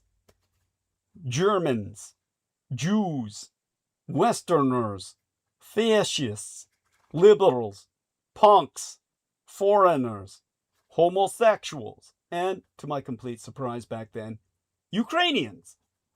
I remember being quite impressed that Ukrainians were included in this neo-Bolshevik type's list of the most despicable things, especially because the rest of the list was mostly made up of things I thought ran the spectrum from fun and curious to anachronistic or progressive. Ukrainians had never seemed fun and curious at all to me before, nor anachronistic or progressive. Having transited through the Ukraine in the late 1980s, I associated the place more with things like poverty, grimness, and radiation. But suddenly Ukrainians were among all these other nice or nefarious things that this scumbag happened to hate so fucking much. That made me feel an affinity with the Ukraine for the first time in my life. 40-something years later, I was reminded of that moment as I read the transcript of a lengthy historical lecture by Vladimir Putin, which turned out to be a declaration of war against that country. Only this time, the kind of nonsense I remembered from the random neo-Bolshevik lunatic on a Moscow street, Belgrade Street, but they called it Moscow Lane, was coming from the president of the Russian Federation himself. At the center of his argument was a deep ethnic and political hatred towards Ukrainians. And it was easy to discern the neo-Bolshevik lunatic's list of nice nebulous things being implied in Putin's speech as well, but under the generically empty signifier of the West. The ideology of your racist uncle has not only gone mainstream, but has become a pretext for declaring war. The Eurasianist pseudo-philosopher Alexander Dugin's books have been prominent on the aforementioned bookstalls, and he has had an immense influence on Putin's personal trajectory. I fully understand that it's senseless to engage with Putin's ignorant imperialist mythologizing, just as there'd be no sense in arguing with a petty neo-Bolshevik bookseller on a street in Belgrade. But it is imperative to turn some of those myths against themselves, to show the inconvenient truths they distort and discredit, and to see how this mythology can be subverted and possibly even redirected toward progressive ends. Oh, by the way, Jimmy Wormholes 888 says, Belgrade! He says, beautiful Belgrade bosom babes, country KV. Well, let me give that a positive response. Of course, how could I not? Thank you so much for participating, dear Jimmy Wormholes 888. And with that, we'll give you the, yes, here we are. Yeah, a number of positive responses there indeed. There we go. Now, what if Ukraine is a radically different Russia? At the core of Putin's argument is a conviction that is shared implicitly or explicitly by a great number of Russians and other people across the globe who never cared to study the history of Eastern Europe, that Russians and Ukrainians are actually part of the same nation. Ukrainian identity, the argument so goest, was constructed artificially by the Austro-Hungarians, or Polaki, or Thracians, or Jews, in order to disorient the core part of the Russian Empire's population. An obvious response to this argument is that every modern national identity is an artificial construct to some degree, most especially the Russian one. Still, for an autocratic Russian mind that has persuaded itself that Ukraine is Russia, the mere existence of a Ukrainian state separate from Russia poses an existential threat. If Ukrainians are actually Russians, how can they be allowed to rebel against their authoritarian governments, toppling them twice in the last 20 years? If Ukrainians are actually Russians, how can they be allowed to have elections without predetermined results? If Ukrainians are actually Russians, how can their state not persecute homosexual propaganda?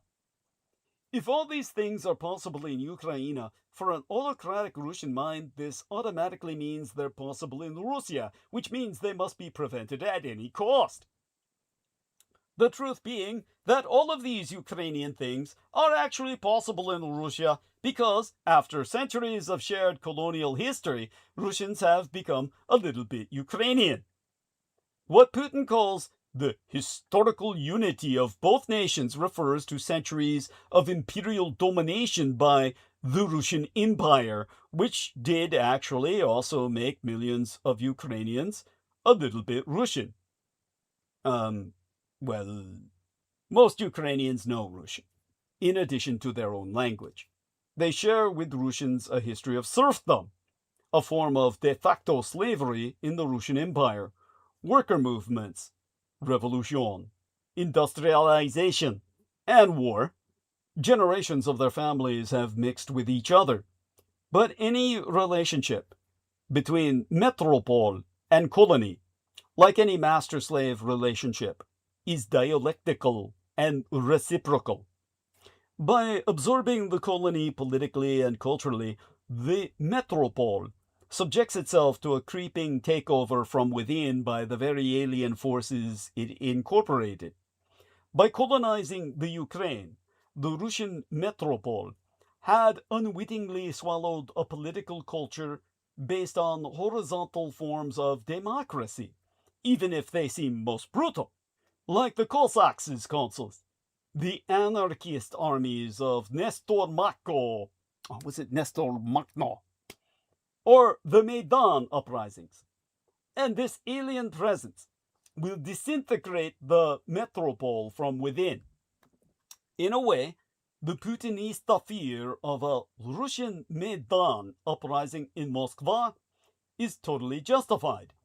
But not because, as Russian propaganda promulgates, it will be organized by NATO-trained Ukrainian terrorists. The fear is justified because if Russians are a little bit Ukrainian, they might also be able to topple an authoritarian government. Like Ukrainians, Russians might also have an election without predetermined results. It is this historical unity that today's autocratic Russia is trying by all means to exorcise from within itself by turning Russia into a police state and preempting the popular uprising. But this effort is now turning into a self-fulfilling prophecy reminiscent of the fate of Laius, the father of Oedipus. Russian engagement with the Ukraine during Vladimir Putin's rule has been a long series of stubborn, utterly hopeless failures. In 2004, the Kremlin made a political bet on a presidential candidate who was a twice convicted gangster, yet they thought he could be put in power by massive intimidation and electoral fraud. This led directly to the Orange Revolution that canceled their plans. In 2014, after the occupation of Crimea, the Kremlin they tried to launch, an irredentist movement in eastern Ukraine, convincing itself that millions of Ukrainian Russian speakers would automatically support secession to unholy Mother Russia. But then the movement turned out to be so marginal that Russia had to bolster it by sending undercover operatives and ultimately its army. Finally, in 2022, the Kremlin convinced itself that the Ukrainian army would never resist a military invasion, and that the occupying forces would be met as liberators. You probably know what happened next. For some time now, others, other than myself, have been wondering why every Russian political project in the Ukraine has proven itself so fundamentally flawed. At least until a certain moment, Putin's regime seemed efficient at manipulating politik in Russia, the West, and pretty much everywhere except the Ukraine. But the simple reason for these failures was forever clear to me. In Ukraine, the Russians operate as if they are dealing with Russia itself. Whatever works in Russia, they think, must work in Ukraine, because, it's one and the same. Today, there's no need to even bother arguing against this. Russia's protracted failures in Ukraine say it all. This brings us to Kiev's own historical responsibility. The fact that Russians are in fact a little bit Ukrainian is not a vengeful joke, nor is it dictated by resentment. It stems from the founding myth of modern Russia itself. As the myth so goest, the brotherly Eastern Slavic peoples confounded, I said confounded, I mean to say co-founded. The brotherly Eastern Slavic peoples co-founded a powerful medieval state called Kievan Rus towards the end of the first millennium, Annō Dominī, with Kiev as its capital. This entity, in fact, originated as a Scandinavian colony, and the very word Rus itself initially translated to something like the men who row, referring to the way its rulers reached the area from the north via Europe's eastern rivers. These were, in effect, river Vikings, and the river Vikinger were like river pirates who took the inland route instead of raiding along the coasts. Now, by the way, Jimmy Wormholes 888 says, lived in Beograd, summer, spring 1992, with beautiful buxom Beograd babe. 'Twas synchronicity, Thor, my manor, grew up in Shepherd's Bush, London, had the largest population of expat Serbs outside of Serbia. Thank you for sharing that, dear Jimmy Wormholes. Appreciate that profoundly. And glad we have a shared experience. Hearts to that. Now, as I was saying about the Rus, the fact that the river Viking founded medieval city of Kiev, now Kiev, was the capital of this semi-mythical entity is a cornerstone of Russian imperialist discourse. In Russian colonial jargon, Kiev is referred to as the mother of Russian cities, because that city, founded roughly half a millennium before Moscow, was the starting point of an eastward expansion of Slavic tribes, resulting in what is now known as the Russian state. But this expansion needs to be scrutinized. In popular history, it is imagined in a way similar to the discovery of the New World by Columbus before the advent of post-colonialism. The Slavs, it has been claimed, somehow discovered the plentiful lands in the east, where they founded Moscow and other cities and settled there. In reality, these lands had already been populated by numerous peoples, mostly Ugro-Finnic, who were then brutally conquered and at times exterminated. In short, the eastward expansion of Slavs from Kiev was an early case of settler colonialism with all the usual attributes: the genocide of indigenous populations, the extraction of resources, and the emergence of autocratic governance. What we now know as the Russian state is an outcome of this tragic process that can be seen as parallel to the Western expansion of white Europeans in their own colonies. Maybe it's high time to account for all of that. As Western European nations gradually take its responsibility for their own settler colonialism, in Eastern Europe, this is still a blank slate, which is a shame, given that some Eastern European nations, conquered in that same eastward expansion, still suffer under the yoke of the Russian colonial government. In the popular, inherently racist self-image of the Russian Federation, the non-Russian peoples populate its far north, Siberia, and the Caucasus, while the so-called European part of Russia, west of the Urals Mountains, historically belongs to the Slavs. This is simply not true.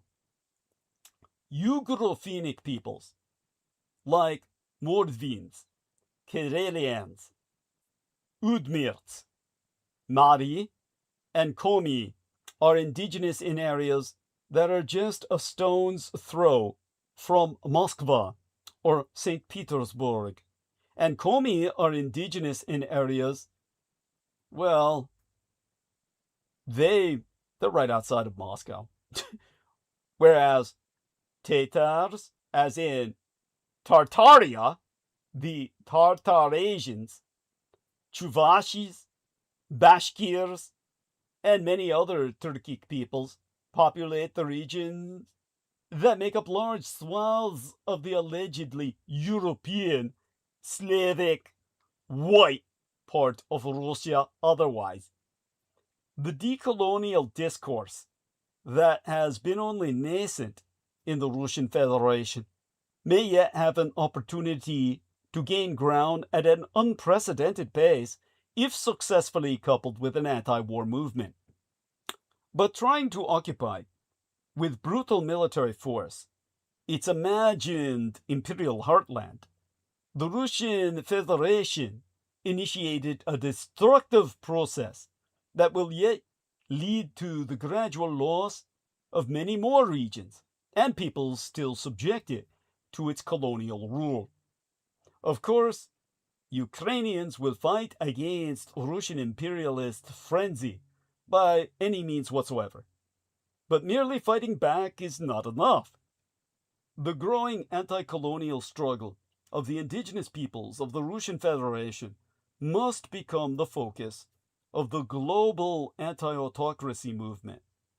To start with, I advise that Kiev accept its 1,000-year-old historical responsibility towards the colonized nations oppressed in today's Russian Federation by belatedly acknowledging itself as the unfortunate origin of a despotic, colonialist Russian state.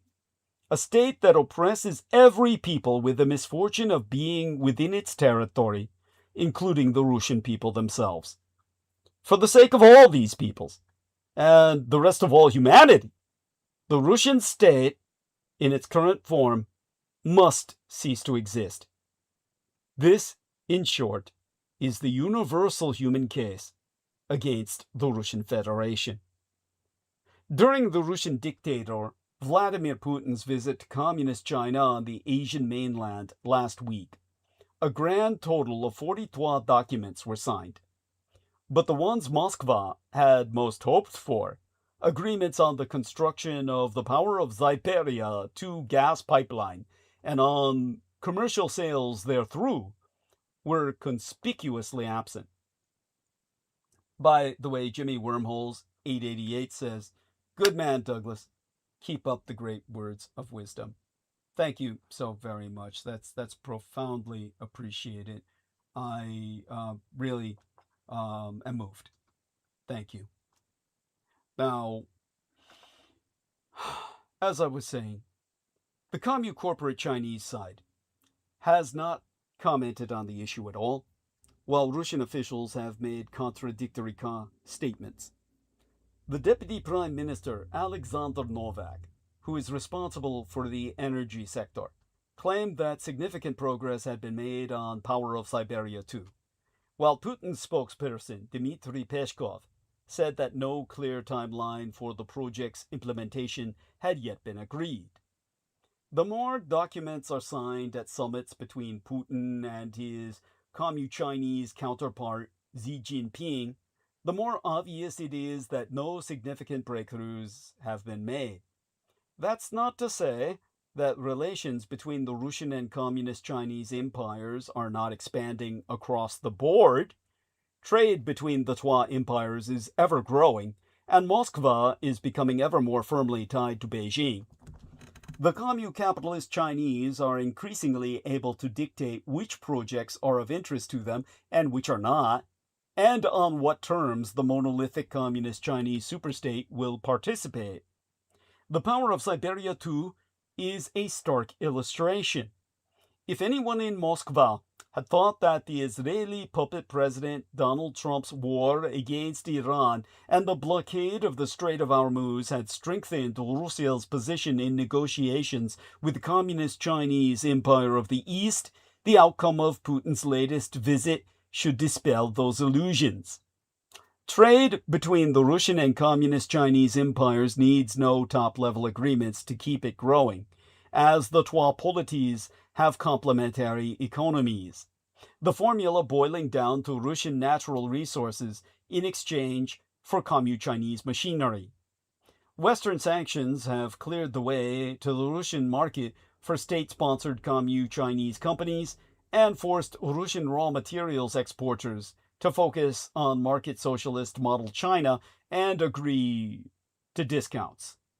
Bilateral trade turnover has exceeded $200 billion for 12 years in a row, and a new record could be set this year. From January to April, it increased 19.7% year on year to reach $85.2 billion.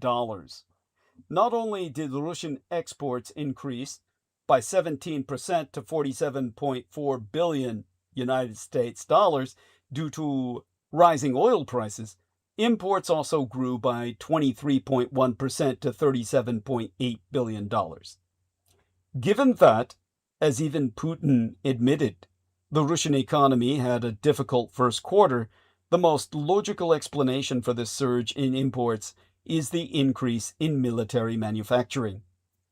Considering that almost 40% of Russia's state budget currently goes onto security and defense, the purchase of components and machine tools from the centralized, single-party state capitalist China fits into this picture.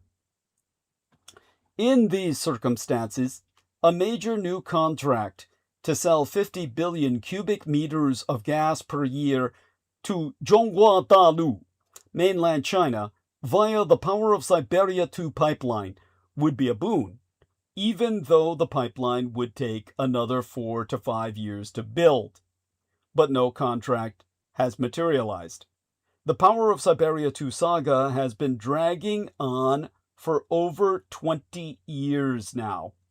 The first memorandum on the project was signed back in 2006. In the intervening years, the Communist Chinese Empire of the East has sprouted LNG terminals and new nuclear and hydroelectric power plants, as well as entire forests of wind turbines and fields upon fields of solar panels.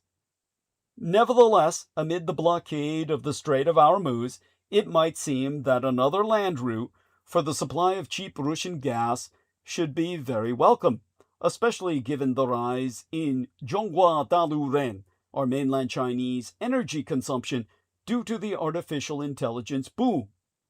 Gazprom CEO Alexei Miller's presence in Beijing certainly suggests that the Kremlin was hoping an agreement would be signed. But for Beijing, none of the arguments in favor of the deal were apparently persuasive enough, especially not to sign a 30-year contract. After all, there is already the Power of Siberia 1 and a new gas pipeline in the Far East, and Zhōngguā Renmin Gongheguā, the People's Republic of China, has so far successfully navigated the global energy crisis thanks to its long-term investments in renewable energy, clean coal, and diversifying supplies. In fact, Beijing has been so successful that it has not even touched its vast oil reserves. Accordingly, it would take extremely favorable terms, such as domestic Russian market prices and a minimal mandatory take-or-pay requirement to win over Xi. But Gazprom and the Russian Federation are not prepared to accept such terms, despite their own dire circumstances, for it would, at that point, be tantamount to an unconditional surrender of national sovereignty. We're getting there, but we're not there yet. As a result, the mega project continues to exist in an ephemeral dimension, which means there is a risk that the window of opportunity for Russia will close if commercial-centrist Chinese power generation becomes so green that new gas sources are no longer of any interest to Beijing. Still, despite all the pomp and ceremony around the 43 agreements signed during Putin's visit, they should not be dismissed entirely. As is now customary, most of them were cooperation agreements, either between universities, 14, or pro-government media outlets, numbering in the 11. This growing cooperation between public institutions reflects a very real expansion of the network of scientific, educational, and people-to-people contracts between the Russian and Communist Chinese empires, even as more and more of Russia's centuries-old humanitarian ties with Europe are forever severed. Opportunities for Russians to study in the West, work in joint research teams, appear in concerts and exhibitions there, or even to simply travel there for leisure, have drastically decreased. New sanctions have made it significantly more difficult for Russian nationals to obtain Schengen and national visas. Direct flights between Russia and Europe have been suspended, since Russia's full-scale invasion of the Ukraine, and an increasing number of European Union countries are cutting off contact with Russians living in Russia, for fear of infiltration by Russian intelligence agents and under pressure from Kiev and pro-Ukrainian politicians and activists, as myself.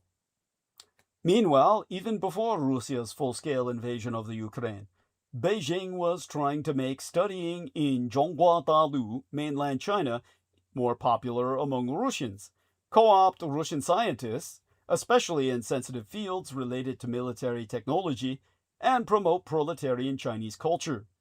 Back then, these efforts often appeared to be largely ineffective box-ticking exercises, but following the outbreak of war and the closure of the Western humanitarian space to the revanchist and revisionist Russian Empire, the partnership with People's China is becoming Russia's most logical and convenient window onto the outside world. At an individual level, Russian scientists who want to work on international projects, especially in the natural sciences, can collaborate with their Commu-Chinese colleagues and at least be in with a chance of remaining at the forefront of global development. The same applies to university students. Russian universities have long been absent from the top 100 of all three global university rankings. Here referencing Times Higher Education, QS, and Shanghai Jiao Tong University. While more than 10 Commu-Chinese and Hong Kong universities feature on that list, including 2 in the top 20, Tsinghua University and Peking University. Finally, Beijing is making travel into the communist Chinese super surveillance state easier. This policy is not aimed solely at the Russian Empire, but reflects Red China's desire to promote its science and education on the international market, while also attracting foreign tourists. During Putin's last visit to Beijing in September of 2025, preceding his latest, Xi unexpectedly announced that for 1 year, Russians would be able to visit the centralized single-party state capitalist China without a visa for up to 30 days. Since Russia adheres to the principle of reciprocity in visa matters, the Kremlin responded in kind. A record 3 million Russians visited Red China last year, most of them in the last 4 months of the year once the visa waiver had been announced, and the visa-free regime is now being extended until the end of 2027. Given that Russians can fly from major cities directly into mainland China and at a reasonable price, even those who always preferred Europe have started exploring the monolithic communist Chinese superstate.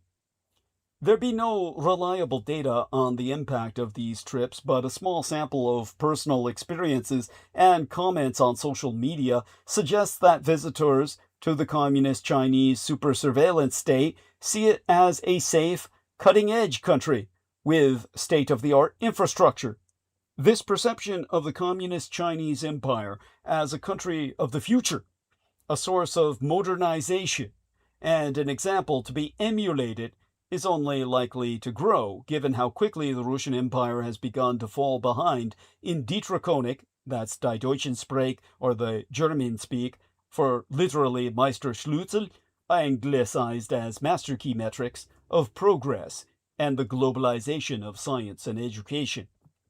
Many sanctioned representatives of Russia's elites have long since reached the same conclusion and have been hiring Commu-Chinese nannies for their children, just as Russian nobles hired French ones back in le 19e siècle, the 19th century. Putin's spokesman Peskov said during the People's China visit last week that his youngest daughter could speak Putonghua, Mandarin Chinese, before she could speak Ruski, thanks to her nanny from Hebei province. This is truly a sign of the times. Peshkov's older daughter lived in Paris for a long time. Peskov is just one example of how Putin's dignitaries, cut off by sanctions from their beloved Sardinia and St. Barts, see the future.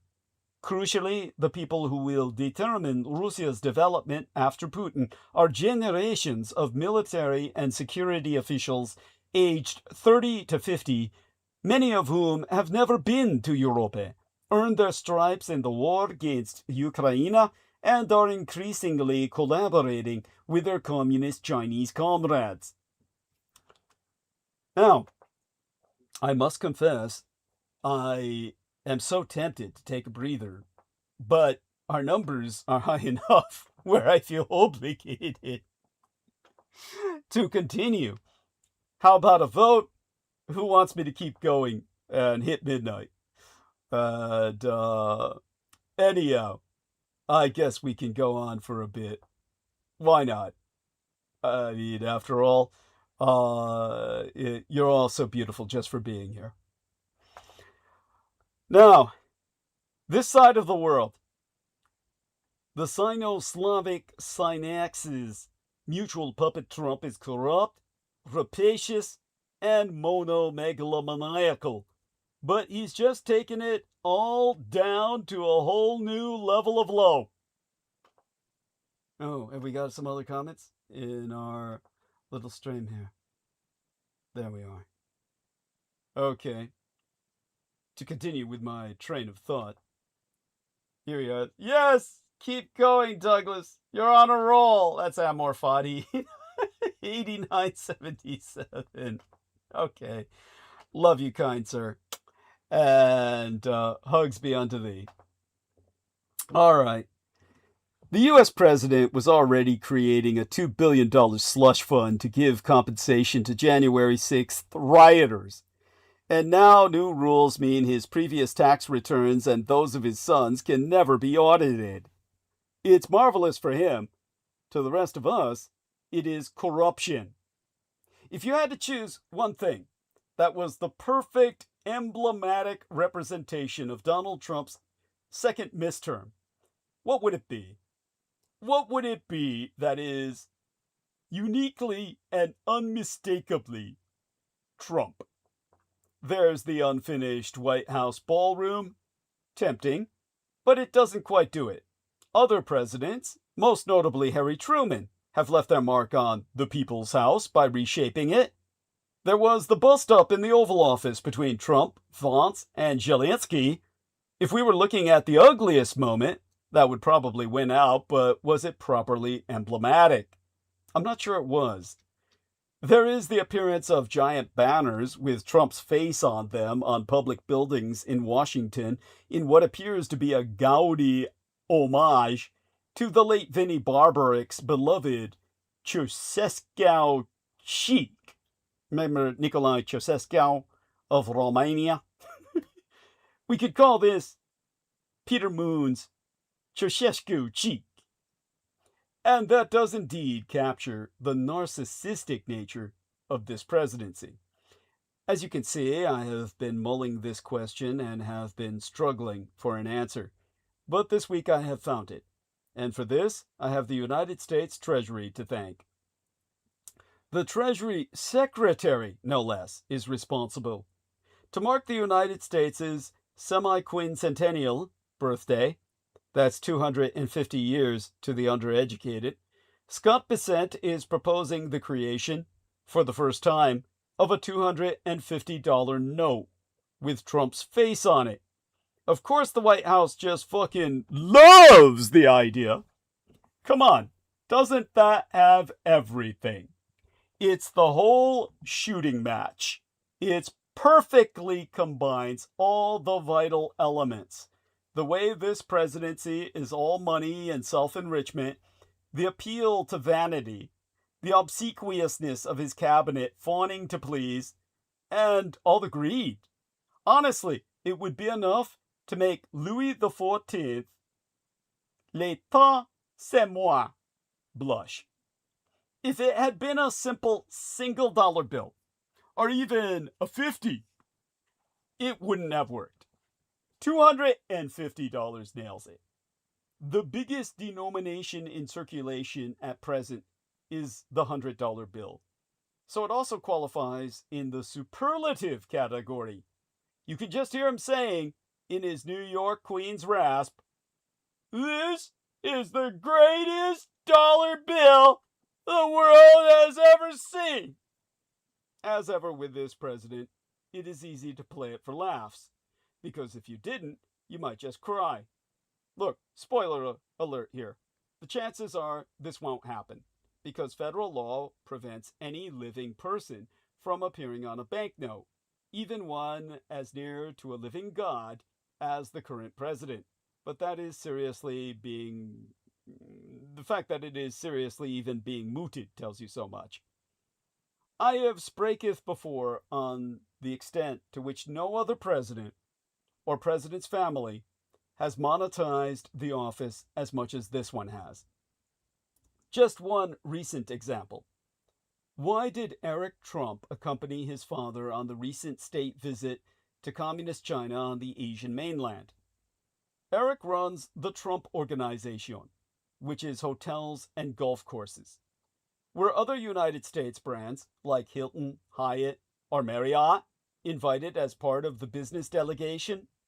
Maybe the president could pass it off as a bring your son to work day, but I am not sure that would wash. Then a couple of weeks ago, something even more extraordinary, the details of which we will come to, but a little backstory first. A decade ago, when Trump was first running for the presidency, there were endless calls for him to release his tax returns, in line with all previous presidents going back to Richard Nixon. Trump refused, claiming his returns were being audited by the IRS and that he was prevented from doing so. Eventually, there was a leak of his returns by who knows from who knows where, which showed he had paid minimal income tax. What did the president do when he was reelected in 2024? He sued his own government for $10 billion. Let me repeat that again. The head of the government sued his own government for $10 billion, even though it is unknown who leaked the information. As we do know, in this maladministration, every government department is there primarily to do the president's bidding and to make him happy. So the Justice Department on the 19th day in May announced a settlement. He would be awarded nearly $2 billion, which the president said he would use to set up a fund for the victims of January 6th. No, not for the Capitol Police, who had iron poles thrown at them by the MAGA mob, and all the swarming MAGA cultists on that fateful day. The money would be for those convicted of violent offenses when they tried to overthrow the legal result of our election and were subsequently found guilty of an array of offenses by our courts. Not enough that Trump should mass pardon all of them on his first day in office. He now feels they should be compensated. The Cop Killers Slush Fund, as he himself has been overheard calling it. That is all bad enough. But arguably what happened next is even more shocking. The Justice Department then slipped out an addendum to the settlement saying that neither Trump nor his sons will ever have previous tax returns audited by the IRS. That has never happened in the history of these United States. Just think about that. It's reported that in the past year, the Trump crime family has chalked up over $1 billion in profits from their crypto ventures alone. In the first 3 months of this year, new federal ethics disclosures proved that there were 3,700 stock trades in Trump's name in companies such as Meta, Amazon, and Disney that were worth up to $750 million cumulatively.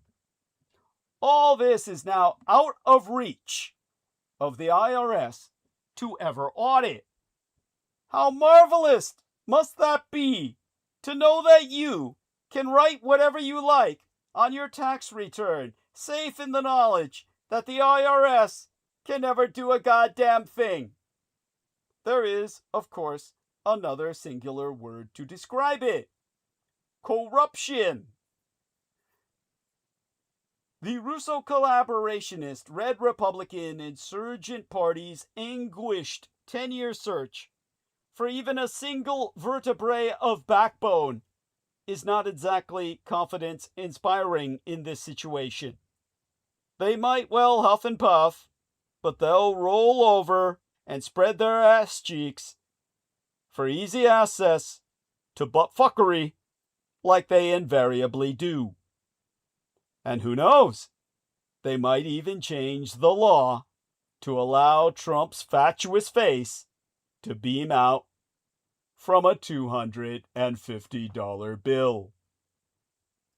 Amy Elixir, or Amy Lightyear, says plans for an Arc de Trump.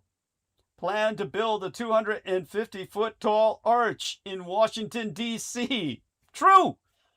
You've got me. Touché. Very Trump. Very bang on. So, there you go, honey. Well, that should publish with our upload. My voice is shot. We didn't make it to midnight, but I think I earned my pay.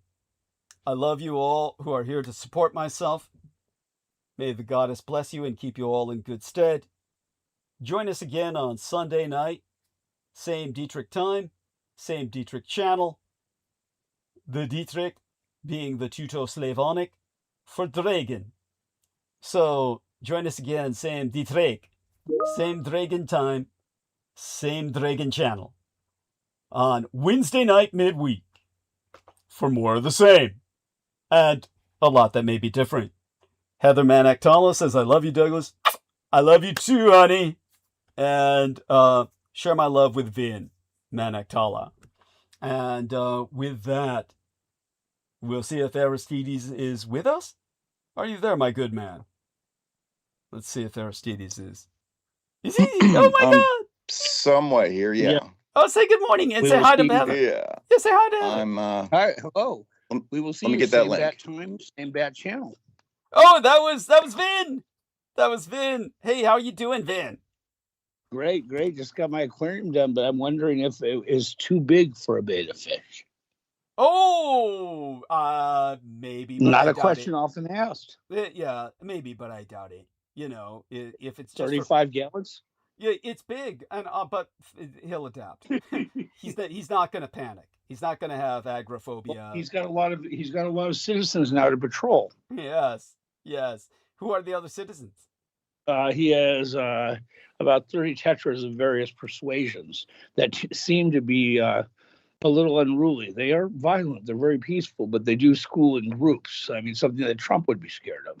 Yes, that's true. They're adorable. Oh, I'm so glad you're experimenting. I love aquariums, and I specialized in freshwater aquariums. We'll have to talk about our mutual hobby someday. I had to give up, of course, because of the death of my parents, and I no longer was motivated. But you bring a lot of nostalgia to me. And they're fun, and I'm doing mostly riparians. So I've got I'm doing lucky bamboo right now as my filter, and with a peace lily. So we're having fun. We're having fun playing with the plants too. So excellent. Yeah, we love you. We love you, Aristides. Did you hear that, Aristides? Hope you did. Aristotle. Yeah. All right. Yes, I did. Thank you very much, and you too. And love you guys. See ya. Yes. You have a good one. Hugs You to you, too. Vin. Bye, And Dad. hugs to you, Heather. Bye for now. Yes. So, dear Aristides, if you would be so kind as to say good morning and send our listeners off on the right note. Good morning, good night. Please find the PayPal link fresh in the chat. Click on that and send the money in your PayPal to Doug's PayPal to help keep him going. Thank you so much. Well, love you dearly, and may the goddess bless you and keep you in good stead. We'll be reconvening on, and by the way, again, I'm so fucking impressed you found that PDF. That is fucking incredible. That is fucking incredible. It's random website, weird. Oh my god. Yeah, you are the man. You are the source. You are the source. I'm going to have to start turning to Aristides for recreational narcotics, but don't tell anyone. Okay, so with that having been ascertained, all right, everyone, we're saying fair morning to you all, and again, be back with us on Wednesday. I'll be here before you know it, and we will continue along this vein and many others.